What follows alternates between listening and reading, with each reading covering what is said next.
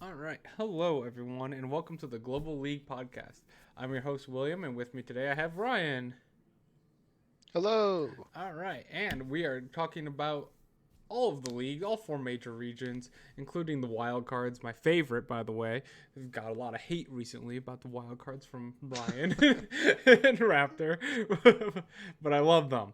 And we'll still go over that, and then we'll also go over the global top 10, which will be a little spicy. There's a few teams dropping out that I never thought would actually drop out of the top 10 this year. So we have that to look forward to. In the meantime, this will be probably much longer than last week's, which was only like 2 hours long, because I didn't go up north, so I got to watch the games this time. But on the weekend at least. Anyway, let's go. Let's talk about NA. And we both went 6-4, Ryan. We did have different picks, but we ended up tied at 6-4. The first game was 100 Thieves versus TSM, which 100 Thieves got beat by TSM, which was kind of disappointing. We both had 100 Thieves winning. Actually, shout out, I believe, I'm blank. I think it's Elizabeth in my comments on the YouTube section said that 100 Thieves were, that she didn't believe in them or something like that. And absolutely right, because they went 0-2 this week. So they they called it correctly. We did not. Hey, the only reason they went 0-2 is because I believed in them. Yeah, see, Ryan really And cursed them. I have the kiss of death as soon as I have faith in a team. I only half They believed die. them. They die in the week. I only half believed. I picked them only like one game. You picked them in both.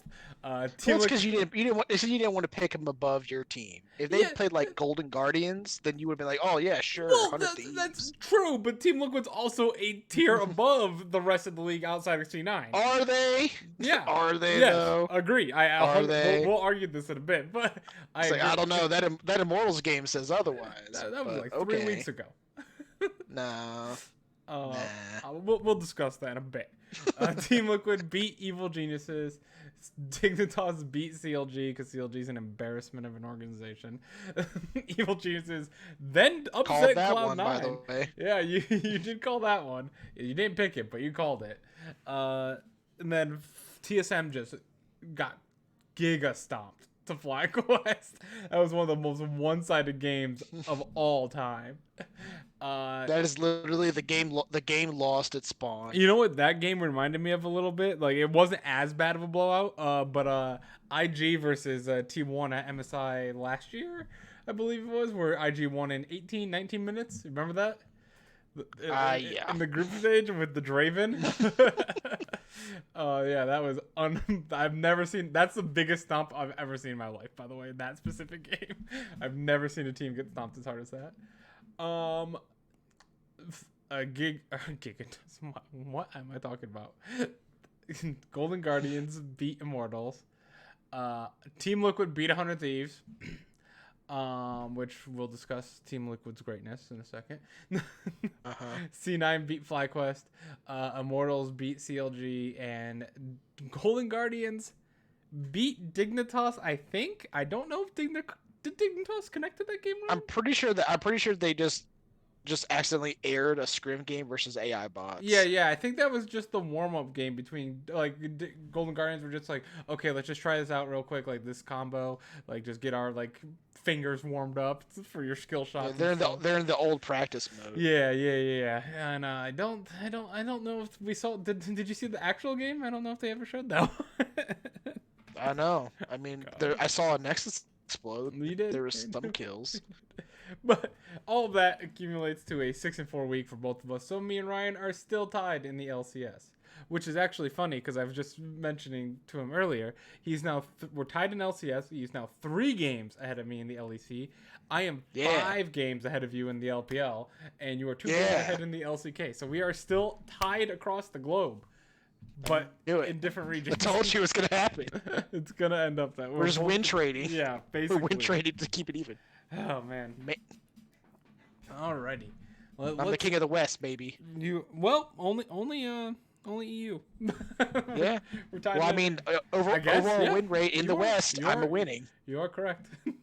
And overall win rate in the East, I'm only 1 behind. 3 behind. No. Yes. 1 behind. That's all right. That's okay. Your math is a little faulty. China doesn't count. Oh, it doesn't? What do the other leagues count as then? No, nothing. I mean, Nothing. it's like your wild card region. Yeah. They don't count. Yeah. Don't talk about my wild cards like that. Love them. I don't talk about what wild cards. You talk about them plenty. All right, let's talk about the other wild card, NA. Yeah. All right. So, we talked about how the games went a little bit this week. Just a really quick recap. Now in first place, we have two teams have clinched playoff spot. The really difficult playoff spot to clinch of 8 out of 10 teams making it in summer split. Team Liquid and Cloud9. After Dignitas forgot to show up on the Rift, they both clinched. I thought they clinched earlier, but I didn't realize Dignitas hadn't played yet. To my knowledge, they didn't even show up anyway. So I was half right. The jury's still out on whether or not Dignitas did ever play. Yeah, I'll take the half right when I said that Team Liquid clinched on their win. Because Dignitas, oof, that was a terrible game. TSM is in third by themselves at 7-5, and then you have a three-way tie for fourth, fifth, and sixth for Evil Geniuses, FlyQuest, and Golden Guardians. Then you do have CLG and 100 Thieves in the playoffs at 5-7 and 4-8. And then you have Dignitas and Immortals on the outside looking in at 3-9. However, that's only one game out of the playoffs. Both these teams can still make playoffs here, Ryan. And it's starting, in my opinion, looking a little sketch if CLG is going to make it. Which is kind of sad, considering they started out 4-1. I think they did. I mean, they're literally kind of just coming down to exactly where we thought they would be. Yeah. They started off really, really high. Let's see. Yeah, they picked up 3 straight wins. They were 3-1. 4-1. No, 4-2. 4-2. I apologize. They had lost the game to FlyQuest, but yeah, they were 4-2 start, quite strong, and since then it's been 1-5. Pretty much going off of how we do our like disappointing and successful teams. Raptor, hey Raptor. I would say CLG is one of my disappointing teams this week, just because they just don't look good, right? They don't look good at all. I mean, they really don't. Like, I feel like the only saving grace that this team has had, and realistically, it's kind of been the only grace they've had consistently since the swap in spring, has been Pobelt. Yeah, Pobelter actually he literally can't carry this entire team. Like, and it's so like every game I watch, I'm like, Pobelter's he's schmoofing, man. He's trying to hard carry this game, especially on his Azir. He's had some great Azir performances and a lot of losses now. Like when the dude is TP flanking as an Azir to try to desperately stop a Baron push, and he actually does succeed on it. Like, that's a guy who's trying to win you the game. Yeah. Despite his best team's efforts to not. This is a worse version of top esports with Knight last year, pretty much. Like, it is the mid laner doing everything possible to try and carry the dead weight on all the 4 other positions of the team. The weird thing is, the weird thing. Yeah, the weird thing is though with just CLG, it's kind of odd because then you'll randomly see moments where like Stixay is doing okay and Smoothie is doing okay, Wiggly isn't running it down. Top lane has always been like the big issue, but we'll gotta get back to that. But it's one of the things where it's like you can look at the CLG team and they look like by the eye test like they're not as bad as they were at some points in spring. Yeah. But at the same time, so they're not like just running it down and repeat, but it's like they either just don't, they're just not good enough, and their team play is down. Their team play is very bad. They don't understand. Yeah, they don't understand how to run the map correctly, and then like I said, top side has just been the biggest issue. We had Ruin, who apparently can't carry even when he's literally given all the resources in the game to carry. Still on a late game carry, by the way, of Camille. Yeah, like literally, can't carry, can't play weak side, runs it down, trying to be aggressive in lane. I mean, what are you doing? And that's the worst part is that Deus, when they brought him in last week as just like subbing in for Ruin, and it's like they kind of just put him on like standard top side. They put him on Ornn duty, and then they put him on GP. His GP was actually fine. His Ornn was serviceable. Like for a guy who is literally just coming in from academy, like I thought he did fine.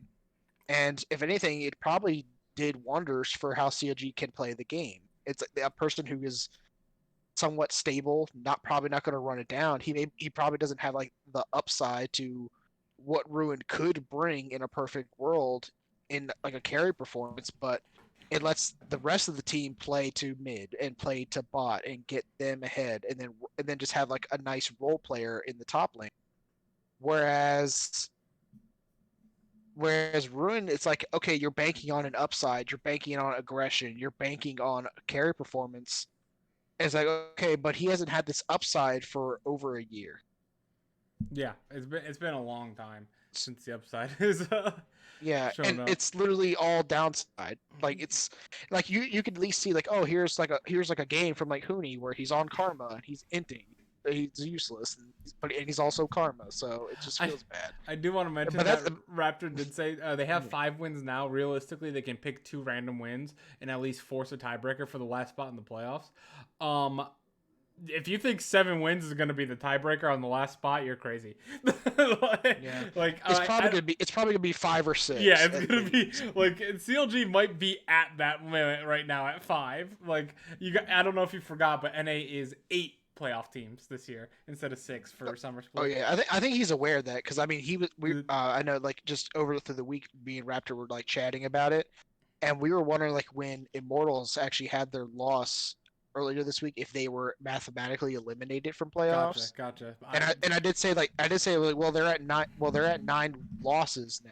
So the best. But it's like they nine. realistically, if they win out, which is like which is probably going to be impossible, but in the world that they do, they can actually still make it to a 9-9 record, which would have been enough to make playoffs in like a 6-man playoff. Yeah. So even if Immortals wins, and I had to look at some of the matchups too, because I think they did lose to Dignitas, which is kind of a feels bad for Immortals because that could have been like one of their wins and their ways up to a playoff standing, but they lost. But then they also lost to Golden Guardians, so who knows? Immortals, they do have a chance. Like I said, with 18 playoffs, their destiny is in their hands, and they did just smack CLG, so that's like one of those easy wins that's just out of the way. And if the team can just kind of keep ramping up and finding their form and identity, they can make. They're 3-9. It's not the best. It's not a great record. It's a 25% win rate. Yeah. I mean, realistically, like it's weird to say this, but like, they're a 3-win team, but they're 4 wins away from third. That is true. Third. I mean, like, that's just third. Like, even if you're talking about like, even if you're talking about like a 7th, 8th place, yeah, it's literally a 1-game difference between them and Hunt Thieves. It's a 2-game difference between them and CLG and some of the others. And it goes up and up to like 3 games to all the 6-6 teams. Like it's definitely a viable solution. No one is out yet. Yeah, no one's definitely out. I think going to playoff talk, the 2 teams that sealed, Team Liquid and CLG. Yeah, CLG sealed the playoff spot. No, C9.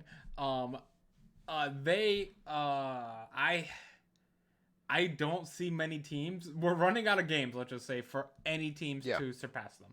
We're down to 6 games left of the regular season. TSM is a full 3 games down. Even if TSM goes 2-0 and Team Liquid or Cloud9 goes 0-2, one of them has to technically lose at least once because they play each other this week. But like, they're still behind. Like, they could have a terrible week and recover in the final 2. Even if they just go 2-2 in the final week, and so does TSM. Like, they can go 2-4 and move on if TSM just plays 500. Like, it's I will say that though about TSM is that TSM does, I believe, still have to play Team Liquid and C9. Yes, they do it in the second half. So in a way, like I said, you're talking about this week where C9 and TL, one of them is guaranteed a loss because they play each other. That's a game. If TSM gets another win, then that gets a win over both of them. That not only bumps one of them down 2 spots, it bumps them up 2 spots. Yes, TSM. And now you're talking about 1 game away from a bye. Not only does TSM need help, but the issue for them as well is they also have to, like, usually it's a thing like, oh, the ball's in our hands, like, we really want that, like, you really want to control your own destiny type thing. It's difficult when you have to punch up. Like, it's not like, oh, we get to face for the last 4 games Dignitas Immortal CLG type scenario. Like you have to face the top team still. So even if you go 1-1 at best, probably against those two teams, it's gonna be tough. I do think TSM is better than like say Evil Genius. Flag, I think overall they might be better than Flag, but they got smashed so hard the Flag Quest, it's kind of scary. Yeah. But that can also like be, I said, that Smashes could also be a game like it's like you just said. Yeah, the early game was insanely tragic for TSM. That's what I mean. Like it's something like that, you just throw it away. Yeah, you know? And even then, they were still. I think if I recall correctly, they were still winning like certain engagements, like 5K gold down, fighting over a dragon. TSM were like actually still managing to win out fights. Interesting. Versus FlyQuest. I do want to point out Raptor thinks GG is better than FlyQuest. That's the thing. It's like I have no idea what to think about. I have no idea what to think about this team because I feel like they're like right there, and they're like the first team like early in the split where I'm like, oh man, Golden Guardians, they look so good. Yep. Like this is a team they know exactly how to want to play. They're all in sync, and FBI is going well, is doing great. Closer's a beast. DeMonte plays super well around them. They're almost like a 9 light style team.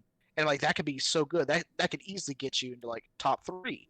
And then they started struggling, and then they had like weird moments where they looked bad, and then they just kept like kind of losing these teams. And now it's like okay, they had a win, but then it's like they beat Dignitas, or like there wasn't a first blood until 22 minutes into the game. I mean, Dignitas didn't do anything like they literally there was not one move Dignitas did that game. Yeah, Dignitas got a turret.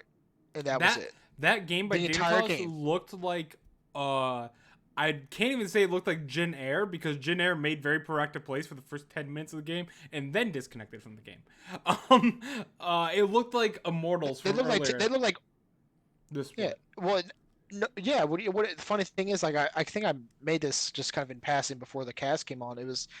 It's funny that it came from Dignitas because this looked like what Immortals looked like when they played Dignitas a few weeks back. Yeah. Where Immortals did nothing and just got smashed everywhere and just didn't. They looked like they didn't even have life in them.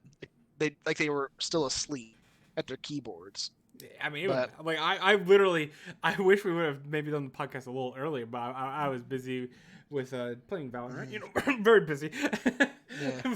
but no, I was like, wow, this is the most boring game I've ever seen from play. Yeah. I'm just watching one team just smash people, It wasn't even a smash. They just went around and just got all the neutral objectives and didn't even fight. That's a good thing.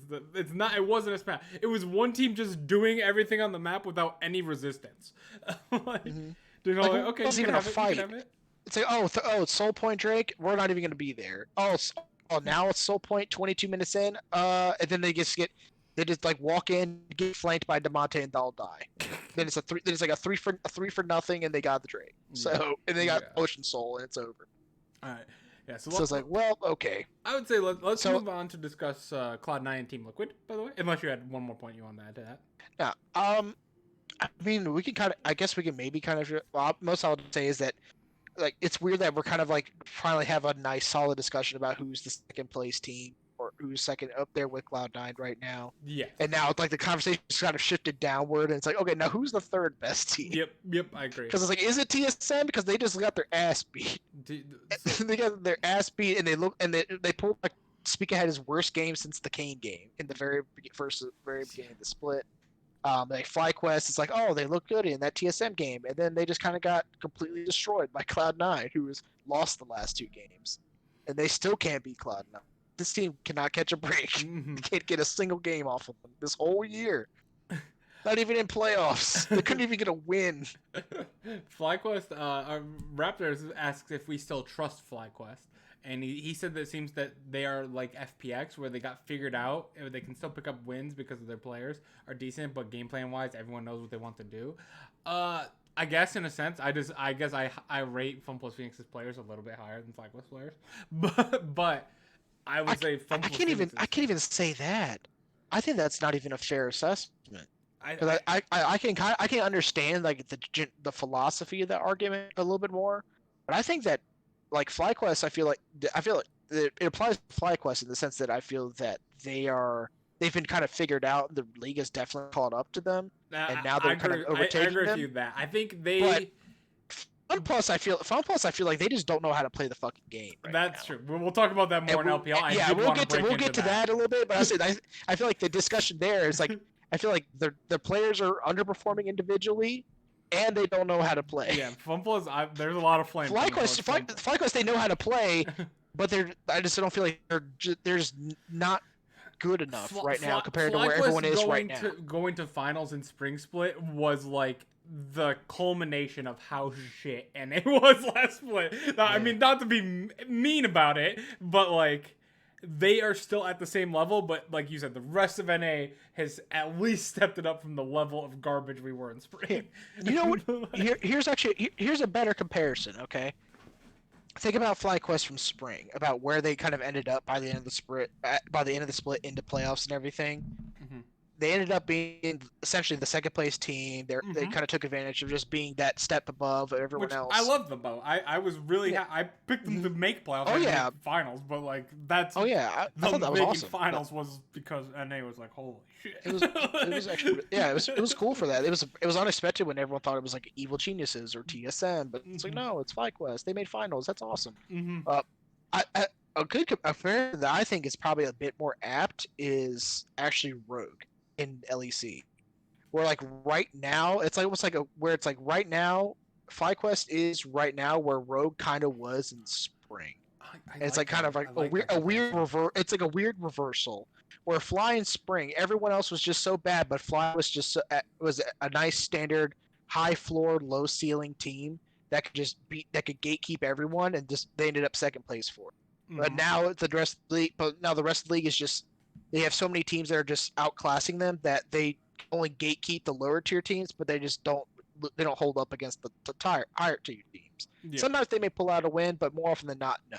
And now it's like the reverse, where Rogue was like that in Spring, and now it's like the rest of the LEC is either fallen back, or maybe they stepped up. It's really hard to say. It can kind of go both ways. LEC is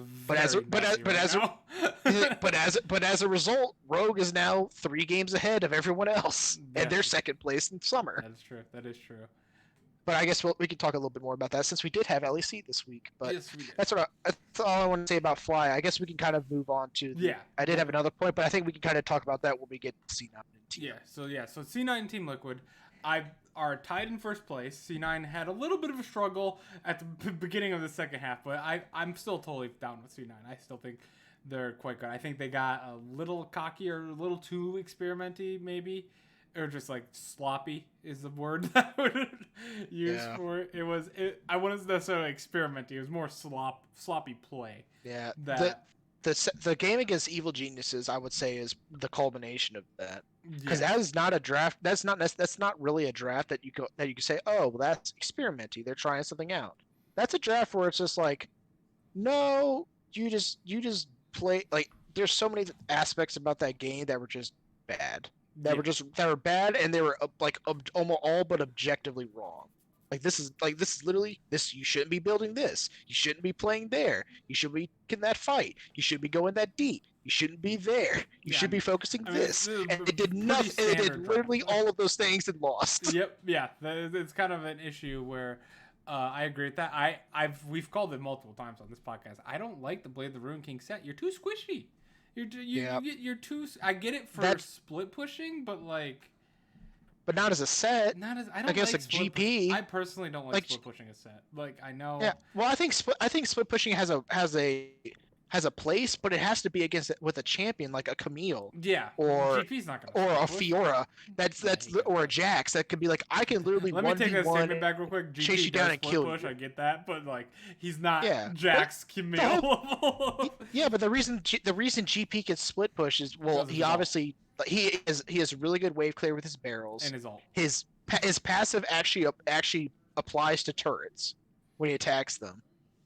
And he has a global ultimate, so he doesn't need a TP. Yeah. So that's why GP can split push, is because he has good utility at top of like grouped and away. You don't need to fight him in a 1v1 and need to play the Ruin King at the levels of like Camille, Jax.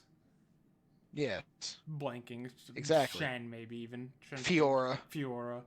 Yeah, we haven't seen Fiora Like in these, a while. like like champions that don't have nearly as much like pure team fight power, but like in a 1v1 could just annihilate. Yeah, so then they can create a pressure all on their to that own. Blade of the Ruin King for that 1v1 advantage. Yeah, but Set is not one of those champions. No. Like Renekton is more of a champion than Set is. I agree. Set has much more team fight utility, and like the only thing you can say about it is that like his attack steroid on his punches is like, oh, it applies multiple stacks of Blade of the Ruin King really fast. It's the same reason when people said like the empowered stun or Renekton, it applies Blade of the Ruin King past it 3 times. Like, okay, so what? I just think that if you have Set's you got to look at your champion. What is your purpose in the game? Like in that game, what are you doing, and how are you going to accomplish that? Set's purpose is not to deal the most damage in the game. Like you can want to, or to 1v1 people in side lanes. That's not his thing. Like you what build the Triforce so you get at least some damage on top of your kit, because you need at least a little bit of damage with your damage. But then your purpose is to facebreaker people and ult them back and apply flanks that you can pick up in Aphelios or Zoe, and just you ult them back into your team, you facebreaker them for the CC, and then you absorb a ton of damage with the shield. That is your purpose in life. Your purpose is not to get extra damage on any of that combo. That play style is about getting enough damage that it's fine, that like you're doing something with the Triforce, and then after that, and you can survive landing phase, I should say, as well with that Triforce, and to survive team fights. Like your job is to CC and survive the team fight, not out damage people with your fist. And the Blade of Ruin King, I've never liked it. I've never liked it since it started. Yeah, I agree too. And I think the other thing with that is the fact that you look at this. Oh, it's a Triforce. It's like, okay, here, look at Triforce, look at Blade of the Ruin, and compare what they give to Set. Mm-hmm. Blade of the Ruin King gives him lifesteal, and attack, and some attack speed, and an AD and the passive, and then he also has the active too if he wants to kite it back. Okay, that's cool. What does Triforce give him? It gives him health, gives him AD, gives him attack speed, gives him more damage with a spell blade that he can apply repeatedly, and it gives him the rage passive, and it gives him CDR. Yes, it's basically everything you could possibly want on a set. The only thing that you're giving is like a lost value in the mana, and that's it. Yep. And who cares? Yeah, I mean. It's like there's multiple, including like Garen is a champion that also it's like you lose the mana, sure, but the rest, here you go. But I agree. It's just that when you do that, because he did buy the Triforce. To be fair, he did buy the Triforce, but he bought the Blade of the Ruin King on top of that. That's 7,000 gold. That's so much money before you build any tank stats. Yeah, that's literally a Jax build. Yeah, and it makes no sense. It's like you're not Jax. Yeah, and add. I would have preferred to see a Lucian if you're gonna build that sort of build. At least then you could have stomped and pushed. Because you usually want to buy tier 2 boots as well. You're talking 8,000 gold till you start buying really important team armor and magic resistance and HP for your engage. Like you just pop like a balloon. Like you get a shield, but they lower you so much that after a shield you can't even re-engage. You have to run away. Yep. And going off that even more, it was like, okay, well this build is like objectively wrong, and then especially when the rest of your team is still like forcing engages and skirmishes and stuff, and you're TPing in. It's like, okay, I'm TPing in as a set, and my only defensive stats are lifesteal. That's it. Those are my defensive stats as a set. Yeah. Is lifesteal and my shield that comes up if I build up my grip. Yeah. That's it. Yeah. As opposed to just base health. And then CDR, which means I can cycle my spells faster. Like, I mean, even that alone would have been more useful. Yeah, yeah. And I mean, at the end of the day, C9 is still on top of the league by far. Even like Team Liquid's tied with them, I still put C9 at least a tier or two above Team Liquid. My rationale with NA right now is C9's at the top. I still think C9 easily beats Team Liquid in the best of 5. I still think C9 has the ability to go to Worlds and make a splash there. I'm totally fine with them there. Raptor is a little concerned about C9 getting figured out as the Niski show he mentions here. If they get him on I Champions, don't know that why could you can. I really. don't know why you can say that. Niski's never been MVP, so clearly it's not about him and But his ability to affect the game. I would. It's not like that's. It's not like that's been the case for the past 3 splits now. It's of course not. That's crazy. But No. outside of your sarcasm, I agree. I kind of agree with Raptor in the sense that Niski, like his like roaming is phenomenal. Like obviously he looks up to Doinby so much. Like he's playing the Doinby Yep. level of gameplay of just roaming and just annihilating all the other lanes like that. And I Yeah, think that Galio play on a turtle out of vision was the most hilarious thing I've ever seen. yeah. But he's just like, oh, it's like he like freaking here's turtle. He's just by the rift trail, but all of a sudden Galio just jump scares and kills him. So I do see C9 making a much bigger splash in Team Liquid. You made a comparison to Rogue and Spring of FlyQuest now. I kind of compare Team Liquid to Rogue in the Summer Split so far, where they're up at second, but they play a style of game that I really don't see making an impact at the world stage. If that makes sense. Like I feel like they get away with a lot more than they should. Now I am seeing Team Liquid grow a lot, which is nice. And Rogue has been doing it as well.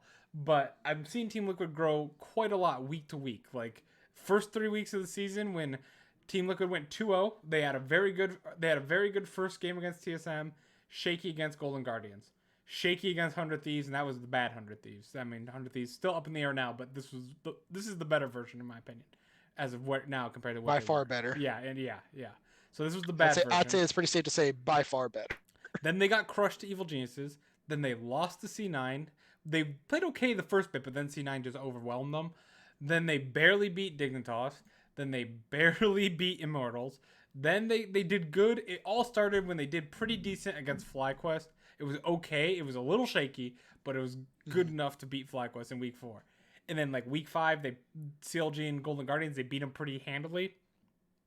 Isn't much to say against CLG, I understand that. And then this week they beat Evil Geniuses and 100 Thieves pretty handily. There was a little bit of a shakiness at the beginning of the 100 Thieves game, but like we mentioned And before, and hey, they did get handed freaking Hoonie on Karma Top. that is true. That EG game when But it was like their first game as a they're new roster. looking So. much cleaner overall than they were just 2-3 weeks ago, where it was like, I don't know how they're even winning these games. They don't look good at all. Now I can actually see how they're winning the games. I'm still not satisfied by that because it's not going to win Worlds. It's not even going to get you far in Worlds. But it's weird because this is the team. It's funny because like Team Liquid is like, oh, they kind of found their style, but it's like it's Team Liquid and they're just playing the same style they've been playing for like the past 2 years. Yeah, they kind of just play. They kind of just have like top lane be on an island, mid lane kind of just handles itself, and they kind of put resources in the bottom, and then opening up core to go roam, and then play for late game. Yeah, the thing that I actually love about Liquid right now though is Core JJ is back. He is playing unbelievable right now. Like this is the Core JJ from last year.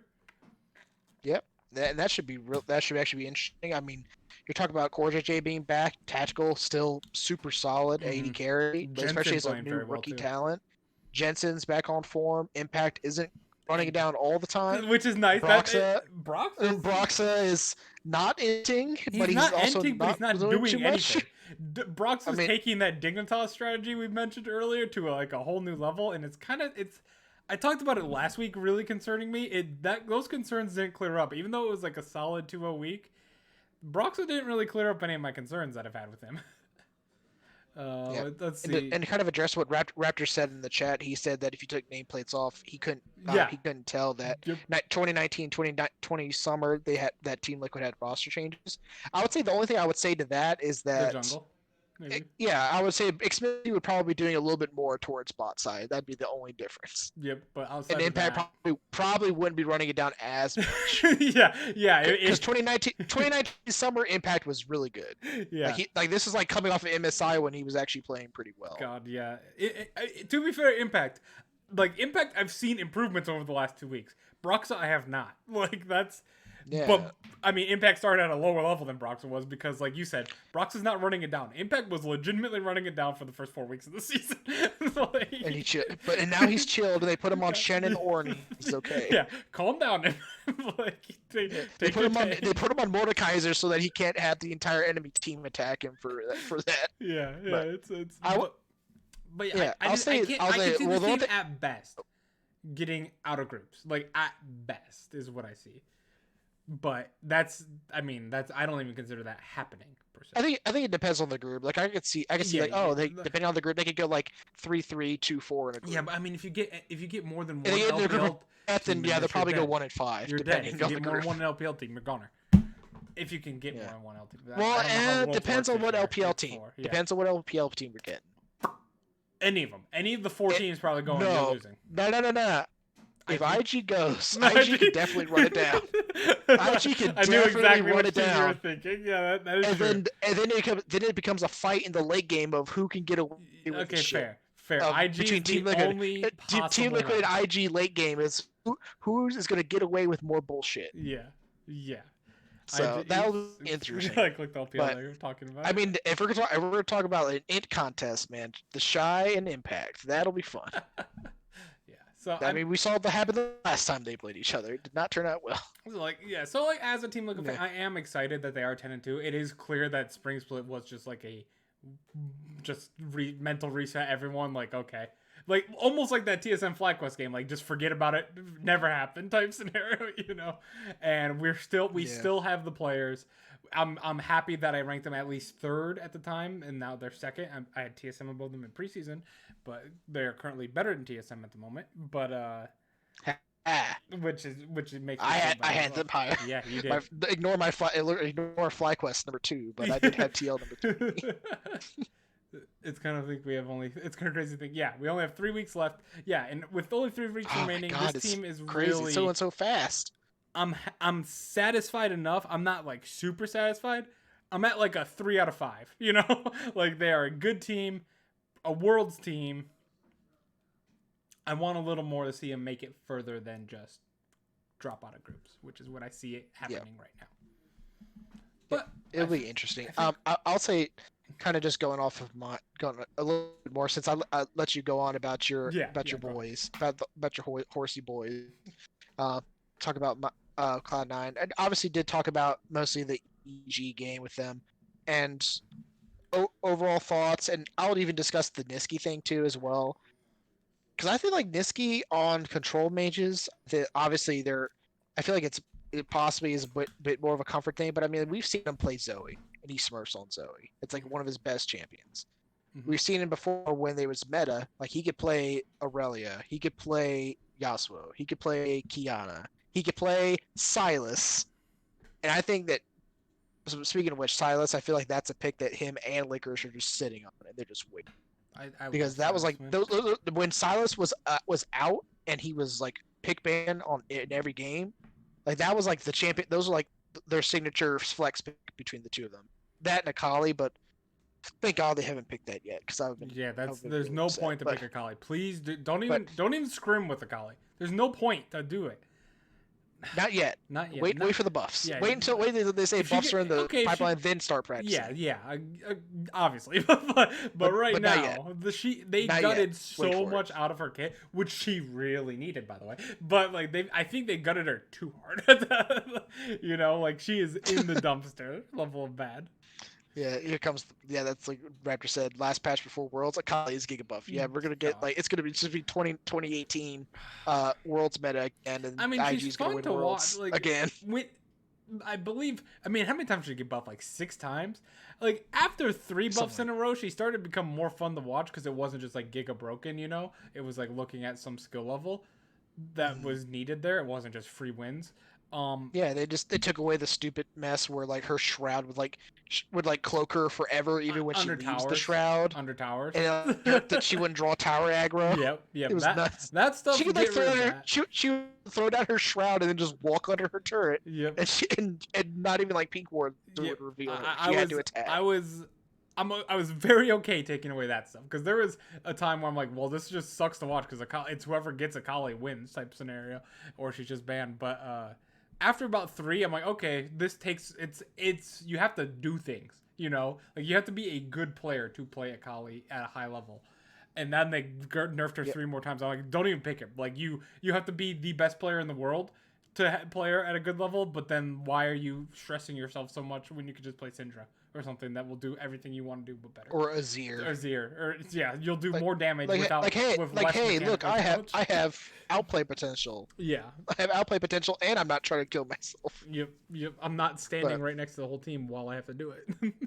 yeah, but like just going off of that, it's like I think Niski has a nice deep champion pool. I would say he's definitely more proficient on some than others. Like his TF Galio just kind of fit the wheelhouse perfectly Yep. fine with him.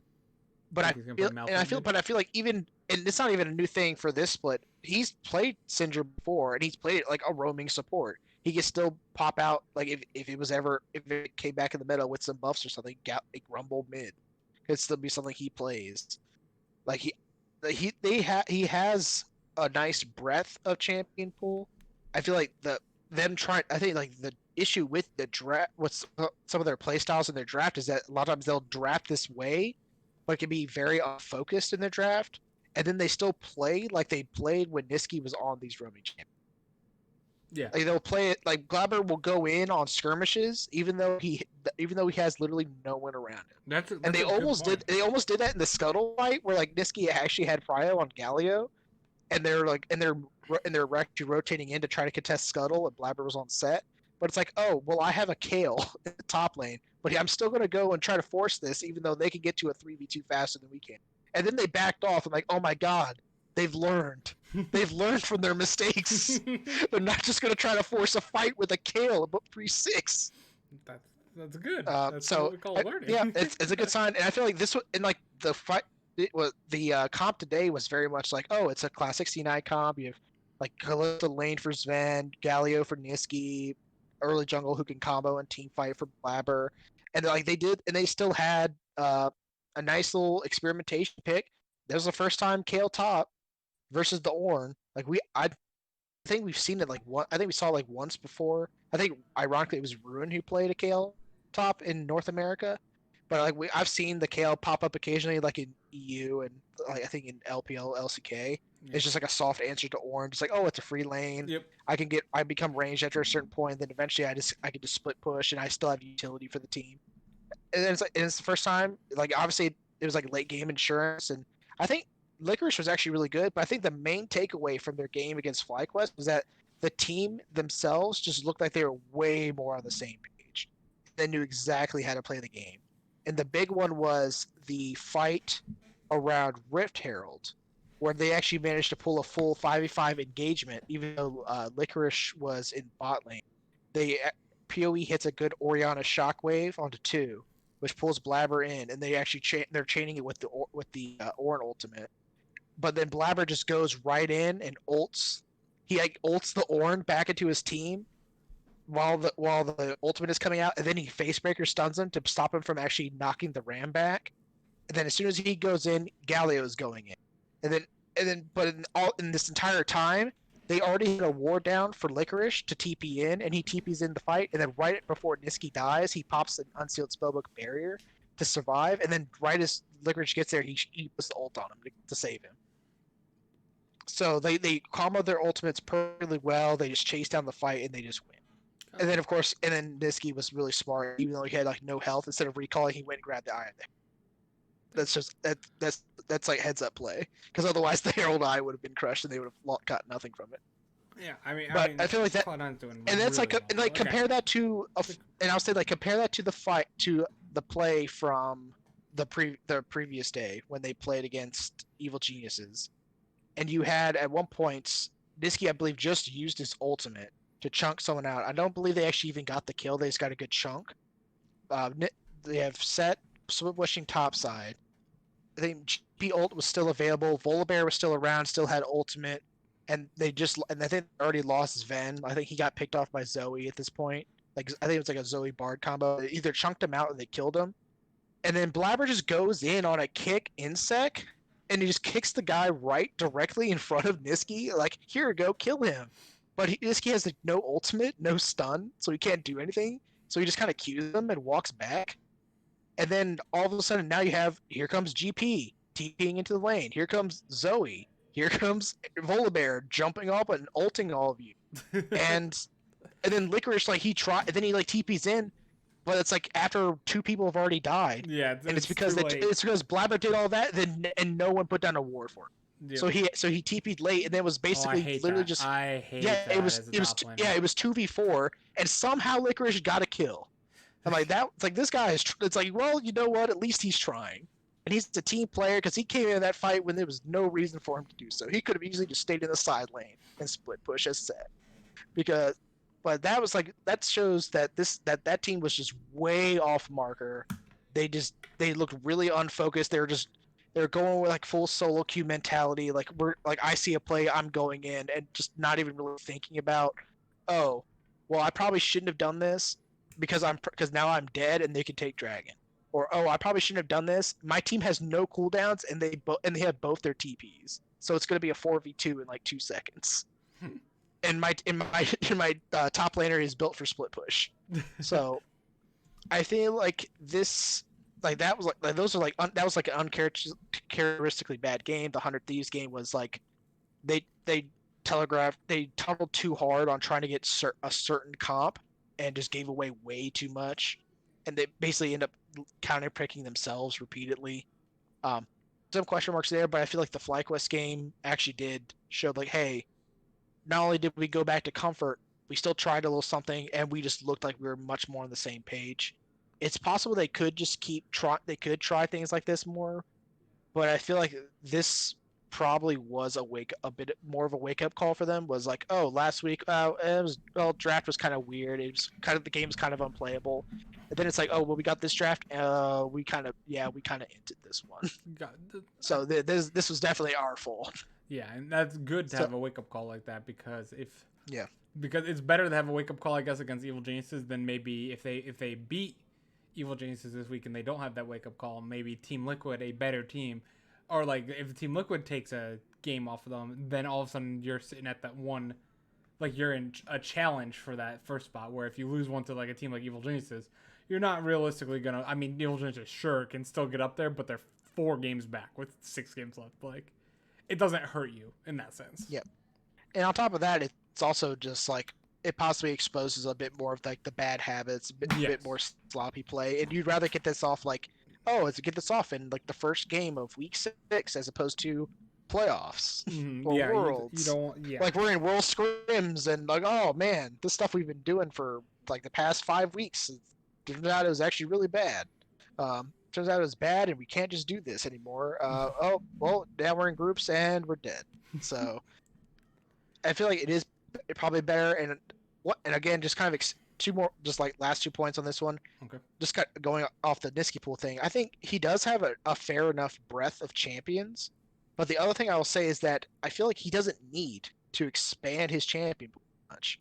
He can just go full Doinby like Doinby did last summer when he kind of really innovated the style, and that he all he needs to do is just kind of expand the depth in that one play style. It's it's like not just like a breath of champions. Like I could play expand your hands out. Like I can play all of these champions. Doinby can play, or it could be like I could play this way with all of these champions and pull your hand down. And like I could play the roaming style as a Twisted Fate or a Gallio, or I could play as a Gragas and just instant clear waves. Doinby's champion pool of Malphite, Renekton, Kled, Rumble, Rise are all top lane champions. So, like he's just in he's secretly a top laner. I think we talked about that in Worlds. He's a top laner that's in the wrong lane. Yeah, it's gonna be Licorice is gonna roll swap back to mid lane, and he's just gonna play the Doinby style. I will say the other thing is actually kind of training off of that is Golden Guard. Is not Golden Guards. Evil Geniuses. I said GG. I meant to say EG. Cool enough. EG, I think like they just had a really dumb draft. They kind of like pull a weird Jizuke move, and they put their carry guy who's very coin flippy on a Karma again. So that did not work out. A Golden Glue kind of just got outclassed in the 1v1, but they had like no pressure anywhere else. But kudos to them because against C9, like Golden Glue, like played really well. He laned really well. Hooney, despite being down early, like he actually pulled it together. He didn't just run it down. He didn't try to hard force. He did what he needed to do and carried. Um, Bang and like Zazel pulled out his Alistair. The thing is, like the first Alistair I've seen in North America in It's a long a long time since time the last time now. we've seen Alistair. But like he just got buffs on the patch, and like he showed why his Alistair was like. Yeah, he showed why like Zazel showed like why like once upon a time he was like on par with Core JJ in the because he would find like these absurd freaking like flanks and placements on Alistair and just like crush team fights and stuff engages constantly. Like he was like one of the best Hex Flash users on Alistair that I've ever seen. Like he would just he would find a way to get himself into fog of war from odd angles. And I feel like Alistair's actually, in my just kind of expanding on that, I feel like Alistair's might actually be in a position where, with enough practice and in the right comp, can actually just overtake Nautilus as a support. Because I feel like he can be he has natural sustain. He's a bit more tanky and has that like really early kill threat in lanes, and he can have that tankiness with his ultimate, while not having to rely on aftershock like Nautilus does. True. My boy Nautilus has a little bit longer engage, Yeah. but I guess you don't need that's the difference too. Is that the other thing is that Alistair, he could be used as like disengage, counter engage, and he isn't like an all-in style champion. Yeah, Nautilus not necessarily like Nautilus. Where Nautilus is like I hooked. Oh, I did not mean to take this hook, and I'm dead. Because I didn't hook a champion, I didn't get aftershock. Been there before. At least if you hook if like the land or the like the wall and stuff like that, it makes your hook on a deceptively low cooldown because it cuts it in half. Yeah. So it's like 3 seconds. Vulcan abused that. Yep. Yeah. People do not realize it's like that hooks back up in 3 seconds. By the way, hooked the wall to nothing. Threw a thumbs up, walked around the wall, and hit the person. They won the fight. I'll say with that though, let's move on to our predictions. If you're all set with LCS, we're going. I think I'm done. Yeah, I think I'm done ranting. I've done enough of that, and I've come to terms with it. If they lost today, I would have been. We probably would have kept going. For an hour and a half. Yeah, I would have gone up and down on each game. All right. But the boys turned it back, and they showed why they're the best. Right. Game number 1, we got Evil Geniuses versus Immortals. So I hope by the way, I hope Strafe has these freaking right order. Yeah, because that happened last time. That happened actually. It happened with EU.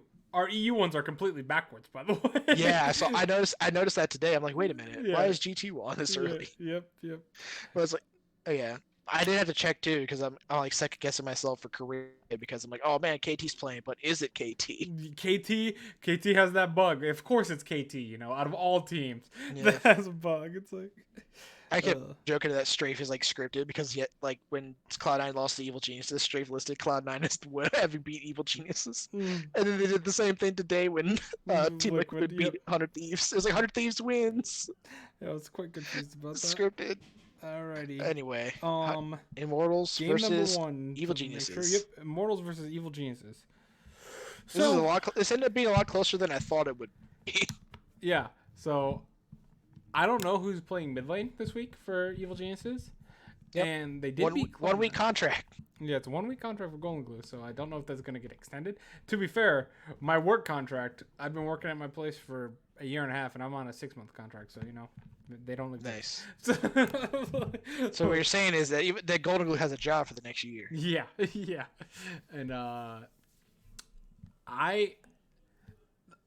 so Raptor said that he's putting his trust in Insanity. So if it's Jizuke, Evil Genius is always tough to pick because you never know what's gonna happen with their. Yeah, this one's really.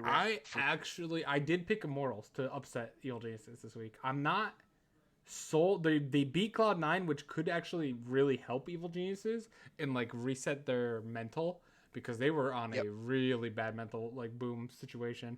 Yeah, but I just like what I'm seeing from Immortals, and they're more consistently okay. Like, they're okay or to below average in their games, where Evil Genius is either good or terrible. but they've been Yep. terrible more often. So I'm kind of leaning on Immortals. And They're Insanity's been they're great. either playing Team Liquid or they're playing Cloud9. Yeah, Insanity's been great too. Like I really like seeing Insanity Yes. and Alarm on the Immortals. God, I'm so excited. I think I was going on and on about this with Raptor. I think it was last night talking about like a lot of the like talent in Academy. And I was thinking like, man, Insanity is so good. But like watching Academy, especially Cloud9 Academy for obvious reasons, like you have players like Palafox who are like actually smurf. Like actually just wrecking kids. Like I talk about like destroying kids in lanes so badly. He's like a Galio who's up like 30 CS and he's 160 CS at 14 minutes. Mm-hmm. And like 100% KP. And like you have Fudge who's like obviously good for anyone who's familiar with 2019 Worlds Mammoth. Like the Love that Mammoth team. Yeah everyone loved the Mammoth team. Fudge is their top lane. It's basically been like a show of which solo lane for Cloud9 Academy can carry this game.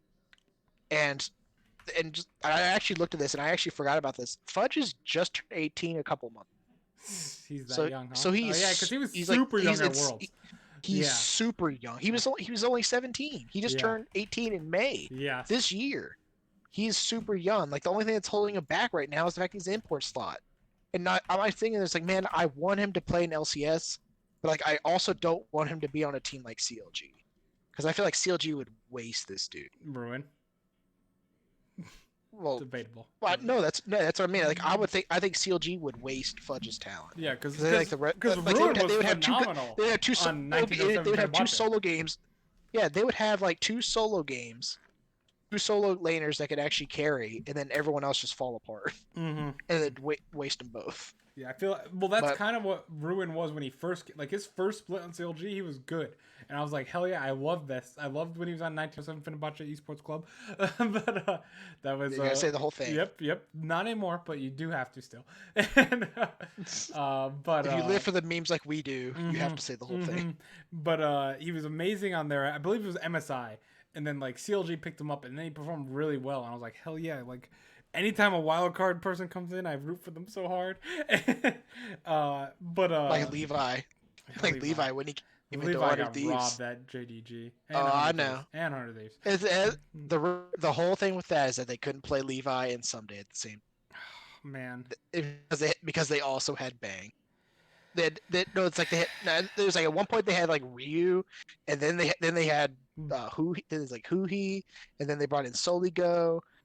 And then eventually they had Cody's son, but then they let him go. Then they just brought him back this year. 100 Thieves roster has been so confusing. Yes. Then they bring in Fake God so they could maybe play Levi. They played him at Rift Rivals and they look like garbage.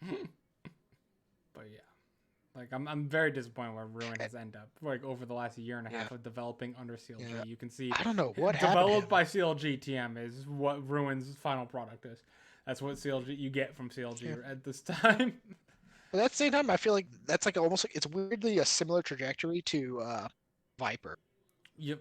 When he came in on FlyQuest, like it was actually like, everyone was really impressed. Like he wasn't just like the Riven one trick. Riven was like easily his best champion, but he was solid even on like other champions. Yeah, now it's like it's literally just Riven. By the way, TSM. If that.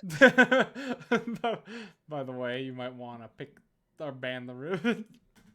By the way, you may want to do that. Just ban the Riven. That segment on the cast today was actually really fun. Yeah. They just do draft defense. No, it wasn't TSM. That was CLG, right? Yeah, because he's not on FlyQuest anymore. Yeah. I was thinking him on FlyQuest. And I'm like, it was the CLG game versus Dignitas. Yes. It was Viper versus I flamed CLG. I flamed TSM there. I apologize, TSM. I forgot it's the person I always need to flame. CLG. But if only Brian was here. Who did you have? Evil Geniuses or Immortals? Okay. I actually did get this one was tough. And I reserved the right to switch this if depending on roster information that may come on the day, but I actually did go with Evil Geniuses on this one. All right. We got a difference on game one, Ryan. It's about time. Yes. Yeah, I will say that I think I picked this before I even saw the Immortals game today completely. Mm-hmm. But I will say I would not be surprised if Immortals comes out and wins. I've been a big fan of Alorum and Insanity. But I feel like at the same time, as long as like Evil Geniuses don't hit their roster and they don't hit their draft, I feel like their upside is just Higher. a bit just better than Immortals That is right true. now. That Like is we true. saw their upside. Their upside is literally beat Cloud9. Yep. Immortals' upside is maybe not get blown up by Aphelios in the base. Yeah. Hopefully. Can Immortals ban Evil Geniuses or ban Aphelios? Can they ban them? Get them out of here. Like, Get them out of the as long as they league. ban Aphelios, I'll be okay. All right, moving on. Team Liquid versus FlyQuest for the next Friday night game. I have Team Liquid all the way in this one personally. I Team think, Liquid. Yeah, I think even Raptors said yeah. the bot lane. I feel like the way Core yeah. JJ is playing right now. Versus Ignar. Yeah, and Ignar struggling, and Core JJ is looking MVP levels again. Yeah, like Ignar playing like my team support Pantheon and enemy team support Pantheon between his 2 games this weekend. All right, 100 Thieves versus CLG. Every time I buy into this 100 Thieves team, by the way, this is not just like a split. This is like 4 to 5 splits. Like this is every split since they made finals. I've bought into this team. I don't know. We've talked about it before. I don't know what it is. I don't know what kind of marketing they do. That is just like me and like 100 Thieves is awesome. You bought into it because it had Cody's son. Yeah. I love Cody's son. I know you love Cody's son. He's not doing great. By the way, man, I am kicking myself that I didn't take TSM versus 100 Thieves because I forgot that it's double lift. And Cody's son can't beat him. I forgot about that as well. And Cody's son, I can't excuse his performance this split. This split, he's not been great.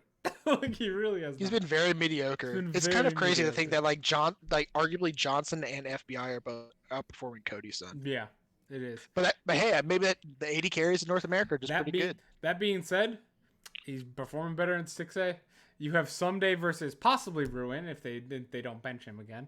I feel like they probably even then it'd be Someday versus Deus, and I would definitely give that to Someday no matter what. Give me 100 Thieves. And you have Contracts versus Wiggly. Like two former C9 junglers, by the way. Pobelter's really gotta try. Again, that's every CLG game though. Can Pobelter do it? Find out. Did CLG win? Yes. Did they not? Oh, he tried his best. Yeah. By the way, I do actually have 100 Thieves. I just wanted to mention that Strafe actually had this as the last game on the day. Oh, well. So I'm like, wait a minute. It's like, wait a minute, what? It's like, oh, okay. For some reason, like, so, yeah, I did. The Watch, LOL, Esports, Google, and Strafe all have different times for everything. It's very confusing. But sometimes it does line up. It does line up. Most I don't know why. It's just been the past week. I don't know why. All right. Dig versus TSM. Can Dardoch take revenge? No. Especially not if they play like they did. If they play like they did today, that's like TSM's wheelhouse, man. Like, you don't do anything. TSM's not gonna do much either, but at least they're gonna talent you. Man, you're not gonna punish Spica level 1 and be off to like a 3K gold lead in 5 minutes. Yeah, Dignitas. This week was pump the brakes on Dignitas, 100 Thieves, Immortals a little bit, but they were okay. But full speed ahead on Evil Geniuses and Immortals. Yeah, full speed. Yeah, all the way. It's just unfortunate they played each other, so they're gonna crash. FlyQuest versus Golden Guardians. This is a close game. This is a close one. Let me make sure.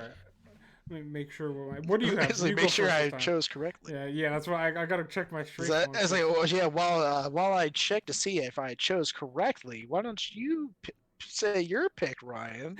No. I have my pick ready. Thank you. Yeah, I would say I said this before the cast. Both the Golden Guardians games this week are actually pretty rough to call. And again, it comes down to the fact that I don't know where Golden Guardians stands right now. They're a weird team to read. Where it's like I look at this team, and it's like, oh, they have closer and FBI's performing well, but it's like, then sometimes they just completely just don't play well. They just play like garbage.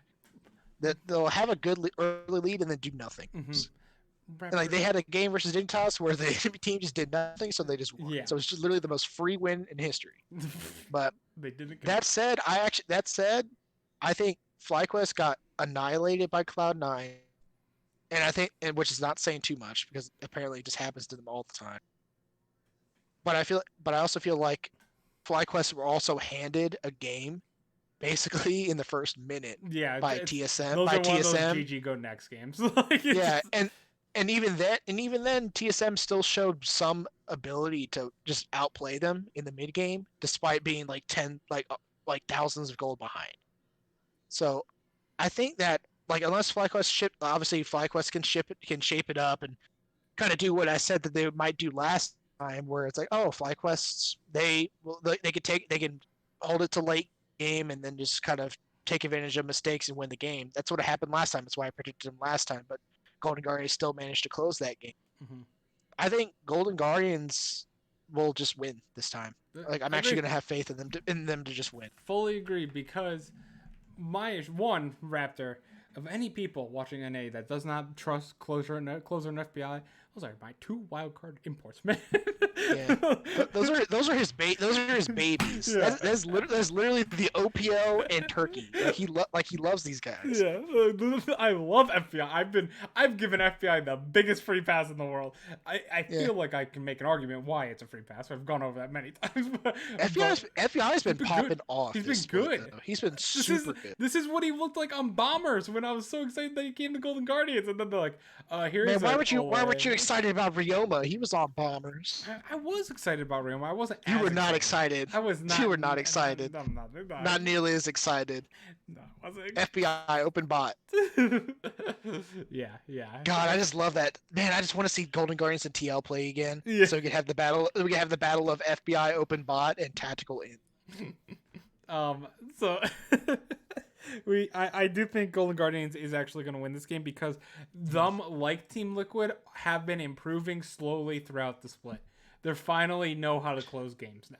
Like Will's actually basing his prediction based on trajectory. Yeah. Who would have thought? It's almost like that's how I predict, right? He bases on just like his power rankings. It gives you based on what he expects it to. I can predict that a 66% win rate, Ryan. That's pretty decent. That's better than most analysts, actually. But I don't know. The NA analysts have actually been pretty. They're good crushing us this year. They're crushing us. I know. I saw that. I was like, what the hell? Well, last week goofed them all. Yeah. I think this week didn't do much. Well, we went 3-7 and Cloud9 losing 2 games kind of really messed them up. Yeah, I just like usually we're pretty far ahead.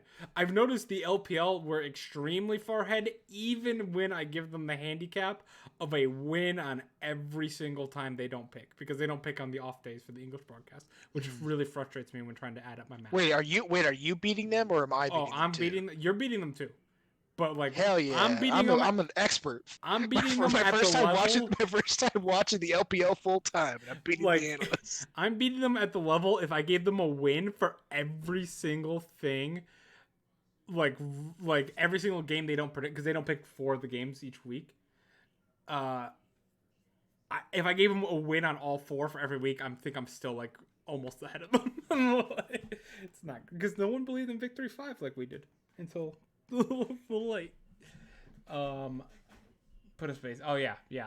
My links, Nightbot took it out. I apologize. I don't know how to fix that. Damn it, Nightbot. Or just put it in the Discord, Raptor, as well. If it whichever one. But don't trust me. We'll find it. We'll find it at some point. C9 versus Immortals. I think this is. Oh man! Oh come on, Will. This is your chance. Yeah. This is. Yeah, my boys at Immortals. You like Insanity, right? By the way, I'll post over here. This is what he sent Will when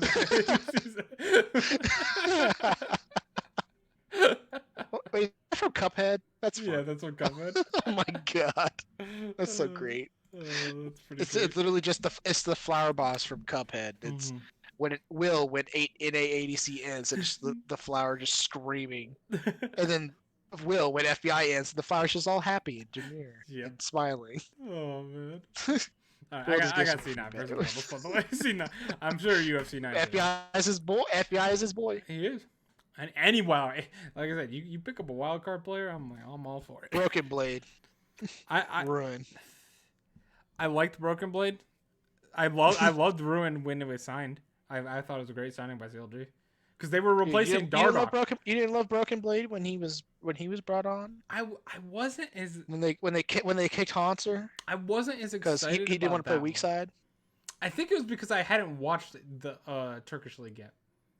Okay. So I wasn't as, but Okay. like, and I hadn't seen him It's like play. him and Closer. Him and They were Closer. I think were teammates. Yeah, teammates. they were teammates. Yeah.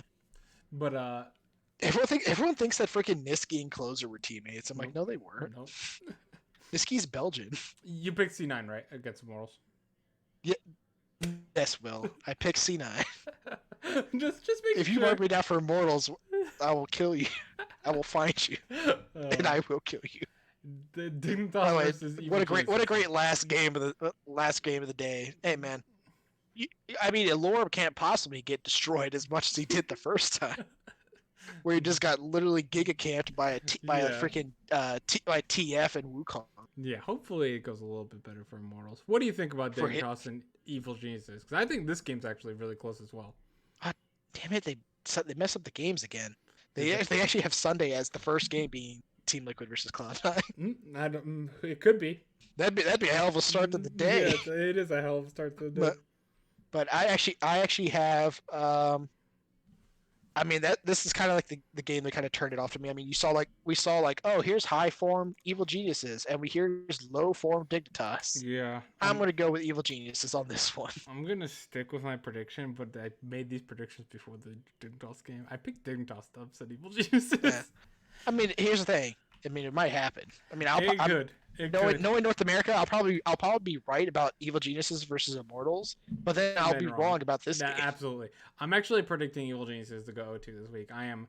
The instability at that organization right now, not necessarily the organization itself, more so like it's not like Team Liquid Spring level of this organization, but it just seems like I don't get what's going on.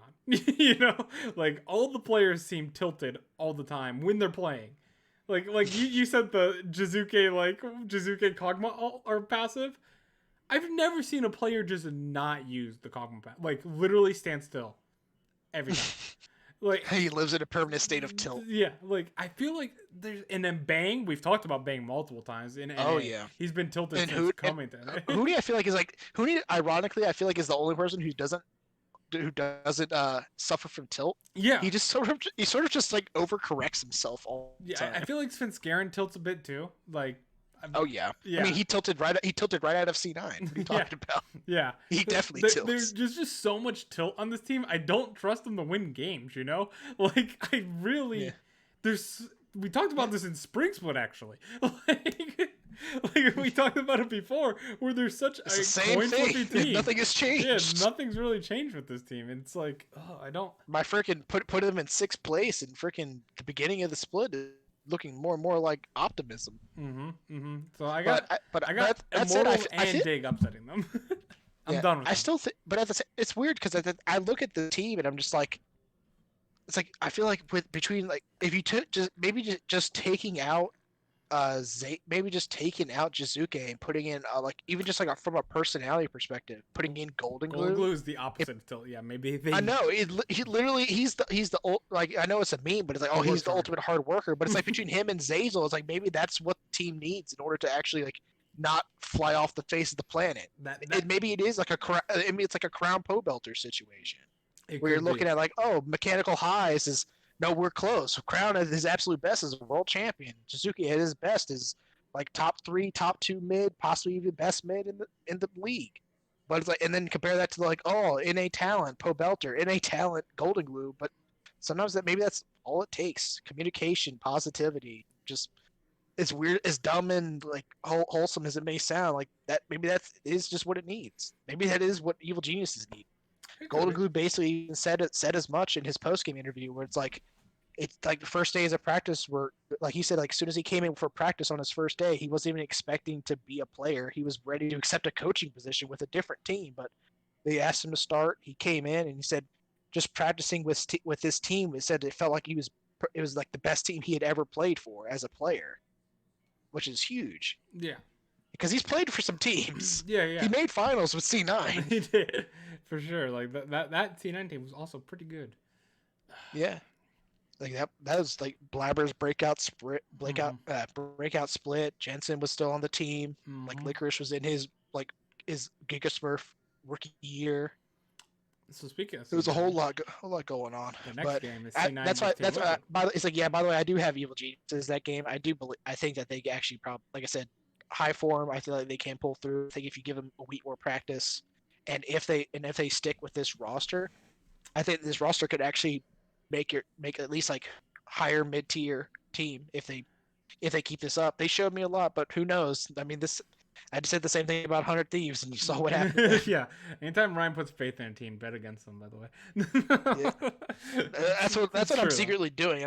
That's what I'm secretly doing. I'm You betting got on all some these real teams money that on then that one. I'm gonna start their opponents in my fantasy league, so I just rack up points. Oh man. So Raptor here is saying that he's just got a gut feeling that Team Liquid's gonna beat C9.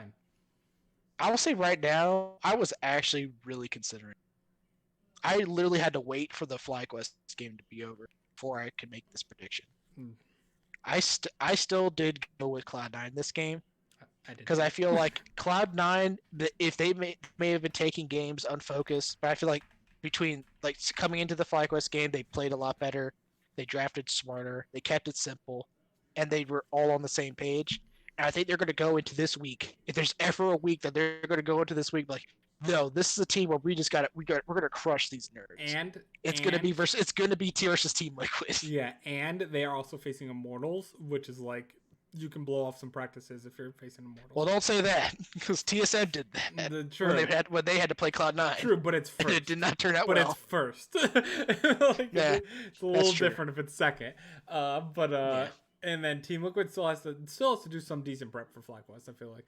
And on top of that, C9 being a tier ahead, a tier 2 ahead of Team Liquid still. I think they'll take it seriously enough. It's kind of like the G2 effect that blew up in my face this week. But what usually happens... Pick them until they stop.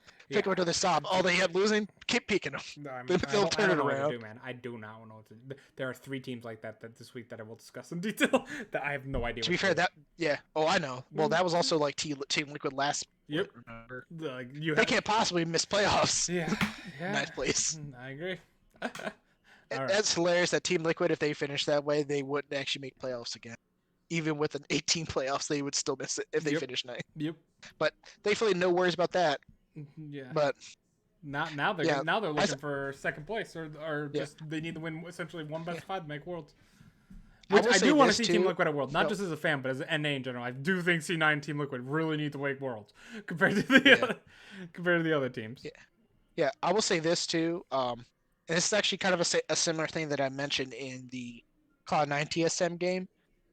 I think that an issue with this game would be if Cloud9 does like what they did, especially because we saw it in the TSM matchup, if they try to opt for a mage v mage, lane versus lane style in the mid lane, like that could actually be an issue because that's literally opting for exactly what Jensen wants as a player. And they kind of opted for that against Bjergsen, and Bjergsen was able to get out to a nice lane lead. They were able to play to mid. They gave him like basically full turret gold with the Rift Heralds. They set him up like hugely to succeed, but the only difference was like he was playing like a LeBlanc into just the rest of C9's team comp that were able to handle him, so his lead ended up not really mattering. Mm-hmm. I feel like Team Liquid is a bit smarter in their draft, and that if they a bit they can execute that strategy, but then also still have parts on the map to kind of cover their bases. Like they wouldn't do that with like a LeBlanc.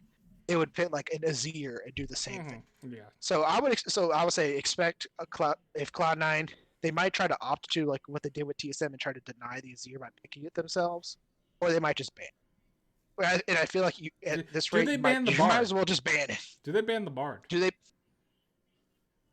I don't think so. Okay. I feel like the Bard is definitely strong, but I mean we've had good. I mean obviously this week it kind of taints that a bit. But Vulcan was like the first one to smurf on Bard. Yeah, he did that. So instead of banning, do you take it away? Do you let JJ have the Bard? Yeah, it's one of the things where I feel like if there's a team that could deny it, it would be Cloud9. And I feel like because they know that TL can probably say like, oh well, they probably can't counter this pick, so they'll probably just wait on picking it. I think the bot duo as a whole matters. You could play it as well where you countered, because Tactical's really, really, really good at playing 1v2 in the lane, like just playing very safe and like not dying while Bard's out there, doing Bard things. That's where you play like Ezreal Bard. Doing your it's typical annoying. acid trip that Bard players do. But C9 is a very good diving team, like the best diving team by far in NA, and so they could possibly just dive tactical on that. And it would be similar to the Bard game that C9 played, where they literally could not actually go forward in the lane as Ashe Bard versus the Nephelios, because you're dealing with like a pre-6 Alistar as like a level 1, level 2 Bard, and your Lee Sin is constantly topside playing towards set. So Volibear is just sitting in freaking Drybush the entire time, just waiting for you to step forward so he can just run out and dive you.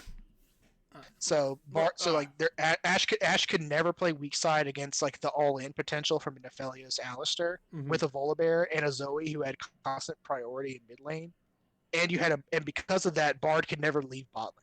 Yep. And so it literally destroyed the duo just strictly based on how the team played it out. So. Yeah. But moving on to the final two games. Yeah, I think that. Yeah. Oh, one more point.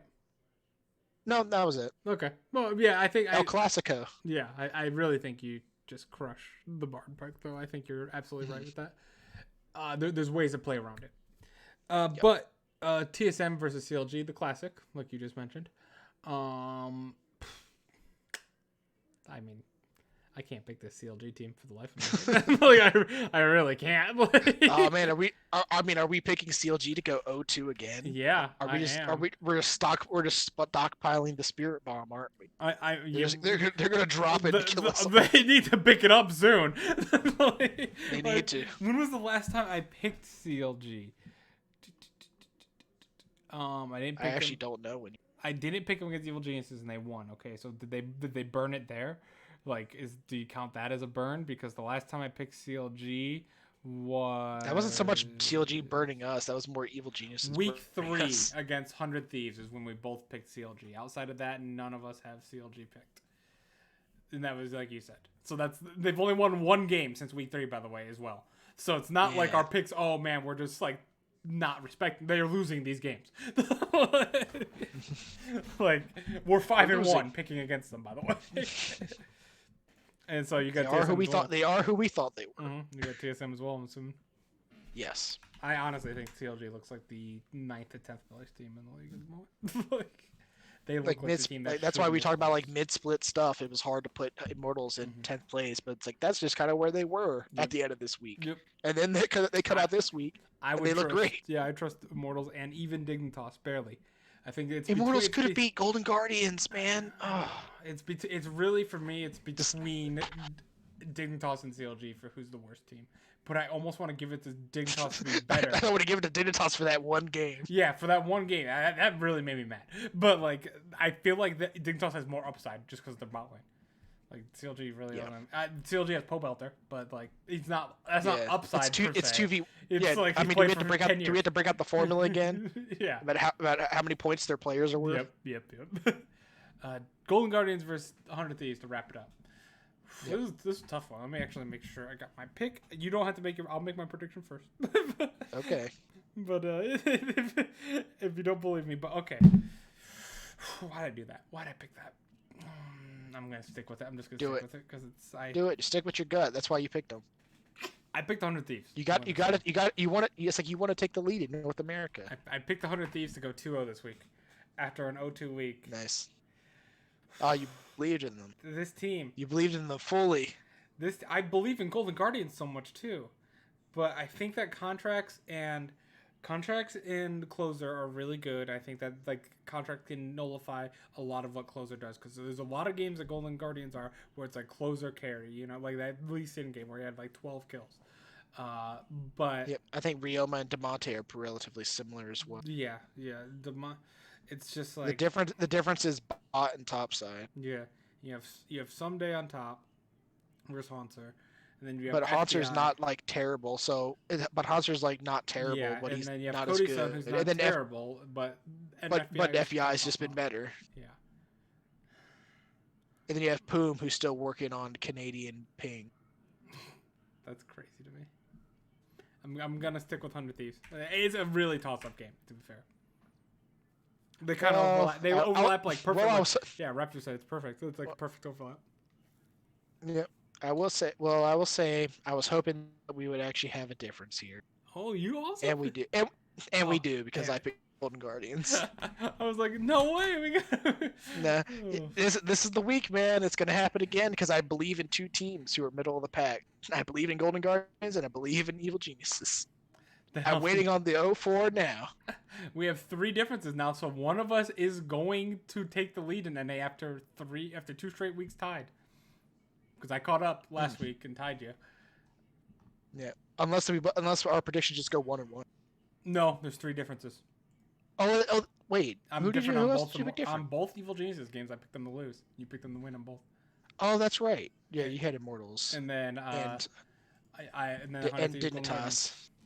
You had 100 Thieves beating Golden Guardians, Dignitas beating. Man, those aren't solid teams for me to be. I know it's the middle of the pack in NA. Yeah, but this is the 3 teams I'm betting on right here to win me points. I'm betting on Golden Guardians and Evil Geniuses, who have been literal coin flips the entire split. But mine are all their records at the bottom like of 50, they're actual 50-50 in terms of record. Yeah, I would take that. My teams are 4-8, 3-9, 3-9. They're all below CLG. Yeah, but they're also dealing with roster swaps. Hey, by the way, bets on Lorlo coming back in, or do they stick with Viper? Does the enemy team ban Viper? Or ban Riven? Well, there's no way they could tell that. They had to lock the roster before they bring it in. Ban Riven? Oh, wait. We're Emergency substitution. What you do? Since it's online, Viper's sick. He threw up all over his keyboard. We had to do a pause and remake. I'm just gonna say you just have Viper's name on there, but you just put Lorlo in, and like Viper sits at the chair, Riven gets banned, you pull Lorlo, you play now. It's just freaking Lorlo wearing a freaking Viper mask. Yep. Alright. Like a paper bag with Viper's face taped to it. Alright, that's enough for NA. That was a pretty good one. I actually liked our discussion there. But moving on, we're gonna move on. Our teams are number 1 and 2, man. I know, it's nice. It's a good time. That's what Brian's team is. They're in playoffs so far. Brian's team is where they always are, except for one split. And Nikki's team is number 3. Yeah, Nikki's team number 3. We got a lot of fans in. Golden Guardians is coming up too. My friend so Michelle's a FlyQuest friend. Yeah. My friend Lars is Golden Guardians friend. Right. At this point, we're all going to make playoffs. It's going to be fine. Ooh. Yeah, it's like every team is already making it. I know. Raptor, your team needs to step up. All right. They have an easy week. They can't possibly lose to Schalke again, right? Yeah. Oh, nice. All right. Moving on to LEC. LEC this week. Little crazy. You took the lead on me, or you extended the lead to 3 games. Hey. I'm getting a little worried about. I wanted to beat you in all 4. I don't know if I'm gonna beat you in EU. We got 3 weeks left. One of them is a 15-game week, and it's at least, Ryan, to be fair, that 15-game league is gonna be spicy with the projections of the standings at the moment, because there's gonna be a lot of tied teams still. Excuse me, this time last week, but they have a 2-0 next on Schalke. Okay. All right. So, but moving on. This is how this week went on. SK. Nope. Wait. It went backwards. SK beat Vitality, which made me very disappointed. Vitality had the much better team comp, but they didn't disappoint me this time. Did nothing with that team comp. By the way, I was so happy off a drive. Like, cause this game was very like close to me, and I'm like, oh man, Vitality just destroyed them in draft. I got this easily, and then Vitality proceeded to do nothing with said team comp. Huh. This is why you play the games. I know it is. Like not every game is won and lost in draft apparently, but this is why you play the games, LS. I mean, look at this. Look at this. You have. I mean, okay. To be fair, no, run it back. Nope. I run this back. I did initially say Tom and Jerry's gonna win before any other picks were made because I had just played that last night against this. Let me see if I can pull this up here. Fucking Tom and Jerry. God. I did say it right away. They're gonna win, but then I was like, the rest of the team, like, you don't have anything going there for like to protect them. But I guess you really didn't need it. Where is it? Okay, here. Let's. Because you have a cat and you have a twisted fate. This was my game here. I went solid 2-7 in my ADC. My friend went 0-6. We got our ass kicked to this 16-3 Tom and Jerry. But there was also an AP Shyvana who was also super fed, by the way, and Malzahar was also super fed. The only one that did good on our team is Lucian top versus Kane top. You know, this is on my. Yeah, you know the meta matchup. Yeah, listen, it's the rock paper scissors of top lane. That's my Smurf in Silver 1 Elo. We don't talk too much about Silver 1 NA Elo, but yeah. The Yuumi didn't even play good. That was the thing that made me upset. Vitality just kept making stupid mistakes about it. They just kept dying. And like, what are you doing? Yeah. And like Tom. Well, if you keep making stupid mistakes, then you don't deserve to win. I agree. But their coach set them up. Like, Twitch should never be able to get in on Vitality's team at all. And the only time that it was successful is right here. There's a massive throw of about 4K when Crown Shot, for whatever reason, like, I'm going to go up by myself without Yuumi. And then Skeens just kicked him with Lee Sin. Flash, got the flash kick, kicked him back in the team, instantly killed him. Turned into a 4K mistake. Got him a Baron buff. And then the second Baron buff that Vitality went for, they all decided to play some solid alcove gaming. Look at where this shows up. They don't even have it on the maps down here. I just realized. Look at all these deaths right here in the alcove of the game. They decided that if we all stay in this very bunched up area, what's Twitch alt gonna do to us? Really? Oh, it's gonna kill us all in like 3 autos? Okay, whoops, our bad. That made me so tilted. Oh, me too, by the way. Me too. You know what that sounds like? It sounds like that first series between Team T1 and Gen G back when you guys got so tilted because I picked Gen G to win. Yeah. I picked T1 to win, and all were haters. Yeah, you were right. Let's all just bunch together.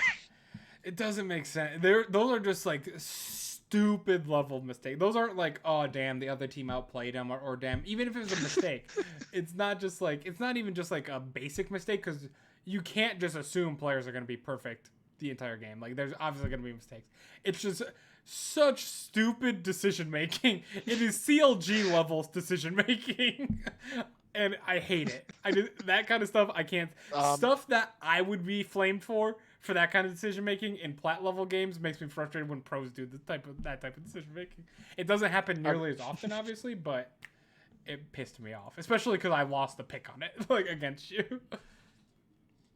Raptor, they can't send Orange to run SK. That were like thought. It only you mean it doesn't take 3+ seconds to kill Ornn with 5 people? It's not like we have millions and millions of hours of footage of that happening with Ornn every time he played, so the whole team could escape just fine. No.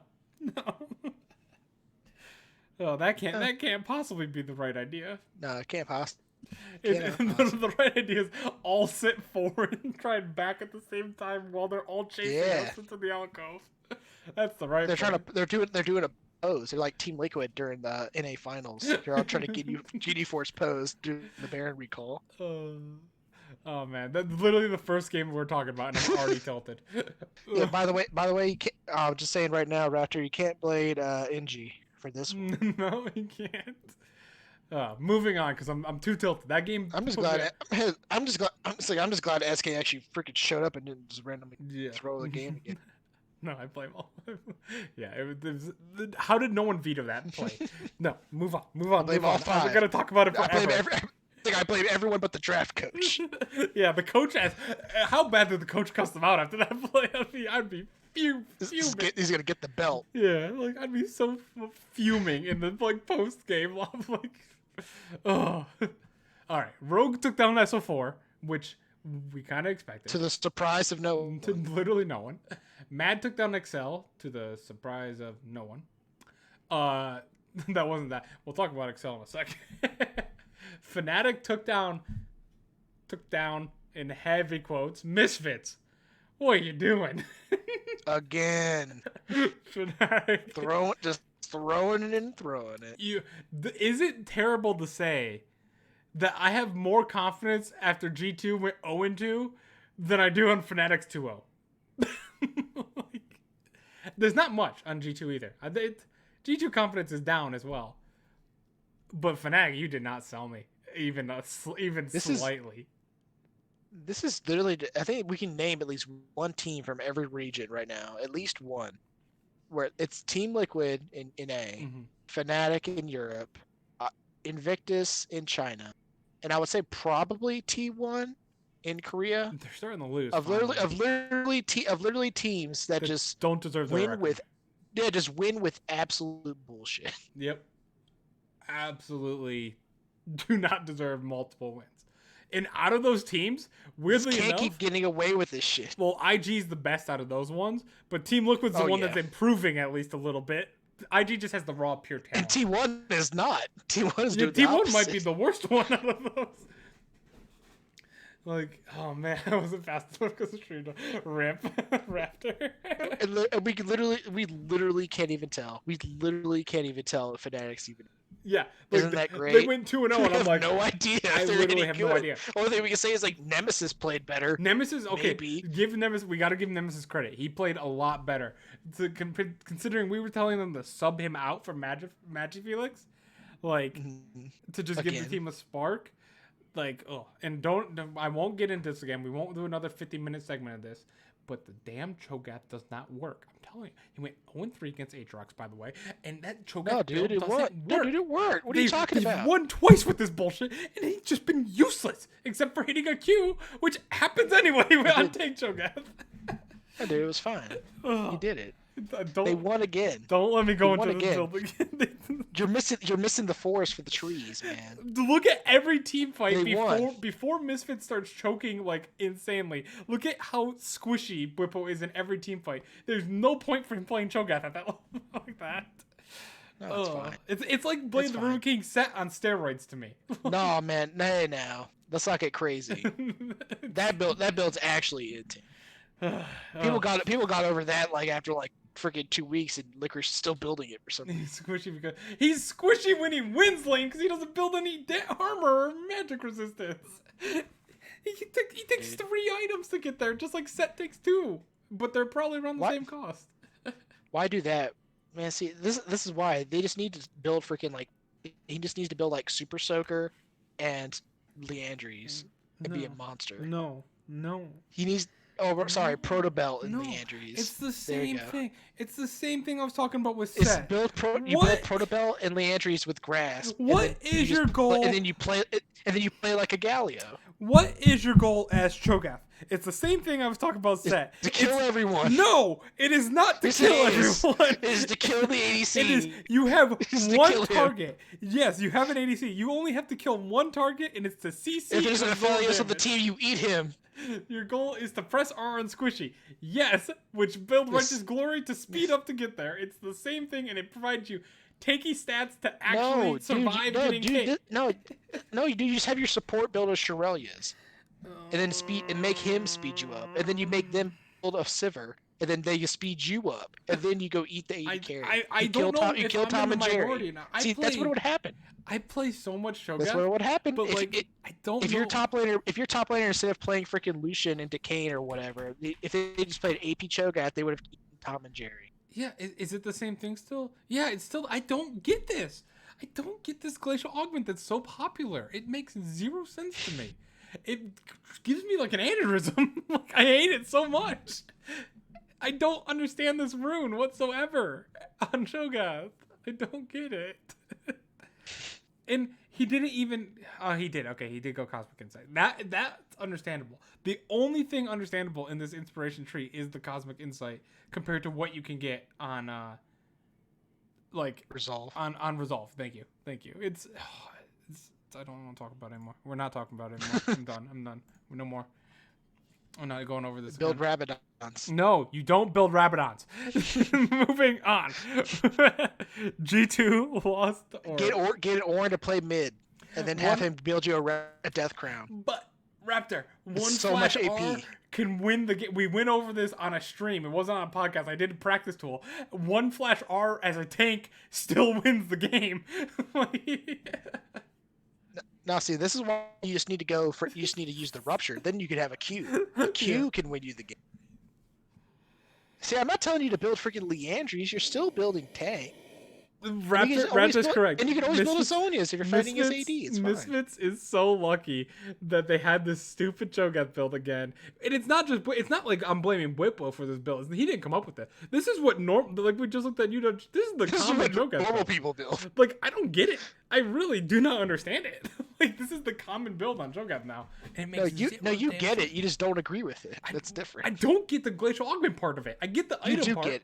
You get it. No, I don't. Yeah, I mean, because you get it. You can literally look at it and you can understand why people think that, and you don't agree with it. If they don't read as E, I can understand why they think that. I know, that's what I'm saying. You don't agree with it because it's wrong. Like, his E does the exact same amount of slow for 0.25 seconds less, and the first attack of your auto into someone is where you want the glacial augment to occur. The first attack on someone is always going to be the empowered E when it's on a 2-second cooldown, basically. You're never going to first auto attack someone without the E. Like, you're throwing away a But ring. what if you don't? Well, what if you just want to keep auto attacking? What if you want to build attack speed Cho'Gath? Okay, we're done. We're at attack speed Cho'Gath. We're absolutely done. Attack speed Nautilus. Attack speed Rude. I've actually seen attack speed Dude, I've seen attack speed Nautilus is actually one of the funniest things I've ever seen. His animations are so dumb. Oh, yeah. Misfits. Misfits. By the way, last point on that. Yeah, I say just last little point. Cho'Gath, Nico, basically the same thing. Build them the same. Basically the same thing, right?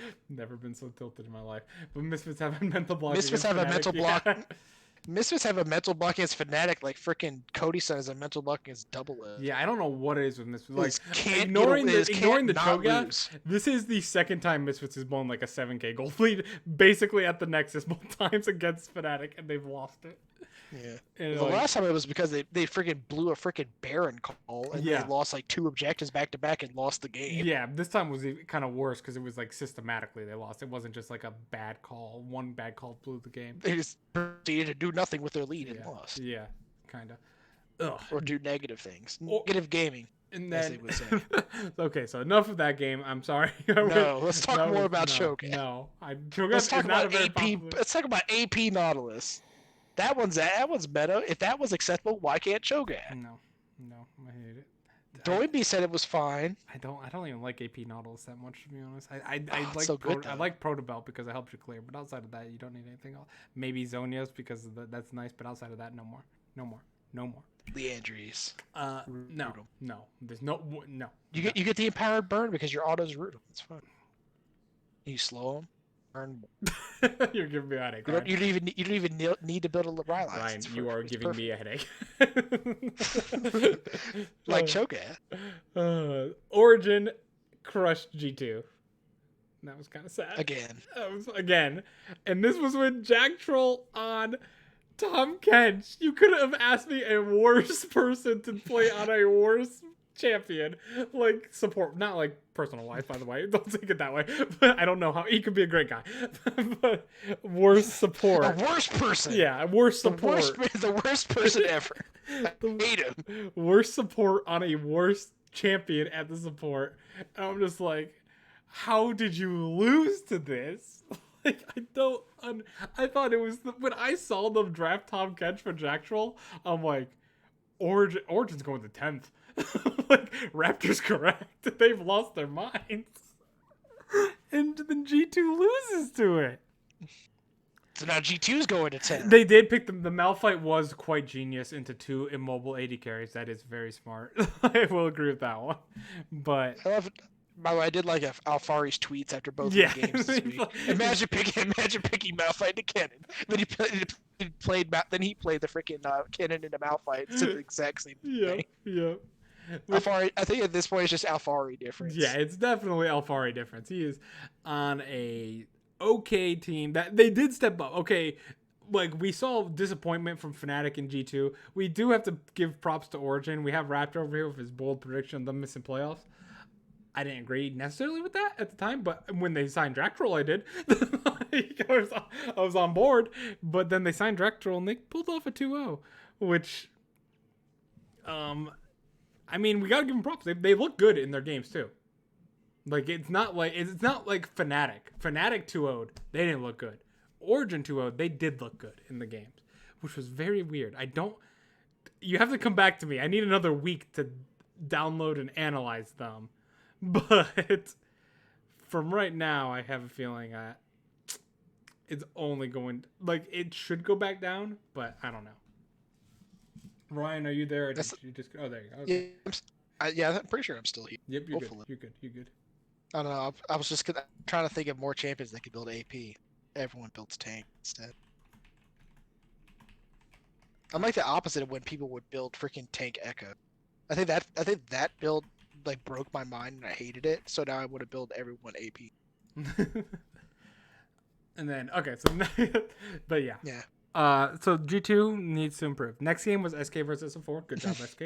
They finally completed 2 a week for the first time. They finally did it. They did it. They didn't just randomly int again. Yes. Rogue versus Excel. This one was a little shaky, actually. I was surprised because usually Rogue just stomps these games, but they had they had Raptor's favorite ability or favorite mid laner in special, not one, but 2 times pulled the blue card. with the Damante special, the blue card. Not only that, he literally pulled it on someone who was teleporting, and he passed up the gold card before it happened. It wasn't like he just clicked too early. He literally clicked too late. He clicked too late. Like, early is always the excuse. I can always excuse people picking early because, like, you're panicking, like, oh my god, they're teleporting. I need the gold card right away. Maybe he just thought he could kill him. He was like, maybe he thought because the blue card does a lot of damage. 60 to 70% HP. Maybe he thought he could kill him. Death is the best CC. You can't TP if you're dead. It's literally the worst. He couldn't select it to kill and juggle. Same with the top dive one was the worst one in my opinion. Like it was like because you had someone teleporting, so they can physically not move or do anything except stand there and watch you, and you're like, red card, gold card, blue card. Like what? And then he threw the blue card. Blue. Also, man. Maybe he's colorblind, man. Give him a break. Well, then I don't know him. I don't know. But Sneaky's colorblind. Yeah, but it's blue, red, gold, and if you're a professional player and you're colorblind and you play mid, you should probably know gold is the 3rd card. Well, maybe he doesn't know that. Well, then he probably shouldn't be a professional player then, right? He shouldn't be getting paid hundreds of thousands of dollars. Maybe he misread the patch. Maybe he misread the patch notes. He saw the buffs to TF and he thought they were in a different order. Maybe that would ruin a lot. Also, by the way, I love like Patch and Torre on the Senatom catch was like our team's top Senatom versus, and then like Origins was like the enemy team's Senatom. Yeah. I've seen 2 Tom Kench wins now. One of them was Jack Troll. Like, what? I did not expect that. That's like the one thing. That was like the one thing I wanted to say about the Origin win was that, well, at least Jack Troll wasn't a reason why they won this game. Destiny probably could have played this game and they would have won. Yeah, it was mostly the Malphite love and Alfari. It's just a big Rockman difference. All right, let's move on to Fnatic versus Vitality. This game was a clusterfuck. Again. Like, but at least Fnatic was like in this game. Like against Misfits, they were just getting annihilated. At least Fnatic didn't build AP Cho'Gath. Yeah, I don't even want to call it AP Cho'Gath. It's not AP Cho'Gath. AP Cho'Gath is a Chad build. But it's just like Fnatic at least wasn't. They weren't getting slaughtered. It was a back and forth, just an ugly game, not pretty whatsoever. And I mean, that's just what it was. And then Misfits comes in and gets crushed to Origin. Which you called. We both knew it deep down. After they choked the Fnatic and Origin beats G2, we both knew that pick was going to be a loss. Yep. literally say like, "Oh Jesus, oh yeah, no." like, oh, that Misfits Origin game is It's like, not oh looking no. great now. And the dumb thing is like I literally called it on the on the cast. I was like, man, watch it. Like we're talking all this mess about freaking Jack Troll going to OG, and it's like now watch them go 2-0. Yep. and Jack Troll has a good job for another year. Go behind and go Warmog. Warmog Olaf is like, it's like the depressed version of Olaf of, oh, I could have picked a different champion here. Like, if you get behind an Olaf, it's just such a GG moment. Unless you have Yumi. Yep. And basically, basically. Either Yumi and or Karma. Yeah, you might need two sometimes. G2 versus Mad. By the way, that was another case of the Alfari difference. Yeah, that was Kennen versus the Malphite. It's literally like I know how to play Malphite into Kennen, and also Kennen into Malphite. I mean, Kennen versus Malphite. To me, Kennen versus Malphite is a hard matchup. Yeah, I was saying, but like, think about like in terms of team comp, Malphite should actually be like a monster. Oh, he was completely useless. Yeah, I don't know what happened. He was 1-5. He was literally dying to everything. But I think that's the point. That's also the trap though when you pick Malphite and Kennen's on the other side, because Kennen actually can lane relatively well into Malphite, especially pre-6. Okay, timeout. You said Kennen replaced Kennen with everyone, but yes, continue. Well, yeah, I mean especially well because Kennen has range. Yeah, it's like if you put in a melee it's like put him in a melee matchup, Malphite doesn't give a shit. But like melee AD bruiser. But like AP range is like the opposite of what Malphite can handle. I was just thinking, like I was looking at this team, I'm like, this team, Misfits wins this game easily. Again, this is another one where I'm like, okay, so yeah. I don't like Olaf, but I feel like but it's into Volibear, yeah. So they both fall off, you know. So they're. Well, Volibear, I would say I trust Volibear more in the late game. Yes, Olaf, when Olaf doesn't have an enchanter. He does fall off. Not as hard as Olaf, but he definitely fall off. He can always turn off turrets. Yes, and be big. Lucian also falls off. You have a wombo combo Bronzilla level of just murder. Aphelios shouldn't live this game with Malphite ult into Galio ult into Leona ult levels of difference, and then Ezreal should easily be able to kite away at Kennen for the most part for the backline dive. So you can't lose any team fights, hypothetically speaking, against this. And then they lost, and then they lost every single team fight. So I don't know what happened. Like, do you see any red? It's like Kennen happened. Do you see any red wins here? No, not really. Like, oh, I was frustrated. I was frustrated with the EU in general this week. Yeah, but Misfits disappointed me. Yep, and then Mad destroyed G2. Origin destroyed me. Yeah, Mad beating G2. Origin. G2 looked decent enough in that game. It's just that Mad is really, really good.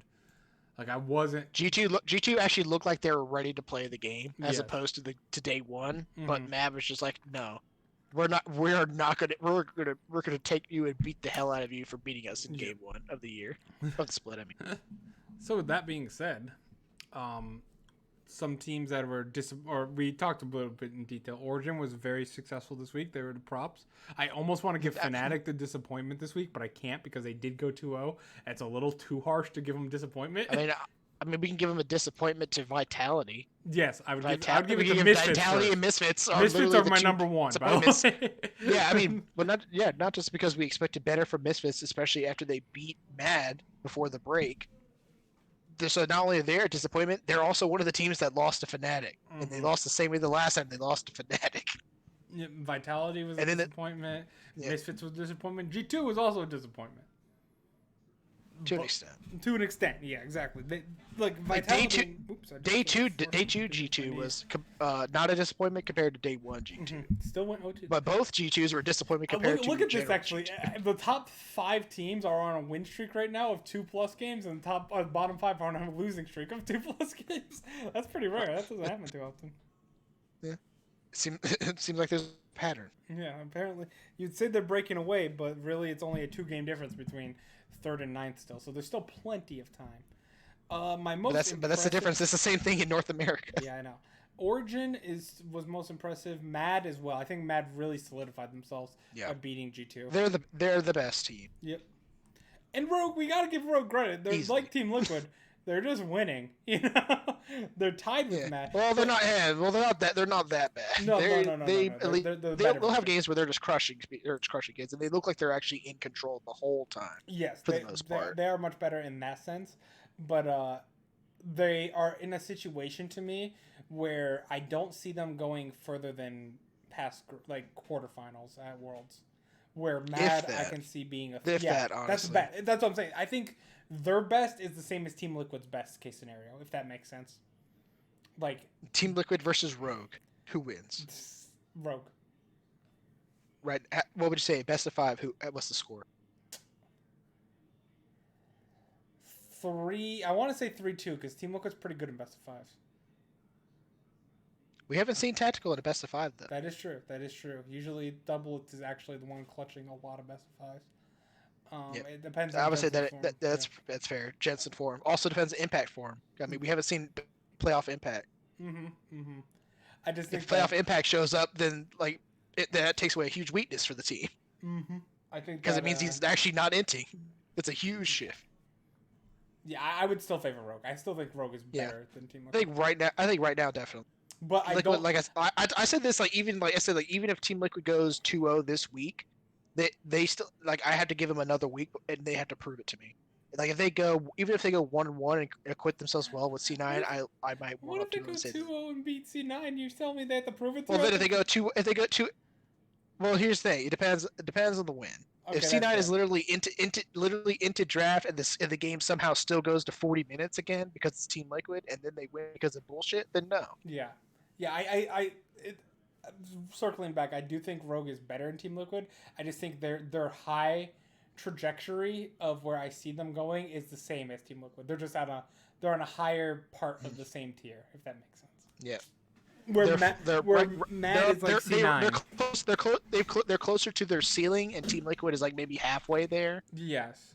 Team Liquid actually probably has a higher ceiling. I would say just based on individual talent. Like we're literally seeing Broxa of all players be a non-factor. Yeah. We're seeing Impact, who's a world champion and arguably one of their best players at some times, inting and running it down.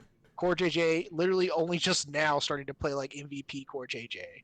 And Jensen and Tactical are actually the only ones who have been consistently playing well.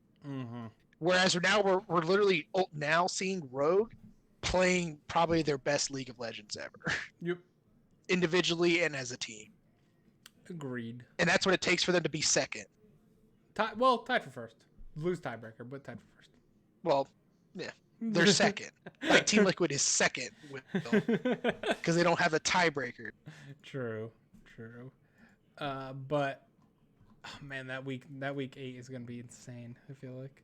Who's Rogue face on that? Oh, we got a Rogue Mad Lions on the final week, by the way. That's exciting. But honestly, it would have been kind of awesome if it was this week, because then you would have C9 versus Team Liquid and Rogue versus Mad. That would have been pretty sick. But say la vie. It's nice to spread out viewership a little bit. Plus that might be the decider for first. Who knows? Alrighty. So with that, I think we can go to predictions. Anything else you want to add? We went on Cho'Gath a lot. I mean, we kind of touched on. I feel like there's a lot of teams that looked good this week, but they still got a lot to prove. Origin looked a lot better. But it's like they look like they're on the up. Yeah, so I think who's Upset especially had a really good week. Nuke Duck and Xerxes actually stepped up a lot compared to what they have been. SK they're still like a question mark team for me. Excel I'm very disappointed in, but I guess we'll just have to see. Excel are the CLG of EU right now for me. I think Raptor mentioned that as well. You said Excel is? Yeah. Yeah. Well, not really, because their AD carry is not an inter. True. Their AD carry is not useless. But their top laner isn't that, and their top laner isn't a liability. But CLG's mid laner is way better. Yeah. Like, oh man, imagine if we got Poe Belter on Excel, they'd make playoffs. They might. I mean, at this point, like, realistically, why aren't we putting in Swiffer? I don't even know who Swiffer is, to be honest. But why aren't we putting him in? Why aren't we trying? It's a mop. And then it's going to clean up the league, baby. Clean up the mess that is special in mid lane right now. He's gonna sweep the LCS. I feel like we've been more toxic this split than any other split. I don't know what's happening. No, we're just memeing on people. I try never to be toxic, but I feel like this whole split I've been toxic to people. It's funny. Toxicity.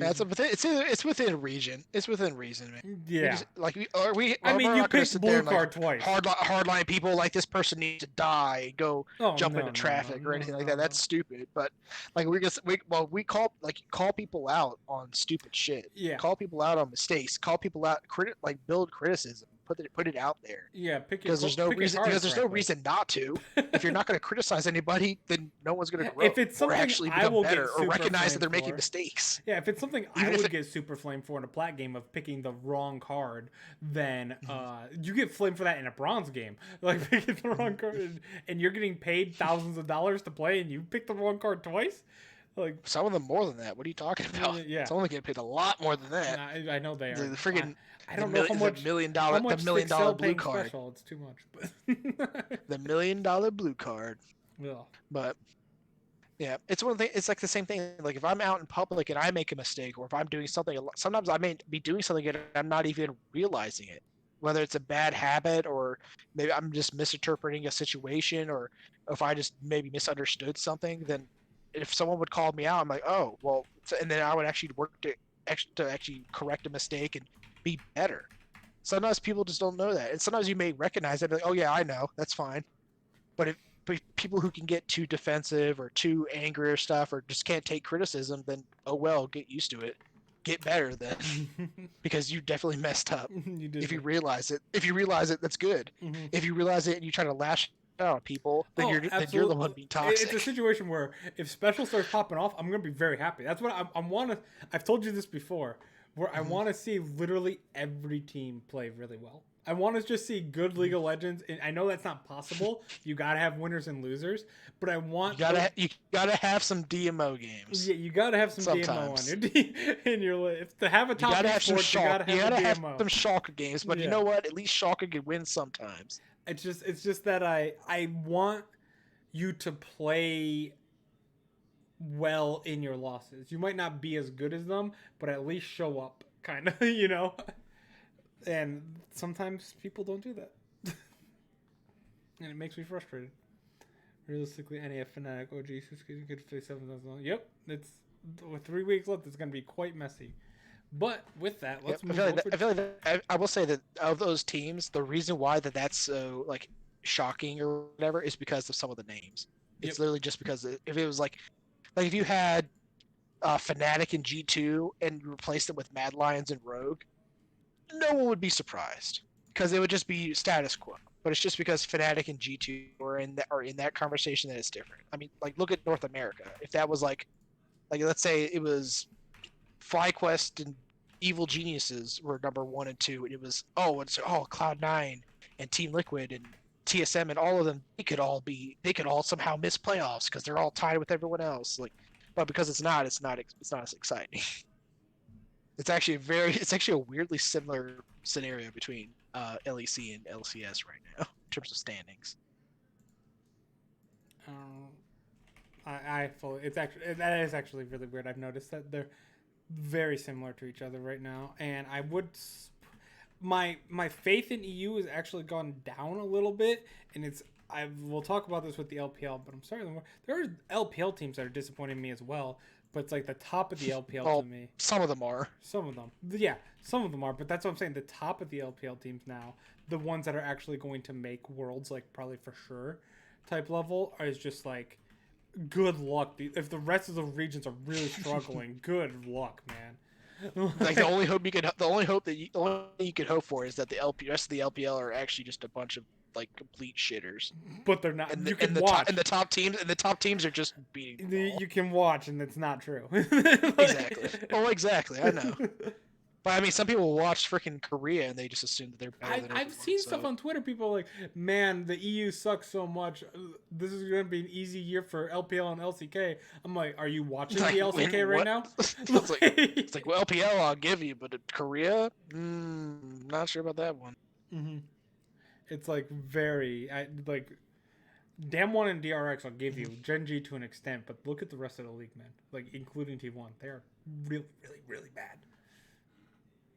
Spy last year was a fucking game and still had respectable group games. Yeah, that is true. Basically saying like third seeds always have an opportunity third to do seeds well. do have a decent advantage of being able to play out the meta on stage a little bit and learn from their mistakes. Yeah, it just depends. I mean, Cloud9 have been the third seed from North America all the way up until literally last year. Last summer was the first time that they actually went as the second seed. The last time they did that was in 2014 Worlds. The issue is G2 needs to make that. Like if G2 the way G2 needs to make top 3. Like the issue is that's very scary for G2 is like the way EU is set up and stuff. They miss playoffs. They don't go to Worlds. like that would and that's a possibility. It's a long shot compared to some of the other names in that conversation, but it's there. It's there. I mean, I had the experience with Team Liquid last split, but luckily my split didn't matter. No. It's terrible. I hate that attitude so much. All right. Just one split for it. Alrighty. Oh no, I'm in now full SKT fan type mode. It don't matter. Yeah. Well, we went down. Yeah, there's no factual evidence on why we're gonna win. We're just gonna win. There's no analysis that we can break down. We just got it. We scale. All right. Game number 1 this week. Let's see if Strafe got it right this time. SK versus Excel. No, they got it right. I should probably pull up my Strafe as well, even though I do know who I picked in this one, and it's going to be SK. I'm really hoping that they just, after 2 a week. I like this team a lot. I just can't try. I mean, I can't. This team has upside, and they just need to find consistency. Yeah, they're just needs to stop trying to throw. Super inconsistent. They're kind of like evil geniuses, but I don't think they're tilted as much. Like they're just inconsistent. Maybe Golden Guardians is a better term for them, but like I would say Golden Guardians is probably the easier team for comparison because I have no idea where the hell SK sit. Yeah, and I haven't known where they sat since like week 1. Yeah, that too. And Excel, like Excel, they did make a good run towards the end of the second half of the split, but I'm just at my last straw of special right now. It's so hard to win in a league with a lot of good mids, like a lot. It's like, man, I just want special to show up. I do too. I want him to just show up this week and just completely shut us up. It's not going to happen, but I would think it was. I would just sit there at home and I would just laugh. Yeah, I am totally happy being wrong about that kind of stuff. Like the Jack Troll one. Props to Jack Troll, man. We flamed him like crazy. And I'm not giving props to Jack Troll. He didn't do anything. He was the beneficiary of his team actually playing well.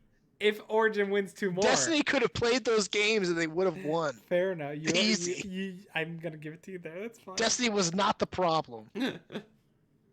Man, for 2 life. free wins off Origin's back. Yeah, I mean. But he's got wins, He played like garbage for 3 splits. Yeah, he does need to prove more. Like I won't defend Jack Troll at all. You have SK as well. Play Thresh and carry a game. Yeah, like PP God. Do that, then you'll get wrecked from me. That's it. Not if you're playing freaking nerfed Catfish, man. Supporting a Senna. You did pick SK, right? Yes. Okay. As much as I would want to pick Excel and kind of go with what I had for my mid-split power rankings, they kind of did like the opposite of what I thought they would coming out of this break, and it looked like they just took a huge step back. Maybe they need time to warm up. Maybe they come up and show up. I mean, they kind of popped out of nowhere and beat SK before, but I think this time, SK will be looking to actually try to lock things down and get themselves into playoffs. All right, for game number 2. Origin versus Vitality. Does Vitality keep faltering? Does Origin keep their hot streak going? I think it doesn't matter, and Origin just wins. Yeah, I agree. I just Vitality that Baron or that Alcove Gaming gameplay just broke me with Vitality. I was so done with them after that. Does Origin play Tom and Jerry? Yeah. Does Jack Troll get away with a 3rd win by just playing the cat? I'm telling you, man. Origin's going to be looking to be a top 3 team after the with this schedule. I agree. I mean, I'll say right now they are in my consideration We have negative for my gaming top for 10. By the way, our for a few of my Clash games, our name was Alcove Gaming. For, we changed it recently, but that was our Clash name. That's awesome. Negative gaming for IG, Alcove Gaming for Vitality. G2 versus S4. Nice. Does S4 win again? No. If they do, I can't pick I think this is actually. Well, I know. It's like if G2 loses this game, I'm done. I'm done with them too. Dead. G2's not making playoffs dead. If they lose to SO4. Yeah, simple as that. But it's not even like, oh well, if they like play them and they're winning and they throw, then whatever. Okay, maybe I'll stick with them. But even then, that's a huge if. I'm done with freaking Fnatic because they lost to freaking Schalke. If G2 loses, done. Yep. They need to be better. This is the perfect game for them to bounce back. Yep, I fully agree. This is the game to get your confidence back. Okay, we are G2. We are good. We are amazing. We are gonna win Summer Split. Blah blah blah.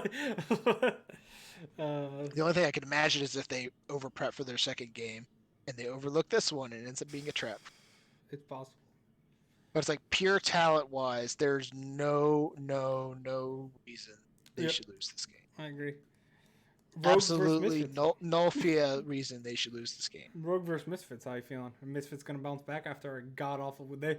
They got under. I mean they might because they feel the need to freaking spite me whenever I pick them and whenever I don't pick them. But I actually do have Rogue this game. Yep. I think Rogue is a tier above Misfits right now, and I think they are game.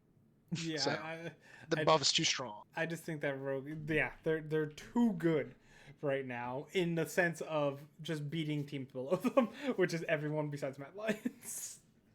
Mm-hmm. If they have an equal talent level than you, they have such good team play that they're always gonna win. That's how you really describe it. If you have a higher talent level than them, they're a mess. Yep. Fnatic Raptor has it right. That is exactly my thought. Guys, on the next game. I don't know if Raptor's been here long enough. I'm gonna tell you, I picked Mad first off. Yeah. My gut is telling me Fnatic right now. By the way. Yeah. The thing is, I actually think it's gonna be Fnatic too. I picked Mad. I picked Mad as well. Mad, but I have this stupid suspicion that I have this stupid suspicion. I just keep having flashes of freaking Misfits around the Drake pit and just completely throwing their first game against Fnatic, and I'm like, there's no way that this is gonna happen to Mad Lions. It shouldn't. There shouldn't. Like, barring Fnatic having a complete renaissance to their like best form from spring, there's no way that Fnatic is in any form to beat Mad Lions. And even then, that game would actually just be a good, and Mad Lions would probably still win. It's literally like a superpower of mine. I wish I had kept a record of it for total. Like, I know I went like 8-0 or 6-0 or something like that for LCS last split, when it was just a stupid, no rationale behind this, just my gut's telling me. There's just something weird that I can like, it's that gut feeling, you know. I get the matchup on like Strafe now, and I like look at it and I'm like, it's almost like my eyes lean to Fnatic. I'm like, oh wait, why is that happening? Oh, that's my gut's telling me that. Like, you know, it's just weird like that. I don't know how to explain it. It's just a weird feeling when I look at both the games. I'm like, oh, this team's gonna win. Yeah. The funny thing is that exact same thing happened to me this past week when I was going through Strafe, making predictions. I almost picked V5 just on instinct, and I almost picked Rogue Warriors over Fun Plus. I was like, oh, I brought it up. I brought it up to you. Yeah, I was like, oh yeah, V5's been doing good. Oh wait, they're playing top. Hold on. Well, I had that issue. It's like Rogue Warriors. They just had fun. Oh, this would be a fun. Oh, they're playing Fun Plus. I had that issue because I try to always pick V5 because like 1,000 points or whatever. So like even though my predictions are, and then I pick top by instinct. You know, I'm like shit. Yeah. That's not even like instinct. That's just like Pavlovian response. Yeah, like, oh, I see top. I pick win. I pick them. 99 out of 100 times, you're okay. G2 and C9. Okay. Like last split, it was TL. Just watch out this game. Me and Ryan warned you guys. So if Fnatic win, we felt it. If they don't, we picked Mad. So it's a win-win both ways. Just keep this in mind if you're watching this game and Fnatic somehow pull a win out of their ass. When the Nexus is going down, just hear our thoughts. Hear this in your head. Mm-hmm. How do they keep getting away with this shit? Yep. Excel versus Vitality. What did I pick this one? Shit, I don't even. So who did I pick for this? I really don't know on this one. The thing is, I don't even know why I picked. I picked Vitality for this game myself, and I keep looking at this, and I'm like, why did I pick them? Because I don't know. I picked Excel. I think. I think I picked Vitality because I like Comp. Yeah, I do like Comp a lot. Yeah, I like Comp and Melitza, and they don't have NG. I'm like, okay, this would be fun. They just have I forgot about them freaking like throwing, but I'm like, oh, whatever. I mean, it was SK and freaking was it? It was SK and Origin, right? Fnatic. No, SK Origin, and Fnatic. Origin. Yeah, SK and Fnatic. Well, Fnatic it bullshits their way to wins, so I don't care. So that's whatever. That's a wash. But yeah, I think so. It's like, no, I think Vitality cleans it up, and they probably take Excel, which is sad. I wouldn't mind seeing Excel win. I want it because same thing as for day one. I really want to see Excel win because I need to gain some points on you. If I'm 3 down with only 2 weeks left, that's not good. So I want Excel. So I kind of want Excel to win, but only because of where I put them in my mid-split power rankings. But it's like at this point, I'm just kind of accepting that they're basically the 100 thieves for me in Europe. Where I'm just like, well, I believed in them, and that was a mistake. I kind of feel that way as well. Misfits versus SO4, I think. This game, Misfits, after getting trounced 3 games in a row, after losing to Origin, thrown to Fnatic, losing to Origin, and now assumingly losing to Rogue, they got to beat SO4, right? I mean, there's no way they could lose to SO4. Well, they just lost to SO4. Thanks, Ryan. I'm gonna mark them red now. I'll change it if it happens, but they're being marked red right now. I said the same thing about G2. There's no possible way they could lose to SO4 either, right? See, that one I trust still. But Misfits, you can't do that stuff with Misfits. You know this. Yeah, I know, because they refuse to give me points when I pick them or when I don't pick them. Mad. But I do have Misfits for this one. I do too. And I'm leaving it red, by the way, until the game. Mad versus SK. I'm going Mad. Oh man! Damn it, Strafe! You almost had it completely. You almost had it exactly right. They almost had the order of the matches exactly right up until this point. I'm assuming you got Mad as well. I do. I mean, if SK comes out and beat Mad Lions, that'd be huge for it. But I don't think it's. I'd be confused. I don't know if I'd be confused. It depends on the game, but true. I mean, if the SK come out and just like play a good game and win, good for them. That means they'd be conceivably on a 4-game win streak after the break. All right, now we have the 2 toughest games to predict this week. Yep. One of them is because it's Fnatic, and the other one is because of. So we got Fnatic versus Origin. Does Origin pull off a 4-0 start with Jack Troll, or do they finally drop one to Fnatic? You go with this one. I'll go next one. I think that Origin win this game. Origin wins. Okay. I think Origin win this game because Origin is probably the one team that if you get to the late game, they're not going to let you get away with stupid shit. And they will actually. And if you make a whole bunch of mistakes in the early game and you give them off to a lead, they're probably like the one team that can actually just smother and suffocate actually win, and not just give huge avenues back into like Fnatic's been benefiting. Just like with the first game of this of the week for Fnatic, them playing as Mad Lions, it's going to require like a return to form for Fnatic to actually contest this game. And if they do, I think that they have a better chance of beating Origin than Mad Lions, but that's what it's going to have to take. Yes. Is it weird? Is it weird that you pretty much put all the words, like exactly the words I was going to describe this, is that Origin is those teams that snuff out mistakes. Fnatic can't get away with that BS from a team like this Rogue, Gen G, teams that get away with that don't succeed against those type of teams, which was pretty much all of League of Legends from season 3 to season 5, or 6 or 7, Yep. But you just capitalize on opponents' mistakes and just punish them for it. I don't see them beating Origin like that. Weirdly enough, I see them having a better chance to beat Mad for whatever reason in my head right now.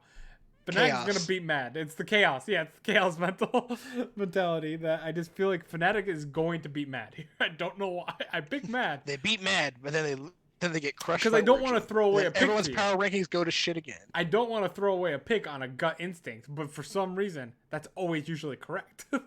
Just pick it, and you need to make up room. No. You got to make up room, dude. I'll make it up. Imagine if you're right.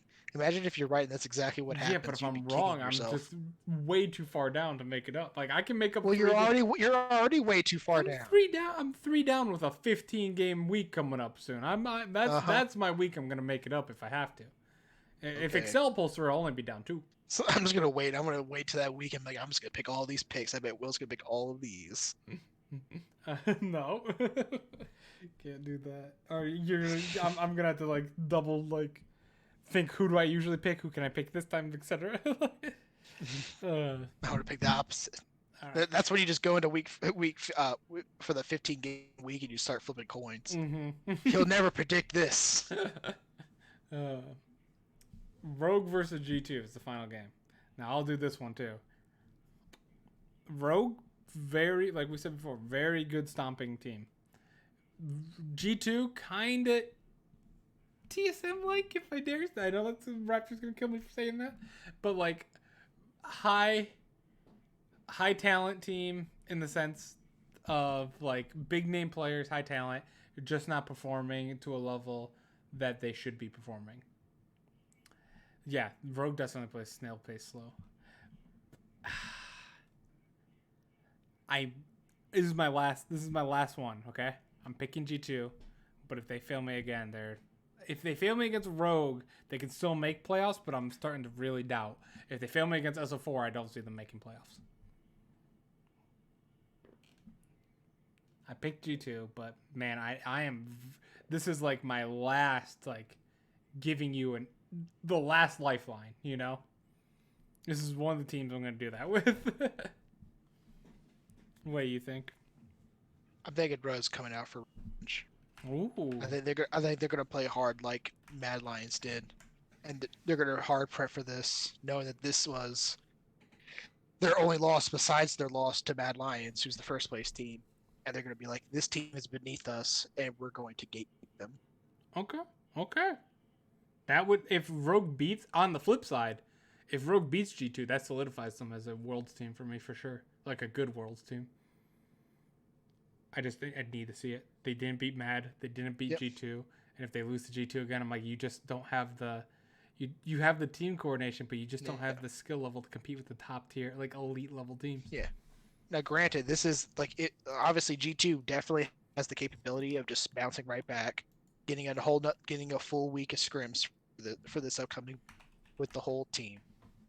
But it's just based on some of the level of play that I've seen from Rogue, the level of consistency, compared to what I've seen from G2, both this past week and even just recently, just throughout the entirety of the split. This will probably be the game that they're prepping for the most, but I think they're also just going to be spending most of this week just trying to get themselves back in just general shape, as opposed to prepping specifically for a team. Mm-hmm. I agree. So with that, that's our predictions though, and there are 2. Okay, this is bugging me. I know I said I'll keep it, but it's bugging me too much that there's just a little red line there. It's been irritating me since I did it. But we have 2 differences. If Excel beats Vitality and G2 beats Rogue, I'm back to only 1 game behind you. If not, though, you're 5 games ahead, and that might be out of reach. I'm going to have to make some desperate Hail Marys at that point. I'll be the king of Europe, and you'll be the king of China. I'm fair. I'm fine with that. Until this week where you come back. This is the transition to the LPL. Oh yeah. That's it for EU. Get out of here. We're done. We're going to the superior region. The superior region of LPL. and I have a lot of flaming. Not too much because it's already late and I'm working, but a lot of flaming for LPL. Cyberbullying. So hey man, we gotta get our licks in as much as we can. We're both in A. Mm-hmm. So I went 10-4 this week. Crush Ryan. He went 7-7. I went 3-0 on our differences. Man. But Ryan doesn't care because Victory 5 took down the gods of top esports, or the kings of top esports, because they were kings. And what are kings to gods and the PP deity? the number one. The Papega Lord. Mm-hmm. PP God just support diffed all 3 games on Yuyanja. And pretty much seal. Like, this is a fantastic series. There was a very questionable Baron play that I think at the time I called a CLG level Baron by Top Esports. But outside of that, amazing series. But it wasn't a Vitality level. No. It was they pressured themselves too much, because basically what happened is, I can't pull up the match history, but just picture Summoner's Rift in your head, the little mini map. Just picture it in your head. And they're fighting the Baron pit, they're fighting in between the Raptors and the like right outside the mid lane. Like right outside the mid lane between Baron pit and Raptors. And top just so close. They killed one, and then the 4 remaining members of Victory 5, 3 of them on less than 100 HP each. I feel like I would have to go back and check exact amounts, but the health bars were like this, guys. Like, we're talking 1 auto attack on 3 whole members. Kale, Aphelios. We're talking big time members, by the way, because this is like 40 minutes in the game. It's like a level 18 Kale, Aphelios, etc. And then they backed. Kale got a teleport. Aphelios healed up after hitting 2 auto attacks, because that's how he does. They came full HP. Top overextended. Instead of just resetting, letting V5 back, they backed. They tried to take the Baron off of that. Then V5 just caught them all in the pit and just killed them. They did take the Baron, but they lost all of the members with the Baron for it. So it was unfortunate. That's hashtag worth. That's the way you play the game, baby. That's the LNG shout out right there. Yeah. The LNG Guardian Angel. But and not in the sense, but different to LNG, where I still am 100% justified since that moment. Like, they have not won a series since then. And they've only won like 1 game. Victory 5 was well deserved in that sense, though. Like, it was a mistake by Top, and it cost them their perfect series record. But yeah, then we had Sunning take down Billy. Sunning is on a 6-game win streak, by the way. Team WE took down LNG. Rogue Warriors 2 LGD. They crushed LGD. Ryan, by the way, smiley face. For Sunning reference. Oh, man. Yeah, Rogue Warriors, just the puzzle pieces came together, man. They somehow took down LGD, and that was like one of my last straws of LGD on this one. LGD has consistently been dropping games recently, and it's been very frustrating. This was what we call this game, and ironically, the other Rogue Warrior series was the straw that broke the camel's back on a couple of teams. Yep. But I mean, I don't know if you're watching the podcast, not to take away from Rogue Warriors, man, but it's like they found, it's like, I don't know what happened, but it's like it's like their brains finally clicked into place, and it's like, oh, we can fight over things. And not just for fighting. Caveman, learn. Oh, it's like the freaking meme from SpongeBob where like Patrick's like, "Wait, SpongeBob, we're not cavemen. We have technology." And he takes the freaking computer and smashes it. Repeat. Yeah. It's like, this is Rogue Warrior. It's like, oh, we just take the objective. It's like, no, we don't have to fight. We have objectives. And they just fight at the objective. But they instead. fight at the objective, and that's good. That's good League of Legends. My God, they learned. Rogue Warriors might be the best team in the world now. Their fighting was actually super clean. It was super clean. They're good at fighting. They're good at fighting. They just do it a little too much. Yeah, it's like it wasn't like mindless fighting. They were repeatedly freaking out microing people. It was insane. I've seen their other fights. Their other fights just look like people just slapping their heads on keyboards and hoping things work out. This one was actually clean. Yeah, that's true. That is true. They try to outskill everyone all the time. But it never works. Skill check. Skill check. Oh, skill check again. Oh, crap. I lost skill check again. Oh, damn it. We need a way back in. Skill Best check. 2 out of 3. Best 3 out of 5. Best 4 out of 7. Pretty much Rogue Warriors. 8 out of 17. It's just like, but they did it this time. They finally won, and they took down LGD, and they took down FunPlus Phoenix down the line, which also was insane. It was more impressive than LNG's. They weren't like the miracle plays that LNG had. They were actually like good, good like clean they fight. were actually winning. They were stomps, and they were 2-0 wins in both series. Before the FunPlus one though, we had E-Star take down OMG. You didn't believe. E-Star is dead to you. I still don't. E-Star are frauds. OMG are just freaking choke artists. JDG took down Vici Gaming. Well, that was a 2-0, right? If I remember correctly. For Vici? No, it's 2-1. JDG versus Vici? Oh, no, it was 2-1. You're right. Yeah. You're right. Yep. I told you, this is why I had Vici as like a borderline team for me. They actually did better against JDG than FunPlus did. They did. IG took down LNG. That was fine. I mean, who cares? It's LNG. Here it is again. Sunning taking down RNG. Oh my God, RNG. RNG this week, freaking man. The hell with this team. God, this team hurts me. Like, come on, dude. LGD. They had both of these series. They had both. They had both of the series in the bag, and they kept blowing it. Misfits level of blows too. It was even like Misfits level blows. In some of those games, they had freaking like almost 10,000 gold leads, and they still lost. EDG versus T1 or SKT back then. Yeah, at least that one was just like a miracle play. That was just T1 playing well in one game, and it was a best of one. No, LGD did take down EDG. Speaking of them, EDG's looking really rough, by the way. I don't know. This team is falling apart completely. This is a team that's 100% falling apart. Are they even better than like a team like OMG right now? They're like it's hard to say. I noticed this when I was looking at teams. Rogue Warriors huge right now. Rogue Warriors has 2 more losses than EDG because they played 1 extra series and they've got 2-0 in it. Outside of that, they have the exact same amount of wins as EDG now on the season. Yeah. A team that didn't have a win last week. Yeah. I mean, and to be fair, they've gotten 2 wins and they haven't got a loss either. So they've only looked better since getting the win. Yep.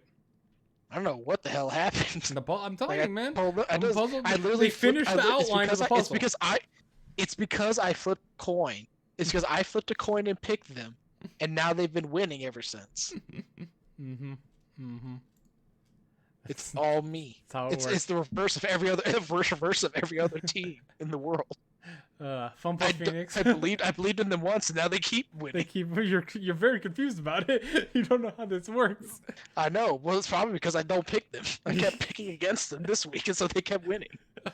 FunPlus Phoenix did lose to Rogue Warriors, like we mentioned. Billy took down DMO. Woo. Ooh, who cares? RNG. It's a big surprise. RNG blew it against IG, man. Ryan's gonna have a headache like I did with Cho'Gath, just talking about RNG. No, I'm not. No, I would have a headache if I gave a damn about RNG. Like, I can't even give a third person damn about RNG because they didn't even start betting. I mean, they had Gala in, and you like Gala, and he was okay in this series, but it's like the team itself just looks like they have no idea. Yeah.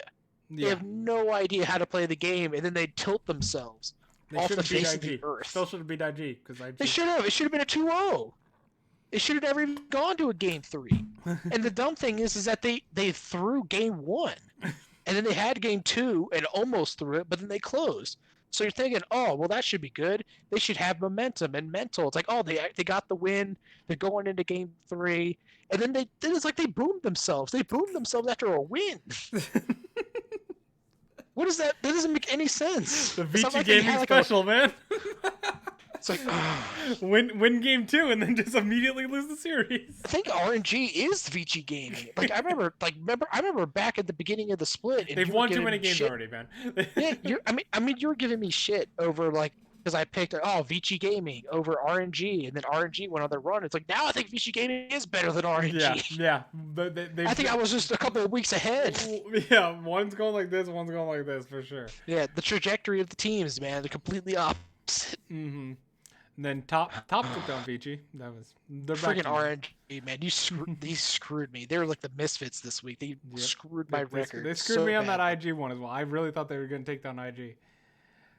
But top took down Vici. They handled their business. To the surprise of no one. Hey, man. Then we had to see how they bounce back after a loss, you know? Yeah.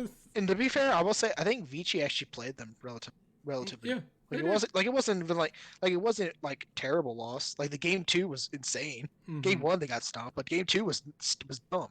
Mm-hmm. Game 2 had 46 kills. 46 kills.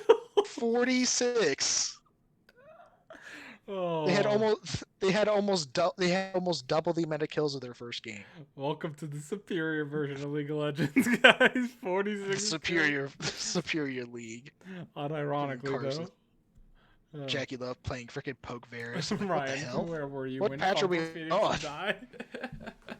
Yeah, Fumbles Phoenix gets 0-2. Where were you when FPX die? Yeah, 2-0 by JDG. I don't want to say my boys because I don't like JDG, but they're proving me right. I do not. You do like JDG. I do not like JDG. Don't even try that mess with me. Absolutely. You love JDG. Where do you think I put them? They are your boys. The only reason you didn't pick JDG to win finals is because your boy Jackie and Knight. Well, because top is like my dream team.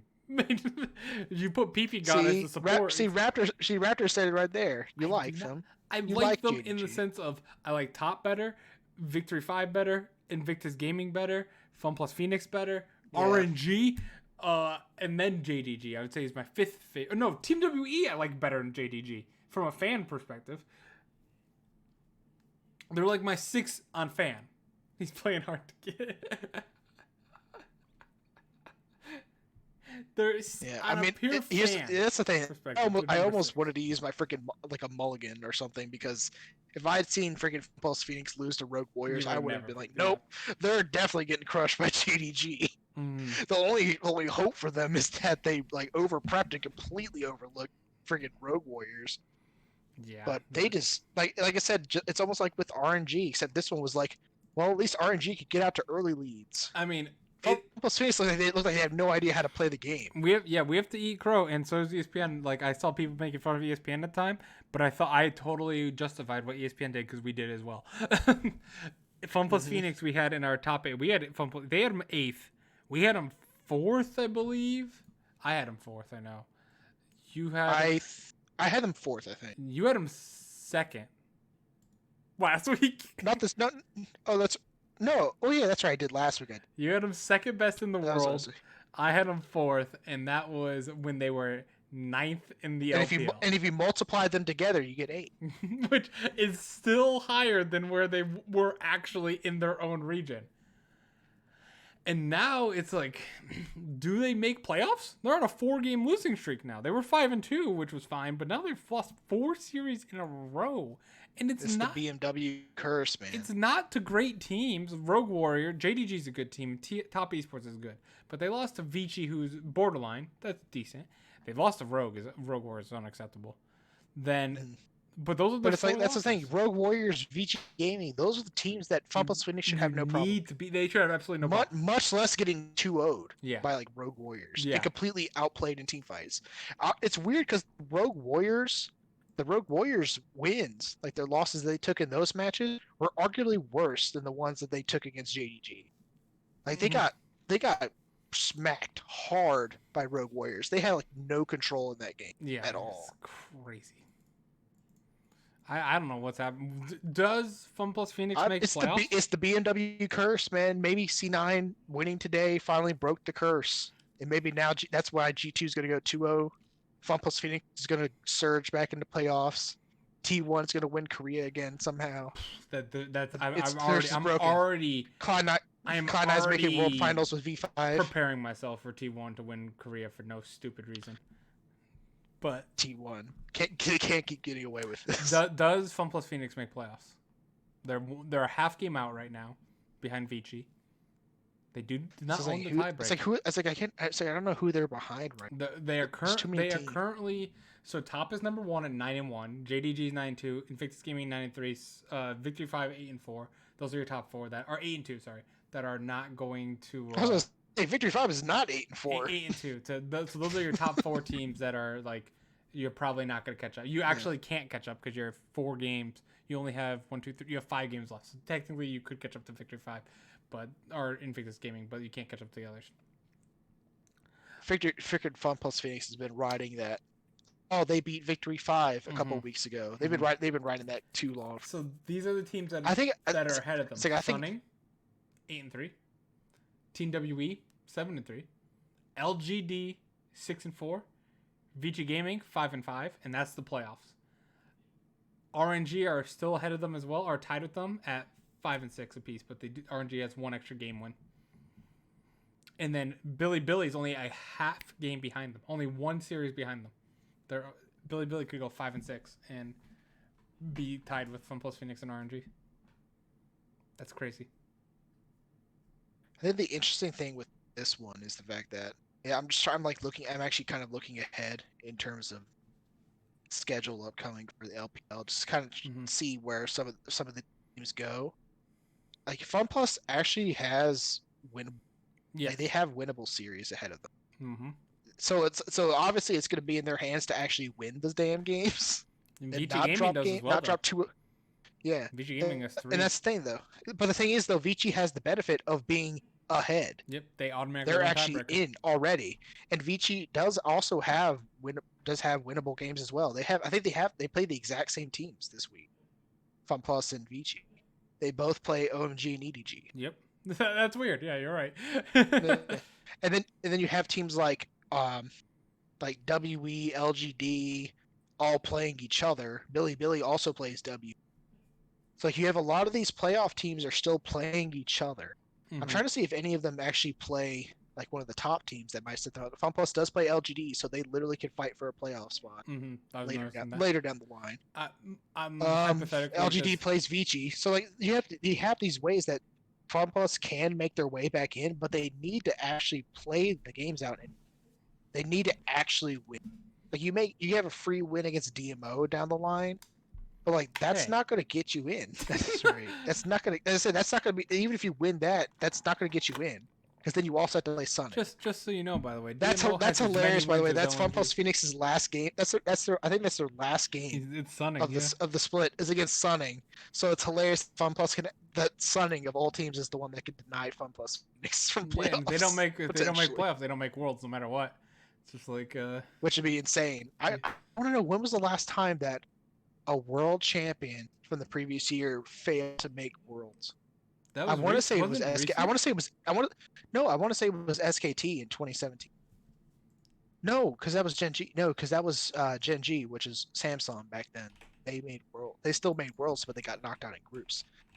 And it wasn't SKT because SKT made the worlds later in 2017. It's been a while then. So yeah, because I was thinking it was like SKT won in 2016. They made it the next year. They lost to Samsung. Did Fnatic Samsung? So IG made it. Okay, so IG made it. Samsung made it again, but they made it as Gen G. They weren't. They changed their name to like KSV, then to Gen G, and then they made Worlds, but they fell out of groups. SKT obviously made it there. SKT made it after winning in 2016. They won. They made it again. They obviously made it to 2016 because they won in 2015. Mm-hmm. It was probably Samsung White. Didn't they dissolve? No. Well, I mean, they changed. They eventually moved back to just Samsung. Like they were Samsung Galaxy, but because they turned into Samsung Galaxy in 2015 after after Korea dissolved sister teams. Yeah, and Going they into missed it. So 2015. that would have been it. That's the only Yeah, time. that was the only one. And it's funny because it was the year before that was also the first year that happened. It was SKT. SKT won in 2013, but they didn't make Worlds in 2014. Wow. So And weird. it was the opposite, Wow. where Samsung won in I wasn't 2014, even but then they watching. didn't make Worlds in 15. I didn't. I did not start League. watching League until 2016. This series between SKT and Samsung Galaxy was the first series of League I've ever like really focused on. And I think this is actually, I think that was even the case because I think in 2012, which is like the season 2 Worlds, it was TPA. Yep. And then I think TPA still made Worlds in 2014. Or no, they did because they didn't. It didn't make it because that was I think it was Gamania Bears. Jesus Christ! That was like the old. And, yeah, You're correct. That was I don't know. Do you remember a player named Steak? Steak, I've heard the name. He had a massive afro. Yeah, as a coach. He was the coach of BLG, right? Or I don't know, but I know he used to be a player. I think he was top lane. He played top lane for I think Gamania Bears. I think eventually I want to say he later played for AHQ, but I'm not sure. RNG coach last year. What team was he on? Sorry, was for. I believe it was the Gamania. I want to say it was the Gamania Bears. That was because I know they were they were a team that actually were auto seeded to quarterfinals in 2013. RNG coach last year. That's what it was. RNG coach. I knew he was a coach in the LPL. Thank you. I knew because I saw the afro. I'm talking about it. Freaking league historian. Yeah, I've been watching this game for too damn long. I don't remember how I remember freaking Gamania Bears. Pretty sure they played. Never heard of them. I think that was like SKT's first game in the bracket stage was against the Gamma Bears. Yeah, I started playing League in 2015. Didn't care about pro play whatsoever. 2016, I didn't care at all. I just watched the finals between T1 and Samsung. I'm like, oh, that's cool. And then I didn't really watch any of 2017 until Summer Split playoffs for NA, and that was when I met my Immortals team that I fell in love with. Smithy, Cody-san, Paul Velter, and why to this day they are still Flame on top and Ole in support. And that's where and then I watched Worlds, and I watched them fail at Worlds, and then that was depressing. And then ever since then, that next split, I was like, I want to get into this because I actually had a lot of fun watching Worlds. So I decided to watch just NA.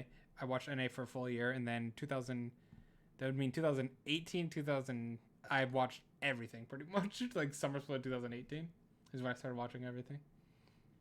By the way, I actually looked up the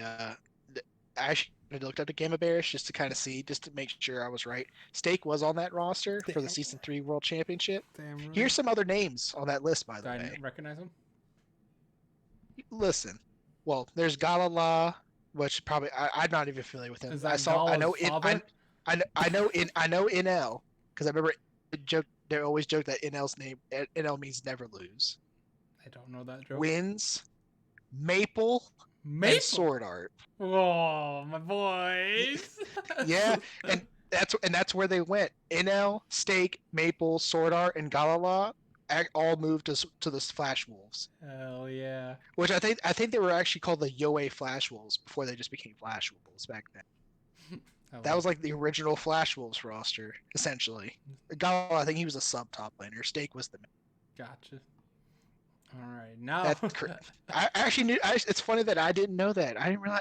I forgot that Sword Art and Maple have been in the scene forever. And now, yeah, and so is Karsa. Like that's what they always say. Karsa's been around. Oh yeah, forever. I even offered RNG there for him when I meant to offer top. But man, this crucial information. Hey man, I'm the one who remembered the Gamania Bears. Yeah, everyone was always calling them the Gamma Bears. They were auto-seeded into freaking quarterfinals, just like C9 was. Like overloading myself with League for the last 2 years. I've never even heard of them. Yeah, that was like those are like my earliest memories of watching Pro League. Was literally it was like literally right before the Season 3 World Finals with Royal Club and SKT. And I remember watching like, oh well, I wanted to catch up because I don't know really anything about this game, so I just like sped through a bunch of group stage I matches. feel that I've only watched 3 finals. Weirdly enough. So I literally watched 4. group stage matches that had like Fnatic, SKT, TSM, Lemon Dogs. For anyone who knows that, that was like Nuke Duck's original roster. Freaking Gambit. I got to watch. That was the first time a Korean team got knocked out in groups because Gambit beat them beat Samsung in a tiebreaker. That was like the first time where they had it wasn't Pawn. It was a Dade. And that was like the first time where Dade like choked in groups, and they always that from there on they always call that the Dade of someone who's hyped up heavily but ends up disappointing massively at the World Championship. That was like the beginning, because that like Dade was hyped up as a player, and then they dropped out in groups. All right, to reel this back in now, we went on league history. I may not know much about the micro and the specific numbers about this game, but I know a hell of a lot about Pro League. Yeah, for sure. But reeling back in, let's get to our predictions for LPL. I think anything that we want to talk about outside of we flamed. Well, I'll say that said, I said Fun Plus Phoenix, jury's still out on whether or not they make playoffs. Yeah, jury's still out. That to bring it all back to what we were talking about from the beginning. Yep. All right, so let's go to games. Let's go watch LPL. Speaking of those teams in playoffs jostling for position. Yep, Team WE and LGD. So, do you believe? Do I believe in who? Or have you lost faith completely in LGD? Yes. I'm giving them one last shot. I am too. You are too. Yeah. This is. I think stylistically they match up better against W. I think WE can maybe work them around the map, but I think LGD's individual players are better. Raptor's so upset with us. I agree with you though. I just feel like this is like your last moment, okay? Like G2, yep. LGD, and Fun Plus Phoenix, this is your week right here. If you blow this week, you're done. You're done. Like, completely. All three of you, I have high respect for you, but you are on your very last thread before you get fired from my good team list. Get fired. Get fired from League. And then we got our good game. That's going to be a good game as well. But we got a really good game between Victory 5 and IG. I'm so scared for this. I'm so scared about this game. Why would you be scared facing IG? Because IG is literally the team that keeps getting away with stupid shit against teams they really shouldn't be in positions they shouldn't be. V5 is going to 2-0 hard. I mean, I want to. I think they will. But it doesn't matter what I think. I thought that RNG would win, and RNG should have 2-0'd them, and they didn't. I also picked V5 because I just think the bot lane, you're putting PP God over a possible bot lane. I mean, come on. Nice. Come on. A possible bow land. I mean, that's true. That's right. We had bow land sighting. I thought I was just seeing he played a few times. I forgot. I forgot he was on the team. I was so used to Puff and South. Yeah, Southwood's been being. And then I saw I checked in on one game and I saw Bowland was in. I'm like, are they showing old clips? Like, why is Bowland here? He's been coming back up, and he hasn't looked. I mean, he hasn't looked terrible, but he's just looked Yeah. But I will say that is somewhat true. Is that I would say V5 is not the same team as RNG, so the comparison is obviously not fair, especially because V5 literally came out and crushed RNG like I said they would when I predicted them. That is true. But so I think it's a different team. I still stand by the fact that Sam D really people praise the hell out of Sam D, and I think he's fine as a player, but there's so many things where he does not he does not ride the line. He is either I have a lead and I will not do anything with it because I don't want to throw my lead, or I have no lead whatsoever, but I'm invincible, so I will go in and I will fight, and then he just dies. he has no in between. Even when his team are literally force feeding him freaking gold and wins, he does not step up and actually carry what he should.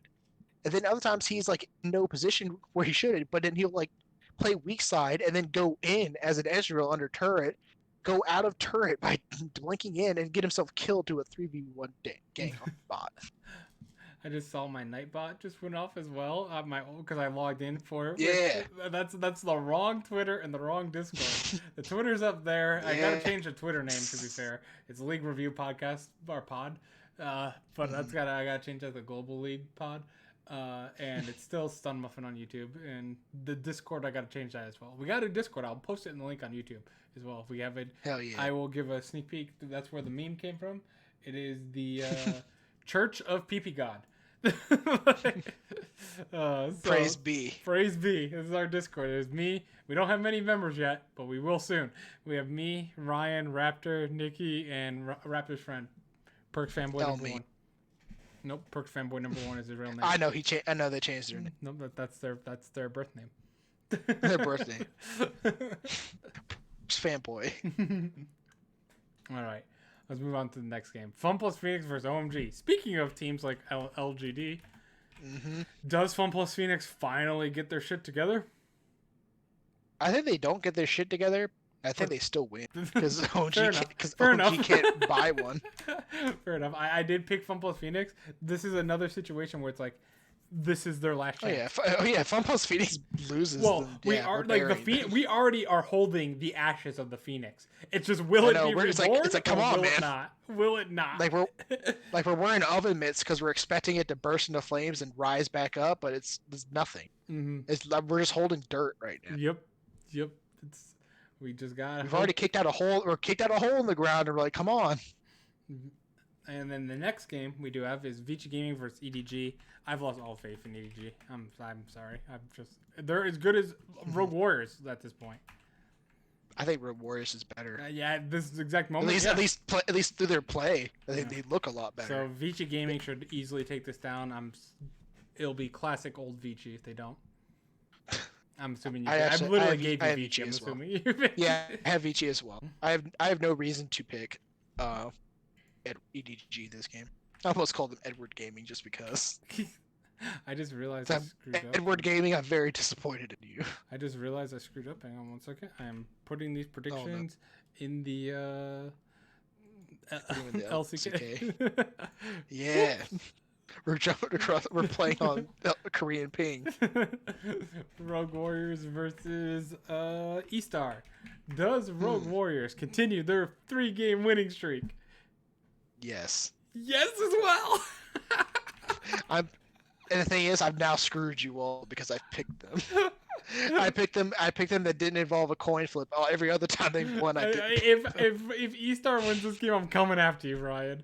I'm coming. Yeah, I know. You're ruining my puzzle. I hate you, E-Star. You guys suck. I hate E-Star so much. Oh, man. They're so bad. They have no upside. They just randomly beat shit teams, and Rogue Warriors is actually playing okay. Yeah. There's no reason they could lose this, right? It would be them though. It would be so Rogue Warriors to lose. I could see it. They forget everything they just learned this week. You're welcome, Raptor. They're like, oh, E-Star, oh man, we could totally win this. We could just do whatever we want. They just go right back to what they were doing and losing. Team WWE versus Billy. Is Meteor strong enough to carry them? Not in my eyes. No. Team WWE has too great a team play. I like how Strafe called. You got cut out there. BLG. That could have been Ryan losing connection, depending. Like he hasn't answered yet. So that might have been the first time he lost connection. 3 hours in is a new record, by the way. If that's the case. Did he really pick? Oh no. He would pick Team WWE. I'm sorry. Good call there, Raptor. I totally picked I typed in the wrong thing. He picked Team WWE. Welcome back, Ryan. All right. You only lost 3 hours in is a new record. I know. It was doing so well. You picked Team WWE, right? I did accidentally pick. Yes, I did. I just got. I don't know what part I cut out though. That was the reason. Well, no, it's. I was like. I was so worried about that so many times during the cast because I was being in the middle of talking and then I would stop, and then everything would be quiet. I'm like, oh shit, did I Yeah. disconnect again? Yeah, But no, you were just you were being patient, waiting. it's it's it's I know. I know. I know he's going to new extents to try to sabotage me, man. This is why he's ahead in China, man. I don't want you to do this because it's way too much work. If you go back and look through all the podcasts, you'll notice I sometimes put the wrong predictions in, and then I question Ryan.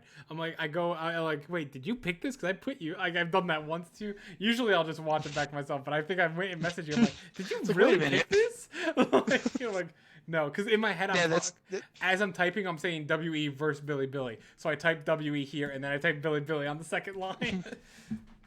You heard it here, man. This is how Will's inflating his rate in China. Yeah. Go back and watch. This is exactly how. I'm sure. Yeah. I'm sure you're totally normal with all of your predictions. You wouldn't have called that out immediately by any.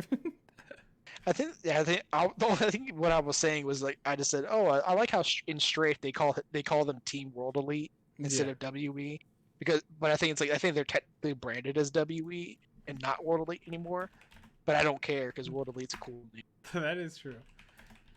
Yeah, they're such an old team. They've been around like since before like the actual regional leagues existed. It's insane. We're moving on from that day. That game. Let's talk more about World Elite. No, let's talk about how Teacher Mom's going to lead them to. Not just World Elite. I made 2 predictions for you because I will refuse to give you any of the choice on some predictions on Thursday's games. Okay, Friday has the good ones. Victory 5 for the listening audience. I was saying you just skipped the Thursday ones. Yeah, Top versus DMO top and JDG versus LNG. Yeah, Top JDG. Let's move on. I'm not getting. If I'm gonna get spicy there, it's not gonna be in those games. Yeah, V5 versus Sunning next. Here we go. Mm-hmm. What happened to Ryan? You tell me, Will. You tell me. You love Sunning so much. Do I? They're your second favorite. They're your second favorite team behind JDG. Oh, you disgust me just saying it. It's not true at all. That's slander. I mean, here's the thing. I picked I said that. I literally said last week that this is actually this week as a whole is arguably scarier than the top esports game for V5. He did. I remember him saying that because IG and Sunning are so confusing. They're literally the two teams in China that are like, how do they keep getting away with stupid shit like this? Mm-hmm. And they keep winning. How do they keep winning? Weirdly enough, Sunning looks cleaner than IG does. Well, yeah, that's for sure. I mean, IG was literally down thousands of gold for the first 20 to 25 minutes in both of the first games against RNG, and they still won one of those and nearly won the second. That's not clean. So, I do pick against Sunning. I do think V5 will. And I really, really hope that V5 gets 2-0s in both series, and then I can just be like, yes. Yeah. I'm vindicated. What if V5 loses both series against IG and Sunning? Then I hate myself. V5 is still the best in the world. It was just unlucky. Fair enough. RNG versus LGD. I know. I dimmed them.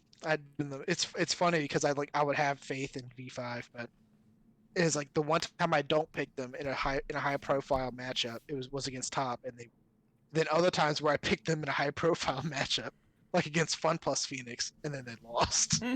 So I think I might have just dimmed them because I just picked 4 of them in 2 high profile matchups. Oh man, what do you think between RNG and LGD? I just saw an adorable cat. Oh my god, my friend! I literally picked the series right. I'm pretty sure I picked the series right after the Invictus Gaming series. So I picked LGD. You have LGD.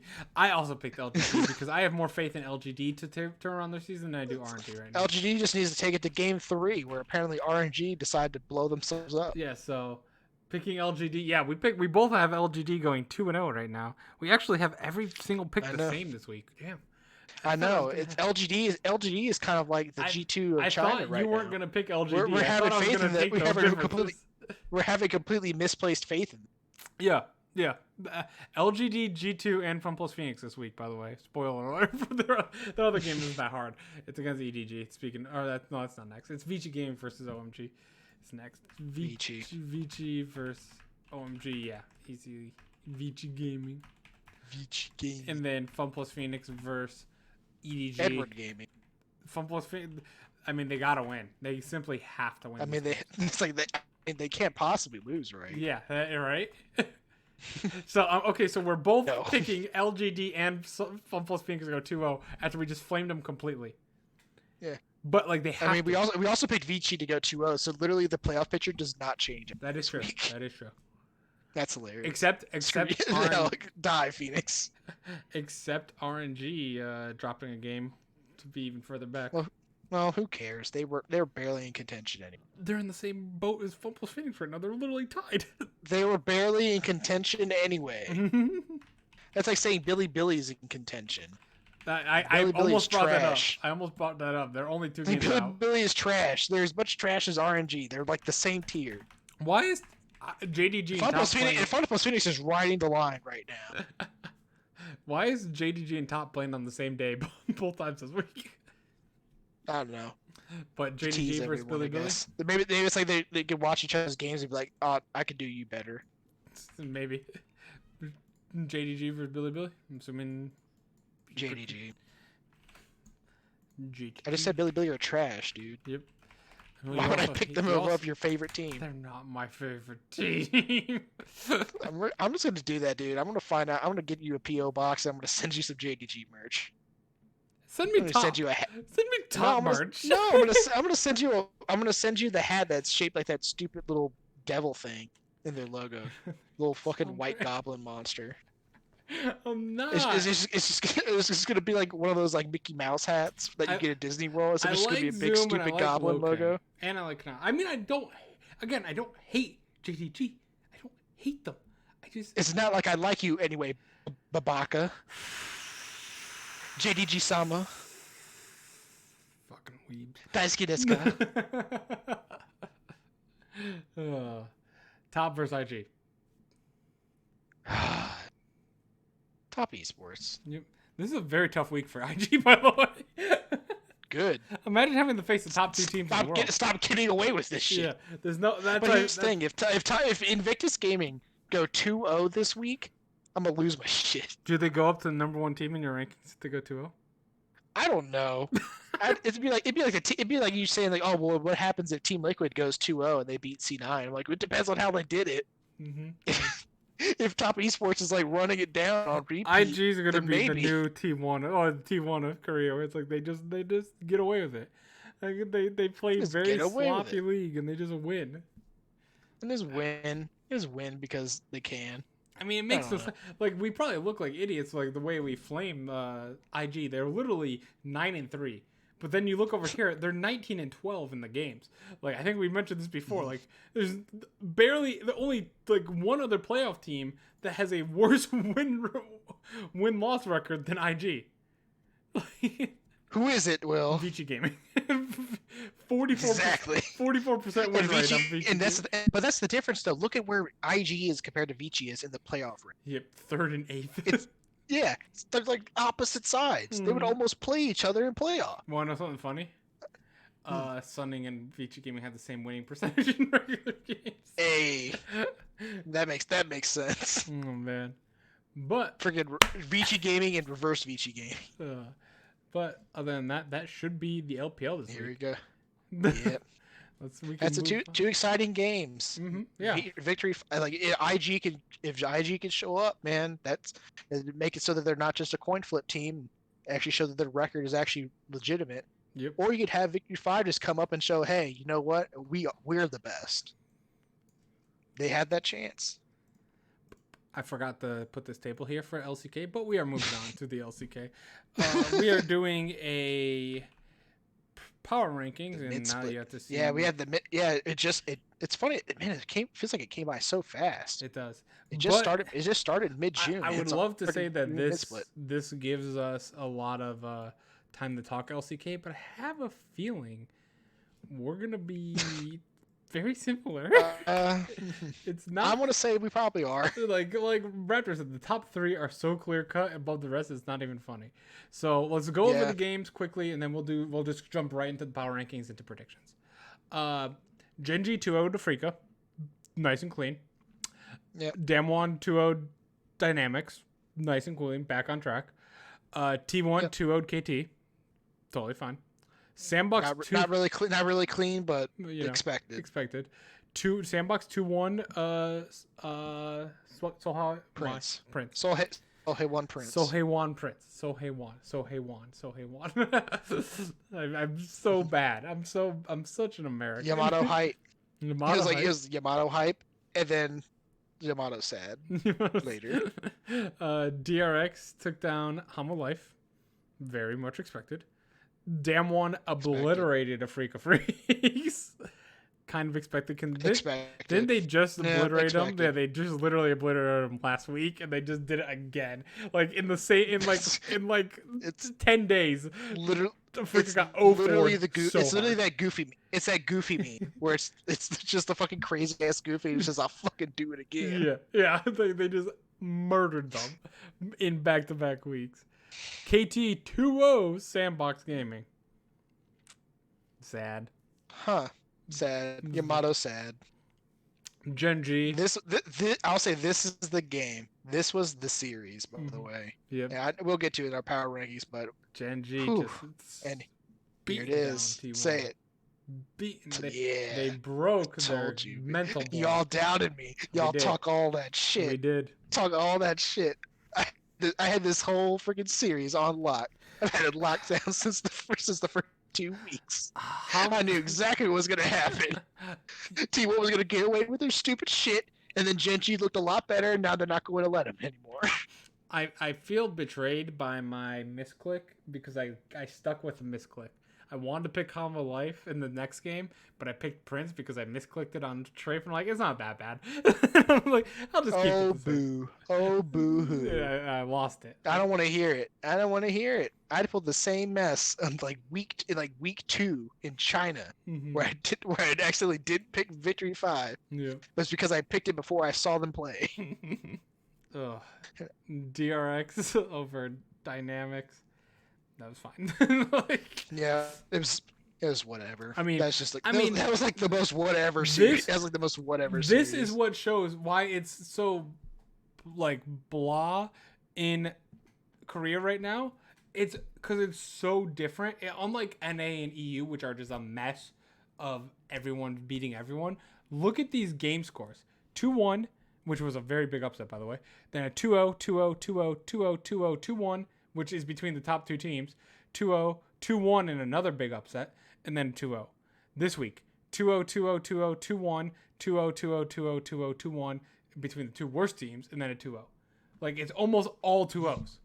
There's only been 5 one thing you say about Korea, they're very consistent. Yeah, actually, there's only been 6 2-0s if you go this far. Okay, there's a lot of 2-1s. 1, 2, 3, 4, 5. Okay. It was like that first week when DRX played Genji and KT. Yeah. And not KT, and T1. The first 2 weeks had a lot of 2-1s. But since week 3, so this is since July 1st, so all of July, there have only been 1, 2, 3, 4, 5 2-1 series out of 15. So 66% of the series just are 2-0 sweeps. And out of those, this would be a close one between Sandbox and Dynamic already. We already knew that. Two major upsets in 3 really close games. You know, like standing wise, like we're talking 2 teams that are right next to each other in the standings. Then how am I ahead of you? I don't. It's you would think that you and I would just pick the same. We were only ahead twice because of. I know. So I guess I just got off to a good lead starting off. You started off.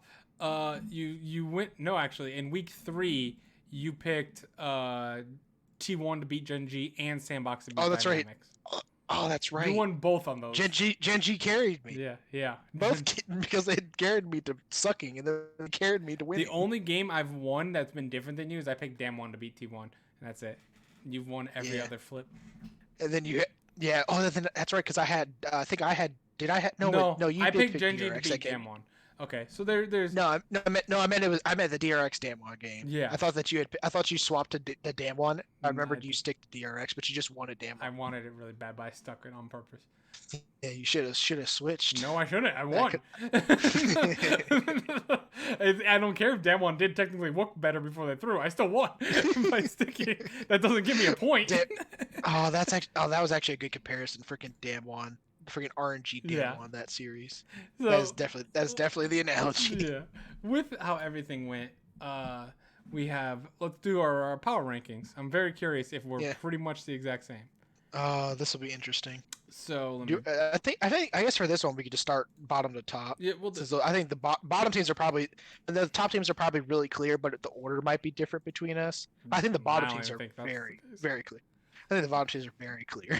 You want any good series to pick for a topic, so just rank them and predict. Yeah, I mean that's kind of what we just did. Yeah, I mean that's what we did. There's not much to say. There's not much to say right now. It's like oh man, they picked Lucian Yubi bot lane. That's interesting, right? Rich is trying to carry on Aatrox, I guess. So my number 10 team is Prince. I had them in 10th at the beginning, and they're still 10th. I got it right. Yeah. I have Prince at number 10 as well. And you had them. I had to wait. I had to wait for that last series to finish. And I was like, well, whoever loses this is going to number 10. Are you saying that Hanwha Life is your 9th? Yes. Me too. Oh my god. Scandal. This Hanwha Life Esports. This is the biggest disappointment. One of the biggest disappointments in for our power rankings. It's definitely. I think that is the biggest disappointment for me. I had them in 5th. Yeah, you made them all the way go up to the playoffs, and you had Damwon out of the playoffs, by the way. Hey man. And I didn't remember. Hey man, I saw Damwon at the MSC. Yeah, I actually did not remember you predicting that. I did not remember that at all. That might be just as bad as the 4th thing. No, it's close. In hindsight, it's a 4-spot drop. It's actually roughly the same. Yeah. I'll say somewhat comparatively. Mm-hmm. Number 18. Yeah, Hanwha is a massive disappointment. Who is your number 18? I don't know how you can somehow get upgrades and look worse. Yeah, it's insane. Yep. Who's your number 8? My number 8 team, and it pains me to put them. Oh, really? Is Sandbox. Ooh, we have a difference. I have Sandbox number 7. Really? Mm-hmm. Hold on, I'm gonna take a guess. Is your number 8 KT? No. Really? Oh, I'm very curious now. Well, I think I know who it is. You should know who it is. Curious. I'm curious why you have KT this high, but okay. Yeah, I think Sandbox. Like I said, going into the KT series is what really kind of sold it to me. It was like, okay, Sandbox, you are now officially the gatekeeper to relegations. It's like your players are like individually not even that bad. They're actually okay mechanically, but it looks like even with Yamato Cannon as your coach, and it's like, it's been fine. You're able to get wins, but if you only look on Twitter, it like sounds like, oh, Yamato's destroying. If you watch the games, Sandbox are not destroying those teams, and they're not the good teams. They're winning. Yeah, it's literally. Yeah, a lot of times it is just coming down to them working together and microing themselves out of situations. But genuinely, they look like they're like almost fun. Like not to make this comparison because I think they're two completely different teams. But it's a similar case like FPX, where the team looks like they have no idea how to play the game. Yep, I remember. They have a general idea of how to lane. They have a general idea of how to fight. They don't know what exactly they're supposed to do and when, or how to move, or how to time objectives, or what they should be doing, or how to work their comps, or Americanize their win conditions, play around your enemy's win conditions. Nothing. it was That's last week when I was up north and I was either going up or going back. I don't remember. But it was right in the middle of the hype. I believe it was like win 2 and 3 were there, like in a row. And like I remember watching them and being like, I'm like, yes, but I don't think they had a dragon. I don't think they got one dragon. They won every game. Like they just had no control. They were losing everything, and then they won. But it's just like, okay, cool, Yamada, woo, good job. But man, they don't look clean. They don't look clean at all. They are where I thought they would be, though. Yeah, I will say like with them though, and it's like you can say the players all this all the time, but at the end of the day, isn't it the whole reason you got a coach? Isn't that the reason why you got Yamato Cannon to come in? Is to try to right the shit, get them in shape, teach them how to play the game, show them how to goes on. How come it feels like this team is literally the exact same team we saw in week? And the only thing that's different is that they're kind of just fighting together and not looking like shit. But it's like they still have to do the same exact things that they did in week 1. That is true. They have. It's just I'm hoping that it's almost like the morale boost from Yamato Cannon brought the team to win those games. Yeah. Instead of but losing. then what happens now that they just got stopped to KT? They get how does morale look now? That is true, and they also have a very hard schedule because they just had like a million easy games in a row. Yep. They literally just beating on these lower tier teams. So we'll see how well they last. So that's why that's fair. I mean, 7th and 8th is very close. I'm sure. I hope I know maybe who your 7th team is, but I have Dynamics at number 8 for mine. I have Dynamics at number 6. Ooh, hell yeah! I would say in terms of teams coming in here, where like I had them at 10th, so I had no expectations for this team. It was to be fair, it was literally basically a coin flip between them and like APK back then. They were APK parents with them and Mickey, but it's mostly just because I saw Kuzan. I know that guy. He was on Jin Air. I don't trust him. And that was like the most shallow reason why, but that's the only reason why, because I really knew nothing about those teams. So, but I'd say like just in general, I think individually they've looked okay. They haven't looked terrible. Their play is solid. I think they're clearly a couple, at least a tier or two below the teams above them. They're not going to. They're probably not going to. They're not going to be challenging for playoffs. But I don't think they're worse than, I think they're generally better and more consistent than like a team like KT. I think they have better fundamentals than Sandbox, and I think they're just better than Hanwha Life and Prince right now. Yeah, I think Hanwha Life and Prince are in a league of their own on the bad side. But yeah, but it's like one of the things where I think like Dynamics and KT are roughly on a similar tier to me. But I just think I've been more of a fan of just how I've seen Dynamics play out the game. Whereas I think like KT, the only reason that they're even kind of in this conversation right now was like the one time that Smeb was subbed in at support and played 2 Maokai support games and they beat DRX. I mean, that's why for me, I had to reward KT with number 6 because like I didn't want to reward KT for that. I'm just like DRX. Come on, man. What the fuck? But compared to that's your one loss. That's your one loss in the whole region, and it was that shit. What? I would have DRX as like, oh man, world beaters if they didn't lose to KT. That KT loss makes me scared. But they were number 4. I'm assuming KT for you is number 7. But yeah, you put KT at 4? No, sorry, they were number 4 on our preseason. Oh, I was about to say. I was like, oh my god. No, they're number 6. No. I was really confused. I was like, whoa, okay. They're number 6. Hold on now. They have some wins, which against Dragon X or DRX, sorry, Hanwha doesn't count, APK doesn't count, and Sandbox. So they have 2 wins. They don't count. Dynamics has a win against Hanwha. They have a win against KT, which is fair. But mostly my reasoning was that Sandbox I was going to have over Dynamics because Sandbox was looking a little hotter recently. And I thought like they can close out a little bit. But then they got stopped by KT. They stomped the KT, and then that forced KT above them. Like I was going to have Sandbox at 6 or something, KT at 7, but then that didn't work. Oh. Yeah. And then it's pretty easy from here on out. Like I think Raptor, I'm assuming. Pretty sure. Afrika number 5. Yep. Not a great team. Gatekeepers. Not Playoff gatekeepers. moving up though.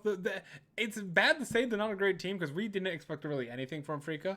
That we had them both in eighth to I start. mean, I had them in eighth because I expected better from the teams above them. Yeah, that is true. I And expected it turns more out from they KT. like when you had literally teams like the only team that didn't disappoint me in that list above them was Damwon. Literally KT, Hanwha, Sandbox, all disappointed. Yep. So that's three. So they literally moved 3 spots up as they all moved down. So guess what? They go from 8 to 5. Yep, and I mean they're not looking amazing. They just got they are in like 7 leagues behind Damwon. We've noticed in the last 2 weeks have shown anything. The actual gatekeepers. Yeah, they're The not even actual remotely gatekeepers. close. Just to like the top. Sandbox is gatekeeping Hanwha and Prince. Number 4, obviously, right now is T1, which we've both initially had them as number 1 coming into this year. Shame on us. They have not. We had him in number 1 because begrudgingly so. Yeah, because we both wanted. We don't want them to be fair, one. we both wanted DRX there because. And now it's funny because we almost don't. Now we're like watching more of Korea. We're like, man, I don't know if I want TRX anymore. I mean, I wouldn't go that far, but yeah, I mean, that's what I said. That's why I said almost. Like they're definitely preferable to the alternative, right? Yes.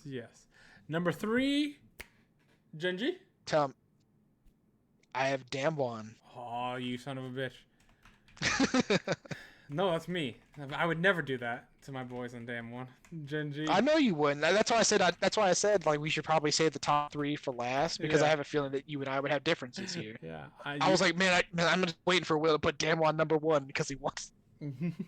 Because he thinks they're better. Oh, they are. I'm telling you, man. This Damwon team. Do you see how much? They need to prove it. Then they need to actually win. They've proved it. They need to actually. They need to beat the teams above them. They need to beat them. They proved it against everyone outside of Genji and DRX. Well, there you go. Oh, they should have beat DRX. Damn it. I think this. Oh, they should have. If they did, they would have moved up for me. Mm-hmm. But they didn't. Genji's lost to DRX and T1. I don't know. I just have a lot more faith in Damwon than I do Genji. But here's the thing with Genji, and I'll say right now, because just spoilers, I have Genji as my second place team. I assume so. Because here's the thing, Genji, their losses were back in like the first 2 weeks. Mm-hmm. And you all were giving me shit because I picked T1 to win, and y'all were wrong because y'all haters. But like you even said it that if Genji just didn't play that freaking engagement like a bunch of chimpanzees, they could have won. And then you'd be talking about them and DRX being the top 2 teams with only 1 loss. Yep. And DRX lost to KT. Oh man. Yeah. What Raptor said though, Damwon's playstyle is 5 times better than Genji. Oh, yeah. And a best of 5 bet on them over Genji. Oh, I agree. I agree with that. But I'm saying right now, like, because remember, this is how I do my power rankings. Like right now. Yep. That's fair. This is Genji, as right now as they're playing, are playing better than Damwon, and they're just a step below DRX. Damwon, if they show up and they crush Genji and they crush DRX, guess what? Damwon is going to be the number 1, and deservedly so. But they had the chance and they didn't do it.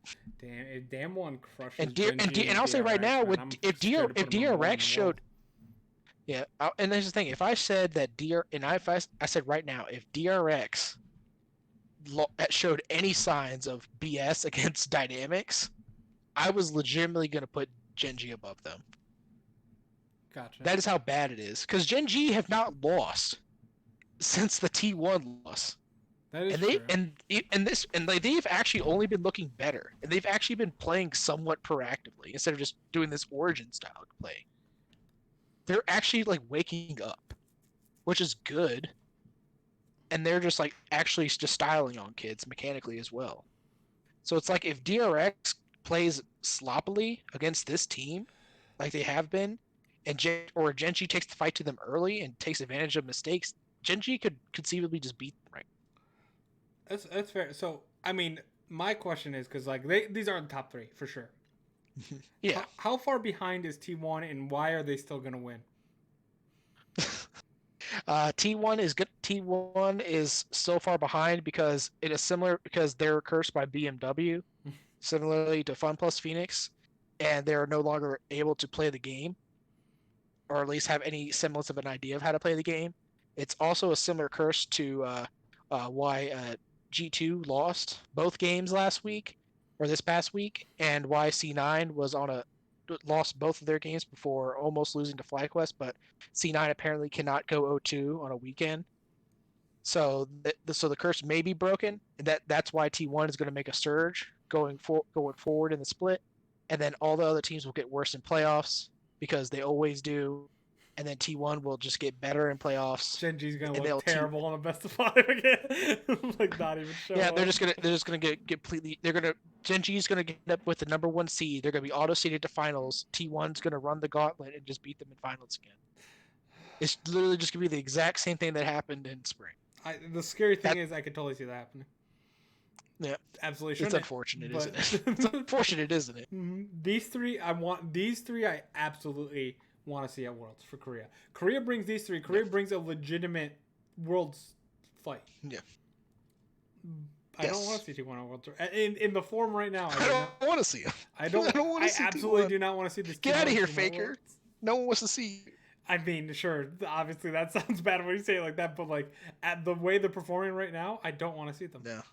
No, I mean, right? I mean, think about the alternative. It's like, oh, we don't get Faker, but we still get Chovy and Showman. Yeah, that's pretty good. Pretty good. And BDD, but I said that. I said Chovy, BDD, and Showmaker. BDD didn't come up. What did I say? What do you think? You just said Chovy Showmaker on the mic, and then BDD didn't come up. I was like, BDD out. Chovy, BDD. I literally went in order. Chovy, BDD, Showmaker. 1, 2, 3. But T1, I love memes, to be fair. I do love memes. But at Worlds, I want the greatest teams there because I want to have the greatest Worlds like of all time where every team's like super, super competitive. The greatest remote Worlds of all time. That's going to make me sad. But moving on. Let's go to predictions. C9 wins the championship and breaks the trophy. DRX moved up. Gen G for you moved up. Gen G for me moved down. Yep. And then Damwon for me definitely moved up. Up and up. Yeah, Damwon. I mean, to be fair, I had Damwon barely making playoffs, so I was also there with you. Yep. I mean, it was another case of misplaced fate. These damn teams. Alrighty, let's go to the predictions. Dragon X versus KT. Should be Dragon X, right? DRX. I mean, it should be. It should be, unless they bring out the SMEB support. I'm picking DRX, but my eyes are on. Yeah, if they lose to KT again, I'm dropping them. They're dropping a spot. What if they only lose? What if they only lose to KT? They beat every other team. They win the LCK. I'm kicking them off. I'm kicking them out. KT's just a kryptonite. I'm relegating them. Oh wow! I'm kicking them out of Korea. No one should lose to this KT team. Why is Korea so weird with this? I understand his PO sick, but he's not that fucking bad to lose to Bono and Malrain. Sandy has to come in for. Yeah, I'm not sure why. I never really noticed that, honestly. By the way, the games do start on Thursday this time. The schedule got changed. Interesting. I did not notice that until just now. So is there only 8 games this week? There is. Yeah, they finished. They go through the first round. They go through the first round robin, and then they start on Thursdays. Yep. It's only 8 games. It's only up until Sunday. Okay. I guess you don't want to go on my bed today. She scratched on my door, came into my room, and then like turned around, looked at me, and just wanted back out. Cool. Okay then. Interesting. It's like when someone's giving an interview and someone just walks into the background and then just like walk back out of frame. Yep. That's the best. Dynamics versus Gen G. It's got to be Gen G, right? Gen G. Yep. They too clean. Oh my god. Oh, here we go. I'm gonna kill this dog. She wants back in now. No, don't say that. You'll get kicked off Twitch. I'm sorry. I will never kill you, Sandy. Leave doggo alone. I love you too much. Now you wanted to come in, scope out the place, come back out, and then go back in. She wanted to make sure. She wanted to make sure the coast was clear. Ugh. She wanted to make sure she was decent before she came Look at that. She's like freaked out because someone just opened a door in the house. Like, what is up with her right now? What are you doing? It's fucking witchcraft here. Most boring prediction. Yeah, that is true, Raptor. But here's the thing: our some of our power rankings are different, so it may lead to some amount of spice. Yeah, And that's the only reason I'm leading in Korea, is because of those two Gen G games. Yeah, Damn One versus Sandbox. Yeah, it's gotta be. It's gotta be Damn One. Yeah. Oh man, you don't believe in Yamato height? No. I mean, yes, but no against Damn One. Here comes Sandbox. They're gonna out micro Damn One game. Okay, good luck with that. Tomato Canyon. Afrika versus Prince. I mean, Gatekeepers. So bad. Freaks win. The Rogue of Korea. T1 versus Hanwha. Hopefully T1. I mean T1 can't lose. If T1 loses this, I'm concerned. Yeah, I'm very. Well, I'm not concerned because I don't care, but you're super concerned. Concerned for T1's sake. All right. Here's the big one. We got a really good game actually. DRX versus Gen G. I will laugh if this is a 2-0 and it's not a good game. Yeah, this one has to be a 2-1. Not caring about T1. I'm like, well, T1 needs to make me care. I'm not just gonna. They don't just get the. They're not. Ugh. Words. You need to stop. I know. The English language is failing me. It's almost as if this is my primary language, but because I'm an American, I suck. They just shouldn't be expected to have people just care about them. I don't give a shit about legacy. What have you done for me lately, T1? Lose. Look like shit. Okay, so DRX. You were quiet. And I was like, "Damn it! Did I disconnect again?" No, you're fine. I was just oh man, debating. Raptors calling his shots. Gen G 2-1. We'll run it down now if I can already see it. Yeah, he said DRX should 2-0 them, so Gen G 2. Do you see it happening? I have Gen G pick. Woo! There we go. I got DRX. We got a difference. Oh yeah. Oh yeah. I bet. I had a feeling Will's probably gonna pick DRX this game, but it's like, this is do or die time for Gen G. This is their time to take their spot, to prove that they can be the best, that they can hang with an aggressive team, and to get revenge on the team that beat them in week 1. So do it, win, and I think they can. I think Ruler's playing out of his mind. I think him and Def is going to be a fun matchup to watch, and I think just lane by lane is actually going to be really fun. But I think it will come down to a bit of top jungle difference here. Okay. And the power points that DRX would normally have will be stuffed out by Gen G. Okay, fair enough. I mean, it's very close in my eyes, so. Oh yeah, I can see it both ways. I mean, this is easily match of the week for Korea. Easily. But what about Sandbox versus Prince? I mean, if Sandbox loses this game, I'll be concerned. I'm going Sandbox. Oh man, here it is though. Here's the real match of the week. The battle of our power rankings. KT versus Dynamics. I got KT. Oh yeah, KT versus Damwon. Yeah, our power rankings. We gotta check with Strafe. It might be T1 versus Damwon. It better not be. Because I picked KT to beat Damwon or Dynamics. Oh, so you said Damwon again. Haha. I'll keep that in mind when KT plays Damwon. Nope. No, I tricked myself. It's like, if it's so T1 versus Damwon, I'll pick Dynamics because it might be Damwon. Did you pick Dynamics? No, I did pick Dynamics. Woo! I went by my power ranking. Hell yeah. That's not as fun. I actually did too, but it's not as fun always doing that. Yeah. Sometimes you also went by your power rankings for the DRX game. I didn't do it there. Mm-hmm. Yeah. Wow. That's why it was a spicy pick. I should flame you like you flamed me there. I know. Well, that's the thing. I didn't say that I wasn't going to pick my power ranking. Oh. I'll do it mostly. In Korea, especially. Yeah. Because Korea is basically like, I'm just picking by whoever's ahead in standings. Yep. Okay. The match of the week. Match of the week. WE8K. That's really fun.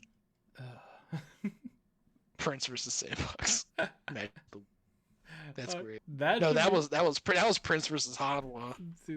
That series was rough. With that though, I think that concludes our LCK and our major regions. So you know what time that means it is. It's time for a bath. No, it's not. Yes, it is. Well, for you, because these regions are shit. No, they are. They have promise. Will's freaking wild cards. We're doing the wild card. The emergent regions. The wild card roundup. Yeah. All right. We got Brazil first. Pain Gaming on a losing streak. Or Pain Gaming beat Korea. Vivo Key took down Ents, which I predicted, by the way, because I'm a god at predicting the wild cards. Prodigy took down Santos. I did not predict that one. Flamingo took down Kaboom, which I did not predict, so just kidding, by the way. Furium took down VK, which I also got wrong.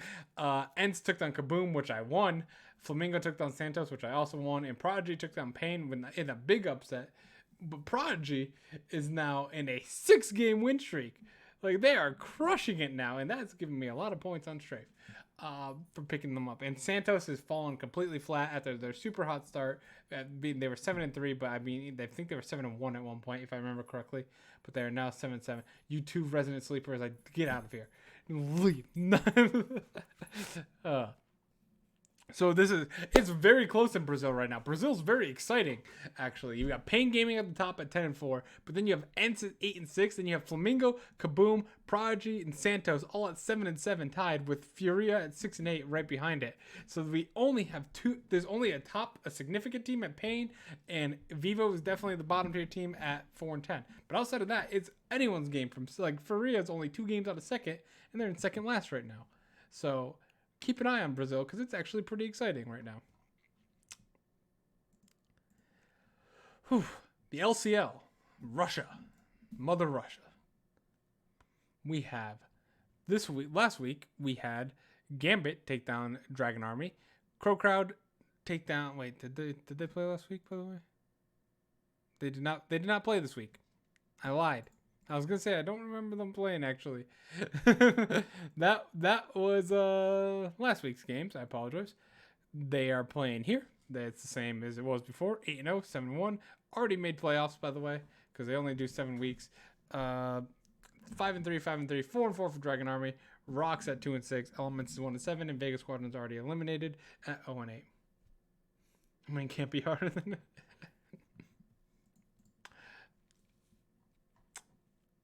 Summer season for the LJL, which is Strafe. Come on. This is the only region you don't have on Strafe, and I want it. I want to be my predictions with it. We haven't played yet. The LJL. We play this week. They had a 2-week break. They start this week.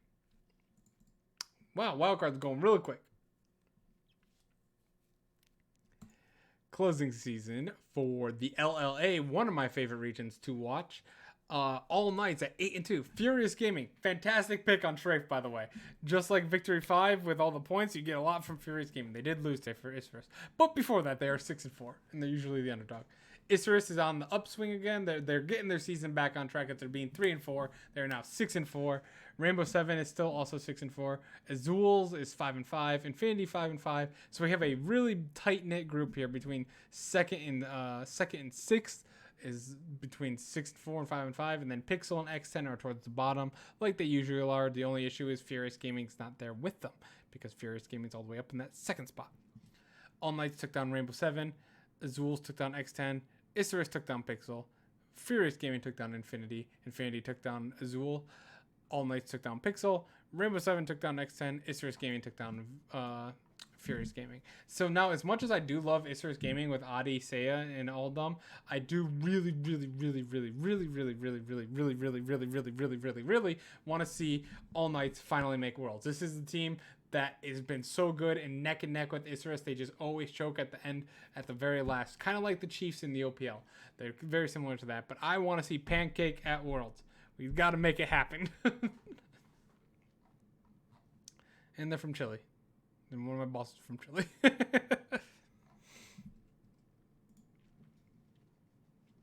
I generally want to throw SO4 and CLG into these regions and see what they can win NSP. They still find a way to lose. OPL Legacy with the 2-game win streak this week, but let's talk about Order taking down Mammoth, Legacy taking down Avant, Chiefs taking down Direwolves, who changed their logo. That is new. That is like literally when they do that. Oh, I didn't even know Schernfire rejoined as a coach. Cool. But when they changed their logo. Is there anything I can see about that? Doesn't look like it's been updated at any point outside of that. But cool, good job, Direwolves. I actually like that logo. The old logo is kind of like, it's nice because it's like nostalgic, but I kind of like that. Looks clean.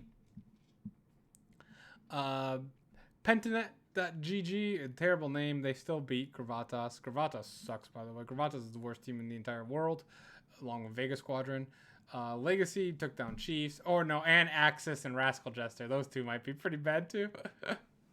Not as clean as Fnatic gameplay. Order took down Direwolves. Pentanet took down Avant. And Mammoth took down Gravatas. So Mammoth has now won 4 whole games, by the way. Just so you know. This team's on a crushing. They're crushing it. But Order is now on a 7-game win streak, shooting all the way up to the very top of the standings, or they're 1 game behind the top of the standings, but they're number 2. Pentanet also on a 3-game win streak.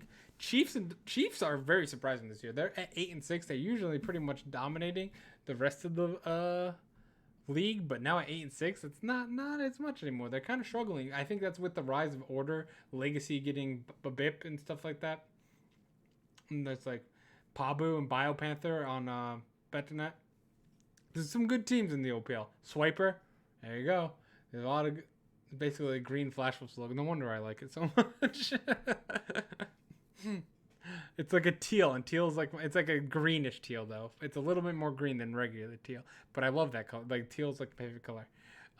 But yeah, look forward to these games in the OPL. They have a lot of good players in the OPL out there. Import them. I promise they'll work. Immortals Flash Wolves? Ooh, don't get me excited. The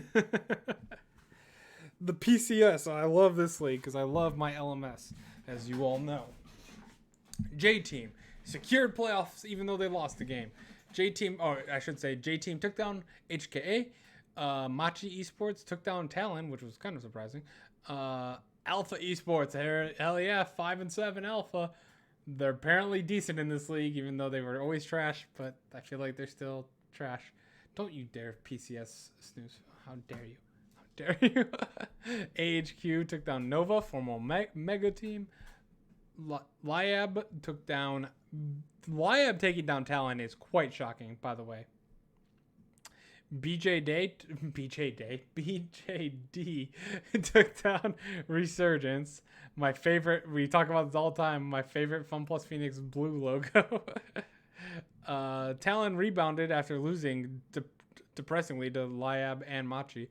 They rebounded and took down Alpha Esports. HQ took down J-Team in a slight upset. BJD took down Alpha. Machi took down Resurgence. Nova took down Liab, and HK took down Resurgence as well. So in the standings, J-Team is now 10-2. AHQ is at 9-3. Machi, former G-Rex, is 9-3. PSG Talon is with Hanabi on the team, so that means in Unified and Kawing, they're 8-4. They're defending champs. Don't know how Alpha's here. By the way, do you think? Hey, Raptor! Oh man, I'm using that emote. Side profile blue from plus logo versus Immortals green Flash logo. What'd you call it? I have to spend the point. I know. I was like, wait a minute. Did my thing not tell me that you subscribed? But you got the points. You got the points for Special Shark. Stupid Shark. I gotta change that emote for some. I have some ideas. I'm working with my friend Michelle. She's gonna draw me some stuff. But yeah, that's an inside joke with for stupid gameplay. Anyway, moving on. Alpha Esports. Do you guys think? I'm just saying. No one knows where Sword is. Do you think Sword is Sorb, the jungler on Alpha Esports? Does anyone know who he is? SW or B? Raptor, that's a perfect use of that. No? Damn it. Well, I tried to find him. They wouldn't be 5 and 7 if he was. I don't even know if he's their starter, to be honest. Bergea Dragons are at 5 and 7. Hong Kong Attitudes sadly at 5 and 7. Moonblack just never took off, man. The guy, I've always liked Moonblack, mostly because of his name and some of his play was pretty good. They have Eminem still as their ADC. I feel like that's enough to win, but I guess not. Nova 5 and 7. It's very depressing seeing Mega be exposed because I actually liked watching Mega in their few games at MSC because at MSI, not MSC. Mega did not make that tournament, by the way, but at MSI because I was like, I didn't watch any of their games because they were the only legit team from the Indonesian league or whatever it was called before. I can't even remember the name. Oh, like SEA league, where it was like a bunch of people, like their season started in Challenger. Like it was like your win rate in Flex Q Challenger or something like that. Like the top 8 teams from Challenger after a few months, like after like, or maybe it was a few weeks, then get put into a series against each other and then you play. It was like the most like shoddy league in the entire world, but Mega always dominated completely. Yep, Southeast Asia. Thank you. See. But Mega always dominated. And it was so nice to see. I like Rocky and G4. Like, those are the 2 solid solo lanes. It's kind of sad to see him slightly exposed, going only 5 and 7. To be fair, they can still bounce back. They're still in the playoffs at the moment and tied for 5th place. But they're definitely nowhere near the rest of the LMS region. Like, the top tiers of the LMS. Which were not that good, by the way, as well. Just to put in perspective. J-Team, when they had Fofo and the rest of them, was a really good team, but outside of that, not so much anyone else. YAB, they were the second best team in the C region. You see where they are now, 3 and 9. Resurgence also a C region, but they're 1 and 11 in garbage. Whew, only 2 more. TCL summer split. We have Istanbul Wildcats at 12 and 2 at a 9-game win streak. They got it. They got the wild card. The Wildcats have finally figured it out. I'm so happy that they're on this win streak. I've always liked this team when I was watching them. They were the Rogue Warriors. This is what Rogue Warriors could be. This is what they could be. Galacticos came out of nowhere and is at 10 and 4, and I appreciate that because they never look good when I watch them. Besiktas at 8 and 6. They're kind of falling apart still at 1 game loss. Dark Passage 1 game loss. 1 lost game. Dark Passage also at a 1 game losing streak. 1907 Fenerbahce Esports at 7 and 7. Pretty mediocre this split at 2 games, which is kind of depressing because they still have Hades as their ADC. So they're not pulling it off too much. Please, Lord. Ronin at 7 and 7. I'm just gonna call him Supermassive. Anytime from Turkey, but any team from Turkey, but Fenerbahce. You want any team from Turkey? I would love Dark Path, but give me Istanbul Wildcards. This is a team that I really liked. That we're gonna do history of Wildcards as William knows it. Oh no, let's not do the Wildcard Academy. I don't think we need to go that far down in my watching league, but look at where Istanbul right here, 7th. They went 7 and 11. I thought they were so much better than that. 2020, they finished 9 and 7, like on a 4-game win streak to make it all the way to the finals. Like this team was out of the playoffs. They were at 5 and 7. They were completely out of the playoffs, and then they go to the playoffs, go 3-0, and then they got 0-3 by 1907 Fenerbahce, which was kind of sad. They went on a 10-game win streak essentially to get to the finals, which was amazing. And now they've made it all the way top. Just to spare the casters. They don't have to say it anymore. Listen, they're just Supermassive. Papara. Supermassive. But we could just call them Supermassive because that's better. They're 7 and 7, pretty mediocre. They're on a 4-game losing streak, by the way. They've lost a lot recently. like the fact that they're tied with 5 Ronin is kind of depressing, but they got Husky Rider, which is a pretty great name. I don't know who he is, but the name Husky Rider, good idea. It's a cool one. Team Aurora and Royal Youth are both eliminated from playoffs already, by the way. VCS. Gigabyte Marines burned me. I should have picked them. I picked Cerberus just because Cerberus had like never lost a game pretty much. And now they've lost to Gigabyte Marines, and I was like, oh, damn. I should have always... Why did I not pick with Levi? I always pick Gigabyte Marines. I love them. Team Flash take down Team Secrets in the game.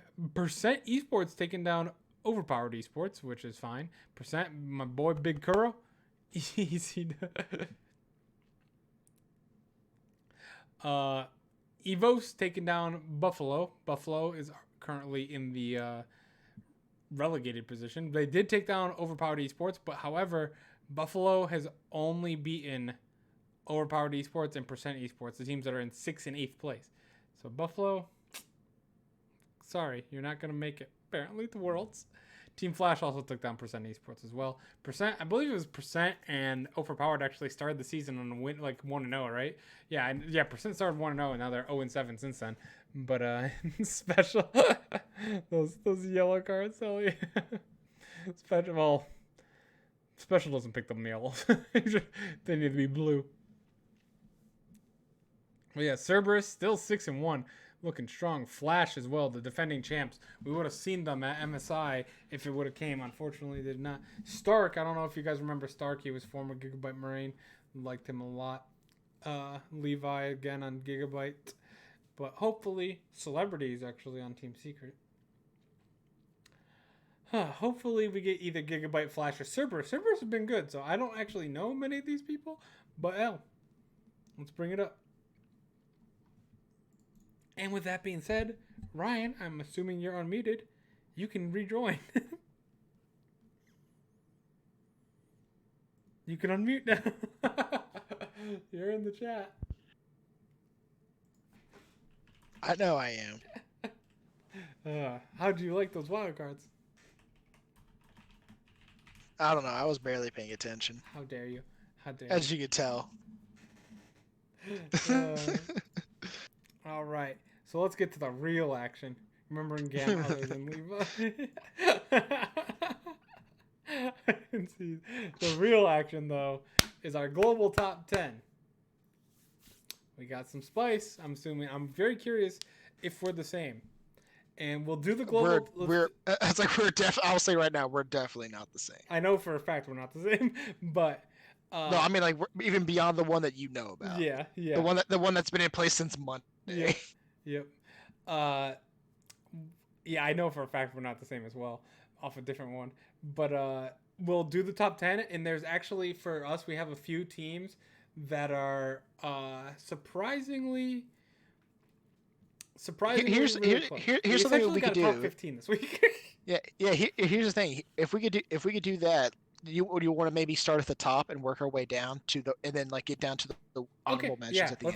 Let's do that. Because otherwise you might spoil some things if we give honorable mentions. It's like, oh wait, you have them here? Yeah. I have them on my list. Yep. All right. So let's start from the top this time. Let's do it a little differently. Number 1. This is gonna be fun. On my list is still Top Esports. I know where they are on your list. Yeah, and you know that I have Top Esports as number 2. Yep, because you're number 1 is Victory 5. Did you ever think you'd be putting Victory 5 as the number 1 team in the world?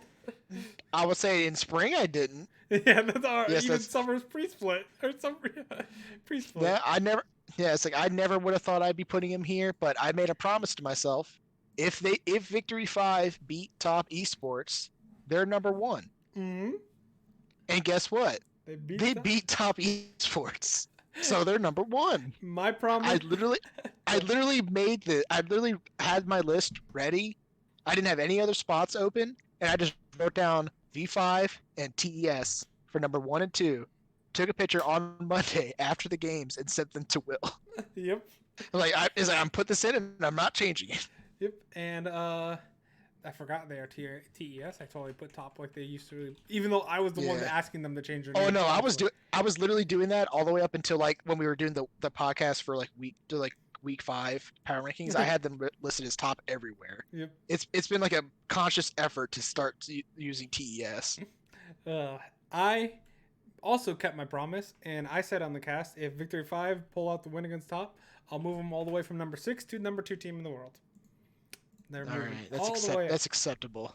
That's acceptable. They beat top. They're the only team to ever do that, and they're damn good. Yeah. It wasn't really a fluke. It was a very good series. They're super good. They're really good. God, I just want to see the finals. I want to see V5 versus top finals. I agree. That's gonna be such a good league. All right, I'll do. Watch it be JDG versus IG, and I'll hate myself. No, IG versus Sunning. No, it's because it's top and V5 are somehow gonna meet in playoffs early and knock each other out. It's possible. I don't know how it's gonna play out. Number 3 though. My number 3 is JDG. They've fallen. My number 3 is also JDG. They've fallen because V5 is amazing, but you actually had them rise up. You had them 4th. I had them 2nd. Yeah, that was only a little bit. I mean, they deserved it. They beat Fun Plus Phoenix very convincingly. They had the 2-1 series against Vici, and but now they still won. 8 series win streak, I believe it was, or 6. Yeah, I want to say, are they probably they have probably the longest active win streak now, besides like maybe Sunning. Sunning is like 2nd. Yeah. Sunning has 6. JDG has 8. Yeah, top had the longest, and then V5 broke it. Yep. So I mean, JDG's completely come back after their embarrassing MSC and then embarrassing starts this summer split as well. Sunning is in finals for sure, as long as Ryan is hating them. Yep. I mean, it's probably. I mean, watch the finals be like WE versus Sunning, and I'm just like, well, I guess I'm just not gonna watch this. I'm not even gonna watch it. I don't even care. Who's your number 4? My number 4, and I know for a fact you don't have this. This is gonna be wild. In fact, you could say it's crazy. In fact, you could say it's mad. I have the Mad Lions number 4 in the world right now. Oh, that's a pog. I was also gonna say it's Carzy, but that would have been given it away way too early. Well, to be fair, I got it the second you said it. But yeah. Yes. Impressive. I will say right now, the reason I have them this high is almost entirely because of Korea underperforming. Gotcha. Okay. Korea, in my mind, is like I've given them the benefit of the doubt. The more and more I've watched them, and then Mad coming out this week and just taking care of business and looking like absolute beasts. Like no, Mad could probably beat them, just straight up. Like the only thing you could maybe do is like if DRX tries to skill check them repeatedly and maybe Mad croaks, but I feel like even then, Mad plays smarter. Mad knows how to play the game. Mad knows how to draft for what they want to do, and their individual players are still really good. So they've earned this spot. Nice. Other regions can step up if they start actually stepping up. Mad can drop down if they start dropping down, but that's the nature of any power ranking. But right now, this is where I have them. Okay. Do you have Mad on your list? Mad is on my list. They are number 6 on my list. They've moved up. Okay. They've moved up. Yep. I'm feeling pretty good about this team, though. This is my number. This is like one of my best teams to take down China. Yeah, this is literally what I was racking my brain over this entire time. Was like, I literally looked at like pretty much the Korean teams that I have on my list, and like, where do I put them? Do I just drop them like, kind of like where I had them last week? It's like no, because I really don't think they're that good right now. And then the more I looked at some of these other teams, I'm like, could they beat them? You know what? I think they could, and that's how this list came out. All right, I like it. So my number 4 team is DRX. Okay. They've dropped. That's acceptable. I think DRX is still pretty solid. Yep, and I have DRX number 5, just under Matt. So mine is the same. So basically, they did not move. Yep. Oh yeah. Sorry, that's not a downgrade. That's a stay. Yeah. So they dropped one because Victory 5 skyrocketed all the way up. I had them number 6. They've moved all the way up to number 2 for me. So they did drop one. Same with JDG. The team that stayed the same for me though is Damwon. I still have at number 5. They obliterated both their opponents today. There's no way for me to downgrade them, or today, but this week. Yep. I didn't put much weight behind the teams at Damwon. They kind of just played to expectations in my eyes, which is good. Okay. But they kind of fall just by the nature of the teams that end up rising above them by outperforming my expectations and just being good consistently. So I actually have Damwon at number 7. Number 7. Okay. Yep. Because my number 6 is Gen G. Gen G number 6. That's pretty high up. From being unranked. Unranked at number 6. I had to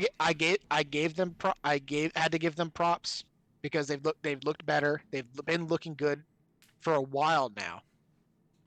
And they, especially this week, just the way they played, just looked a lot more sharper, a lot more cleaner. Mm-hmm. And they still have the only loss they have is a DRX, so they're below, but they still have a win over Damwon, so they're above. Similar to my power rankings in Korea. I just want to toot my horn a little bit still. I was mocked at putting Damwon and JGG at 4th and 5th 2 weeks ago. Look at them now. They're still there. It's like I'm being mocked, and they're still there. It's like, to be fair, I was mocked for like 20 minutes. It doesn't matter. You're still being mocked. The reason you're being mocked is because where you had Victory 5. That is fair. That's where you're being mocked. No, that's not true. That's exactly why. That's exactly true. I was mocked for putting Damwon that high up and JDG as well that high up. Yeah, I mean, I'm still gonna mock you. Oh, for sure. Victory, because you were doing it last week. You're putting them above Victory 5. Mm-hmm. Now they're not. Exactly. So you were wrong last week, and we were right. Mm-hmm. Gen G for me is back on my list as well. They're number 9. Oh, okay. I was gonna say, would you put them in 10? Oh no, 9. I think I might know who your number 10 is. Raptor, how dare you? I know I'm stupid. This is true. My power ranking. This is true. Legit. So it's me because number 7. My number 7. I was about to say Sandbox because I was looking at my Korea. Yeah, it's 10 in the world. Number 7 is IG. Okay. Moving on. This was actually pretty close for me, but they did actually move up, but they're at number 9. Gotcha. Yeah, they're there. Yeah, I'm not going to freaking reward them for these wins. Yeah, well, if they win this week, they're winning, so they stay on the list, but they're not going that much higher. The only reason they went up is because of some changes. It's because of changes to everything else around them. I've noticed we both have 2 similar teams that have not shown up yet. But the IG, if they win this week though, against V5 and top, they're going way up. Possible number 1, depending on how well they beat them in that case, but at worst number 2, number 3. We'll see. All right, you do this one because I've done a lot of them. You do your number 8. All right, my number 8 is C9. Yep, C9. So you kept them the same after their loss. Yep. Mine is also C9. And this is another thing that kept me from doing my power rankings because I needed to see how they did against FlyQuest. Gotcha. Because if they lost again, or even if they showed the same mistakes, I would have dropped them. But they stabilized and they came out and they looked good. So they don't. And here's the thing: if they had bounced back and they had gone against EG with the same amount of fire and results that they did against FlyQuest, and they just crushed them.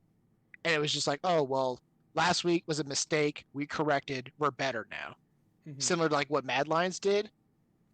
I probably would have jumped them up like Mad Lions. Gotcha. But they didn't. They had a shaky day 1. They turn around day 2. Good. They stabilize. If we see more from them or from other teams start to kind of goof around a little bit too much, Maybe they can move up. But right now, they kind of just have to stick here for me. Okay, that's fair. I also kept them at 8th. I think the same thing. I think you made a lot of the points. Is that mostly they were going to go down, but a few teams faltered around them as well. Like they kind of stabilized themselves by no one else faltering around them or people faltering around them, and then also stabilizing themselves. Yeah, exactly. Because if they lost, they definitely out. Oh, absolutely. Because that's 3 in a row. Because now we both do not have LGD and Fun Plus Phoenix in here yet, and there's only one pick left. Do you want to do 10th or do I want to do 10th? I know for a fact we have this different. I don't know for a fact. I'm sure. I'm sure we do. If we have this same, I'm gonna be stunned. I mean, I was the one who just shared C9 in 8th, so I guess it would be your turn. Okay. My number 10 team in the world. Want to take a guess? Go right ahead. I would love to hear it. No, you gotta take a guess on my number 10 team in the world. On your number 10 team? Is it Sunning? It's Sunning. I knew it. Oh my god. This is what I was talking about before when we were pre-podcast. I'm like, I can't pick this, Ryan. What am I doing right now? Yeah. I need help. Here's the thing, Will. Mm-hmm. Here's the thing, Will. No. For my number 10, I almost picked Sunning. Oh, thank you. Almost. I was so tight. I was so torn on this one. I legitimately was like, LGD, no, they need to earn it back. FPX, no. I had them at number 2, but the losses they took and the way they played, they can't stay on my top 10. Mm-hmm. Spoilers, neither of them are my top 10. Me too. Sunning, I was like, I can't. That's why I was telling you. It's not. Just pick it, and I'm like, dude, I don't know what we're talking about. I don't know if you know what I'm talking about. Yeah, it's literally not even a matter of principle. It's just like I can't. Just based on how they've looked in their wins, even though it's the similar thing to IG, but the difference is I've seen IG's highs. I've seen what they can be, so they get benefit of the doubt. Sunning, no. Not yet. All right? I'll give you that. Not yet. But right now, no. Who's your number 10? My number 10. Do you want to take a guess? I've just gave you a whole bunch of clues of who it's not. Rogue. It's Rogue. Yes, that's exactly what I was debating in between. It's Rogue. We were in the same boat. We just went opposite ways. Yeah. Rogue is... I know it's the kind of the joke, but... And I know it's more of a freaka in Korea, but Rogue is just kind of got the same benefit that Gen G did. Rogue has been consistent, and they have looked good, and they've been getting better. And I give Gen G the benefit just because some of the nature of the teams that they're playing, historically speaking, etc. Maybe they could have gone down, but if I brought them down, I would have had to bring the rest of Korea down with them. And Rogue, unlike Mad Lions, who have seen playoff 4 Mad Lions, they could beat G2 in a playoff series. They could make finals and stuff like that. They could be really good, and they've looked even better than they did in spring. This is like the first time Rogue has been a legitimate top 2 team. They've been good. They've been playoff team, but that's about it. No one ever picked them for anything, and now they're actually starting to show that they belong. So based on performance, consistency, and just the nature of some of the teams they've beaten as well, they get a top 10 spot. That's fair. I just want you to know they're running antivirus software after this because apparently Raptor hacked into both our computers. Because he did get both right as well. I mean that's very interesting considering that I did not write any of these in a PC. Yeah, you did. You wrote them. I actually write down my picks. I do on paper with pen. Because I'm an old man. Because I'm a boomer. I'm a boomer. I don't trust these damn computers. I mean, you saw what happened to my old computer. I can't even be on the damn podcast with that computer. Nope. I had to be on my phone. And it's so much better now. I don't even know how. This is the best week it's been, too. Yeah, you only... I only disconnected once. Yeah, the best part is that we both had the same... That's what I was debating. I couldn't decide before this podcast. I was like, Gen G probably, they get 9th. And I'm like, 10th, Sunning or Rogue. I had a Yeah, few others, but I'm like, it comes down to Sunning or Rogue. It has yeah, to. And I'm like, do I really pick Sunning? And I'm like, best of five? I'm like, I guess I see Sunning? Like, yeah, what am I doing right now? yeah. I'll say the other one that I was debating, besides the ones I named, like FPX, LGD, because they were already on the list and I knocked them out based on performance. Yes. And like Sunning, Rogue were the two I was mostly debating, but the other one was Origin. Ooh, they're not on my because list. or, because Origin, like their record wise, they look bad, but it's like they're kind of like the borderline team right now. Where I mean, they've beat G2 twice, and how much that means, I don't know. But they've looked okay. They looked okay. They're really shaky on and off. And this past week, they looked good. They looked a lot. They looked better. How much of that was the teams they beat? I don't know, and that's why they're not on the list. So But for they're a consideration Gotcha. somewhat. Okay, so Origin actually was not in my considerations.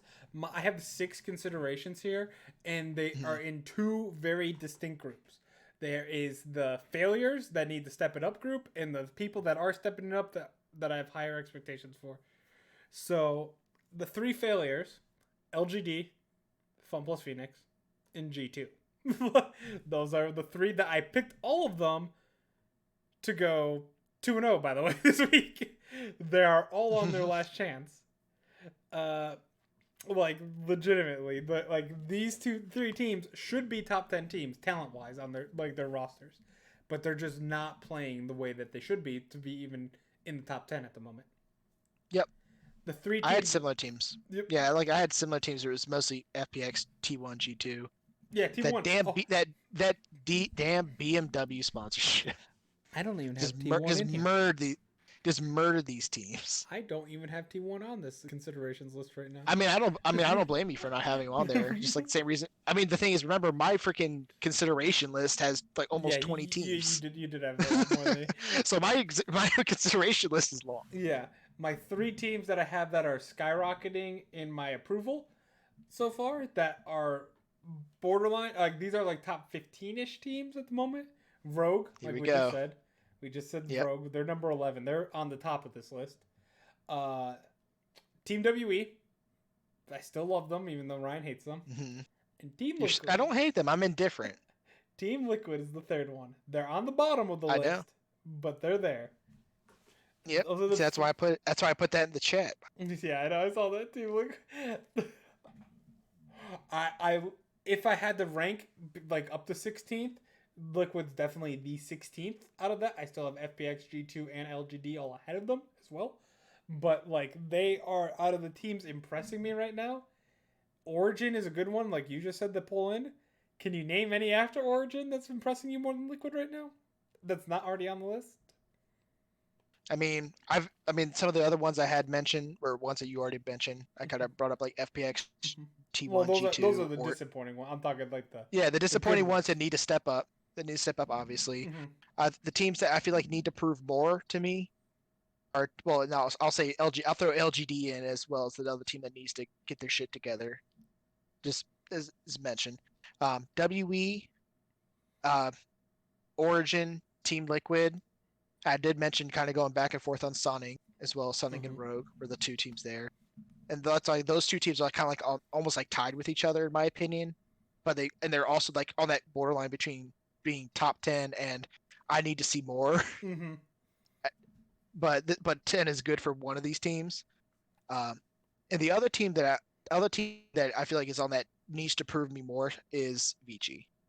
Ooh, yeah, I Because forgot about that. I say Vici is in playoffs right now.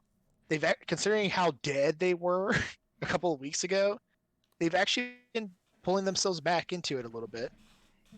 Like I said, I'm not gonna be the one to put them like, oh, they're top 10 after 1 week. No, they have a lot of work to do from into consideration, and even if they make playoffs, unless they like really start beating some serious competition, they probably won't even make top 10 before and globally before playoffs come around. Mm-hmm. But I say they're right out there with them. LGD is kind of like fallen. Teams like LGD, FPX, have kind of fallen back in China, and it leaves teams like Vici, WE to actually step up and potentially take their spot. Team Liquid, like I said before, a 2-0 week, like I said last week, a 2-0 week for Liquid this week, it would be good to see from them, but I need to see more before I put them in any Oh, I consideration wouldn't put them in top for 10 after a top 2 10. week. No, they. Yeah, and it's like that, so like this is a week where they can really prove it, and it's like if they prove that they can not only hang with C9 but potentially beat them, even in a best of one, that could mean a lot. But if they come out and they just get smoked by C9, then probably not. Yeah, they're back. So And my this and question. I put them like on the same cusp as Origin right now, where I think both of those teams are on the That was my up question. right now, but they need to be on the up for a few more weeks before I can legitimately put them in consideration for any Gotcha. sort of top 10 So if spot. you had to put it between Team Liquid and Origin, who would you take in best of 5 right now? In a best of 5 right now, Tomorrow. Origin. Origin, okay. Team Liquid and Vici. Alfari's too strong, He man. is very strong. Team Liquid versus Vici. You were talking about a guy who would destroy Impact if Impact plays bad. Yeah, that is true. That is true. He would annihilate But him. Core JJ versus Jack Troll. Well, it's upset versus tactical, so it kind of evens out. That's fair. That's fair. And Xerxes might actually do things, unlike Brox. Do you have Team Liquid better than Vici right now? Better than Vici right now. Mm-hmm. It's close. Yeah, I think so. Okay. I think it's hard. It's hard okay, to say. So basically, for the most part, I mean, it's like, well, Vici, they did take a game off of JDG. They did. But it's like but the thing is, I don't necessarily think JDG is super good. But that's just me. Third best team in the league. I think JDG gets away with some shit, but they do. That's neither here nor there. But I think that's pretty much like I said, like Team Liquid won't make top 10 even if they go 2-0 because the teams above them that are the disappointing teams, the LGD, FunPlus, Phoenix, and G2, I picked them all to go 2-0, and if they do, then all of a sudden Team Liquid's falling behind. Because those guys are better than Team Liquid. The only reason Team Liquid's in contention with them is because they're having such miserable seasons, and Team Liquid's doing really good. So the second they bounce back, and I'll say my predictions, or rather my power rankings here, actually did somewhat color my expectations in my some of my predictions. And that's why I have Road 10, is because I think that they will come out and they will beat G2. Fair enough. And that in doing so, they solidify, and by doing so, and then they will actually solidify themselves perfectly into that top 2. I said the same thing. If Rogue beats G2, they're solidified for me. They would absolutely pass Sunning. Unless Sunning beats V5. Yeah. And then that becomes a whole other issue, because then I have to actually see the games. Yep. And then it becomes a mess. Like right now, I'm feeling. How many teams are you confident in saying they have a good shot to win Worlds on your list of top 10? Because mine is shrunk. I was like, to win Worlds. Yes. So I think the teams to actually win Worlds is 2. 2.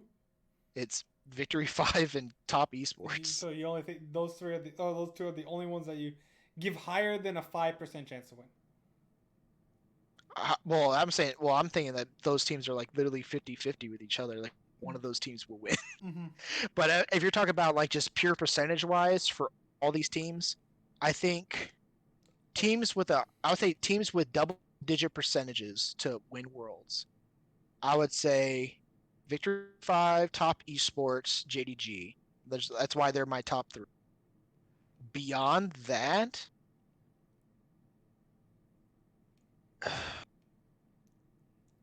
I think those are the only ones I have as like double-digit favorites, and JDG is like maybe like below 20%. Gotcha. I'm actually like the other that's how high I am on Victory 5 and Top Esports right now, and how domineering I think they'll be over everyone else. To be fair, that is a good point. For me, I guess I'm more lenient towards the other teams because I have a little bit bigger of a list. I would say 6. Well, my list is bigger than yours, but I'm realistic. Yeah, I would have 6 teams that I think can win Worlds right now. I think Top and V5 are the 2 heavy favorites, but I can see JDG, DRX, Damwon, and even Mad Lions winning Worlds right now. Yeah, that's fair. But my reason with that is that I can't see a team like Mad Lions is still like they're like that's kind of the thing going against them and against C9 to an extent is best of ones in a region that's somewhat unproven. Okay. especially in like in the current. Well, it's not even so much unproven, especially for Europe, but like the form of these teams is how much of these teams are the teams getting better, and how much of these are the teams actually just being bad. So it's kind of hard to tell. Mad has been good just simply by eye test, and just like how C9 has looked good by eye test, just by watching these teams. And they've still had some stinkers, like Mad versus Misfits, and then Misfits turn around and freaking and stink up the joint this week. C9 likewise. Bad game, bad draft and game against 100 Thieves. Bad draft and game against Evil Geniuses. Right after that, 100 Thieves 0-2. Evil Geniuses day before stomped by Team Liquid. Ironically, both of those teams lost to Team Liquid, and now Team Liquid plays C9. Yep. So it's a very interesting thing. And the reason why I can't even really give that much of a chance to DRX, Gen G, and Damwon is that I don't even know what these teams look like if they're all out. If they're all out, best form, how do these teams look? And they haven't done it enough and stringed it together enough for me to say, oh yeah, they could beat top esports in Victory 5. I think Damwon. Maybe I overrate Damwon, man, but I just them on their highs is like old IG.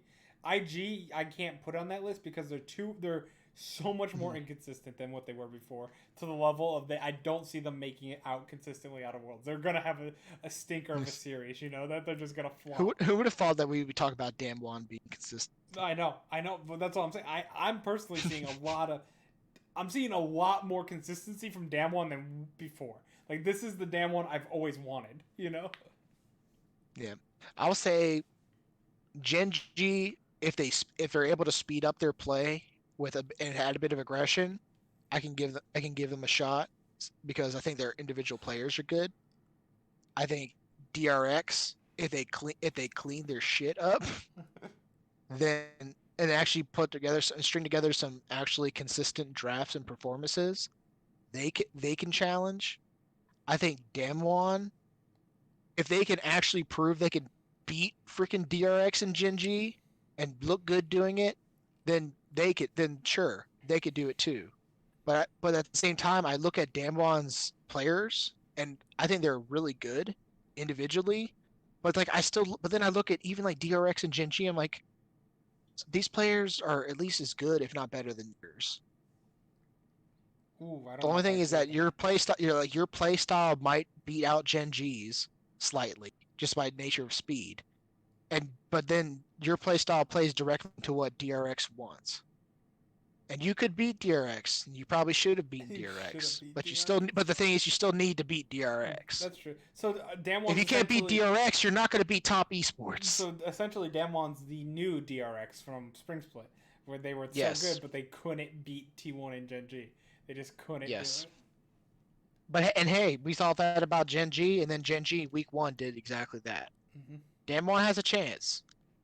And they have a chance here in the second round robin. They have a chance in playoffs. Damwon's just raw talent. They need to do it, though. They need to do it. It just gets me so excited watching Damwon. The just pure, unfiltered raw talent that they have. Yeah. But they need to do it. They need to actually play to that and actually win and actually close these games. They can't be pulling these stupid blunders, like these late game goofs that DRX can take advantage of. Gen G is going to have a field day with. Even if you get ahead on them early.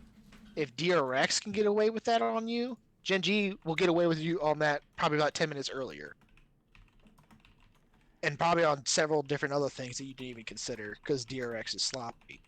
The DRX's players are just so good. And they had a head start on how to play the game as well. Look who showed up at the very end of the podcast. Oh my god. It's Mr. Idol, who's on my side. It's very rare. Oh, I know. Oh yeah, Ghost has been smurfing, but I don't put him above Deft and Ruler. Like Ghost. Is that fair? That's fair. That's fair. Is Ghost better than PP God? No. Well, so is he better than Jackie Love? No. Well, you can't say anyone's better than the PP deity himself. Well, exactly. Well, guess what? Those are the teams you have to beat to win Worlds. That was the question. That is true. So guess what? You can't do it, you ain't winning. You can't even beat the teams in your own region. Okay, that's fair. That is true. No one is better than PP God. This guy is handling karma support like an engaged carry. Oh man. That was actually awesome to see. I was worried. I was like scratching my head at the draft from Victory 5 in Game 2 versus Top Esports, and like, why would you put? It's like the same reason like why would you put Knight on Karma mid? And like, why would you put TP God on Karma support? We just hate karma. And then then he like flash exhausted Yeah. Jackie Love, and then freaking tethered him and just locked him in place, and then they just killed him. Man, PP God is amazing. Yeah. Man, I don't like shut up. And then it's just like it's like if he had a flashback of like just spring split not paying attention all during summer. He's I like, know. we have V5 at number 1. I have number 2. I have Sunning in my top 10. Like, I know. Hey man, no, it hasn't got 11? crazy yet. Sunning hasn't made it to my top 10. That's when the world ends. Well, they're number 11 on your list. Yeah, that's true. They're unofficial number 11. I don't have them written down anywhere. I don't. Other than just like a general list of players. Oh. Yeah, we're still on him. Are you kidding me? Why would we be off of PP God after he literally just beat the number 1 team in China and the best team in the world? By like that's the last time we get off him. We're gonna ride the PP all the way to the sunset. You had to say it like that. I mean, I phrase it like that on purpose. Oh, obviously, the guy's name is PP God. Get over it. It's amazing. I love every bit of it. Jesus. Oh. A pagan deity. So yeah, that's pretty much our top 10 this week. Victory 5, number 1. Victory 5 is winning worlds. I have them coming in I said it in week 1 as a joke. It's coming true. That's the best part. It's like actually just coming true right now. Oh man, let's see. Let's invite. Idol's joining in about like at like 1:30 in the morning here. Mm-hmm. He's like, oh man, they're probably only like 2 hours into a 6-hour cast. Probably haven't missed anything. No. This was like the perfect cast in the sense of I thought we had some really good conversation, but I think our timings were really good today. Like I don't think we overextended too many things, and like mostly North America. That always happens though. But like I think like 4 hours 30 minutes is very solid because I like to do like the hour per pod or per region. Like I used to do hour per podcast. So like an hour per region and then like 15 minutes for wildcard, maybe 30 minutes for that. So like 4 hours 30 minutes, 4 hours 45 minutes is about exactly where it's like the perfect level of casting. 7 hours like we did the other day, a little too much. I don't know how did the hell did we go on 7 hours? CLG. And we didn't even have. Yeah, and it's like we literally didn't even have LEC to talk about. Yeah. It was just, what the hell? It was a lot of talking about. We did NA was over 2 hours. That was one of the main reasons. But well, I mean, it's North America. It's the home region. 13-hour rants when world groups are on, dude. Oh, God. Oh, I'm not gonna lie. This is why I actually really hope Worlds goes through as planned, because I love doing like top teams, the Worlds, like players to look out for, group draw discussions. I love that shit. I eat that shit up. It's so fun. It's like the culmination of all of our top 10 power rankings in global, and then like translating that to all the teams at Worlds. Oh man! All right, I absolutely love Worlds, but I love that especially with my wild cards because I get to tell you all about the wild card teams and why they're gonna possibly succeed. It's awesome. Well, and in 3 weeks the stakes will be way higher for sure. The reason why I was quiet there is I was copying a link to the Discord because I absolutely wanted to put the Discord in the YouTube link when I upload this. But that being said, I think it's time to wrap this up. In almost already, except for Korea, I guess. Yeah, it will be exciting to see how these last few weeks. There's 3 weeks left in every region, pretty much. It'll be really exciting to see how they play out. Our power rankings, for the most part, I think have been pretty decent. We had a little bit of a crazy one in week 3 where we had a lot of new teams joining, but like outside of that, we've only had like 1 to 2 teams joining per week from on, and it's like just I think we're nailing it for a bit. Is this over? Not yeah, I know. You literally came in when we finished our top 10. Like, yeah, this is what I just said, dude. I said like, oh man, he's coming in expecting it. He's like coming in expecting that. Oh man, I'm probably catching him right in the middle of the cast. Probably still 2 hours left to go. Idol literally mentioned something as we finished, as we were wrapping up. Like we just finished the top 10. Yeah, we actually started at a very reasonable time today. And somehow did not end up despite C9 dropping a game. I did not like hold the freaking podcast hostage to rant and for 5 hours. And not only that, it's William also has to go to work and like do I talked to myself for third person, but like usually I did the LPL podcast, so it was only like an hour. So like if I started at 10 to 11, it would be like, like midnight is when it ended. Now that I know these podcasts pretty much at minimum go 4 hours outside of last week because I was up north and you weren't here. So it was like a double negative to it. So like they start usually at 9 p.m. Eastern Standard Time now at latest. Usually like 8:30, 9 p.m. is when I start it.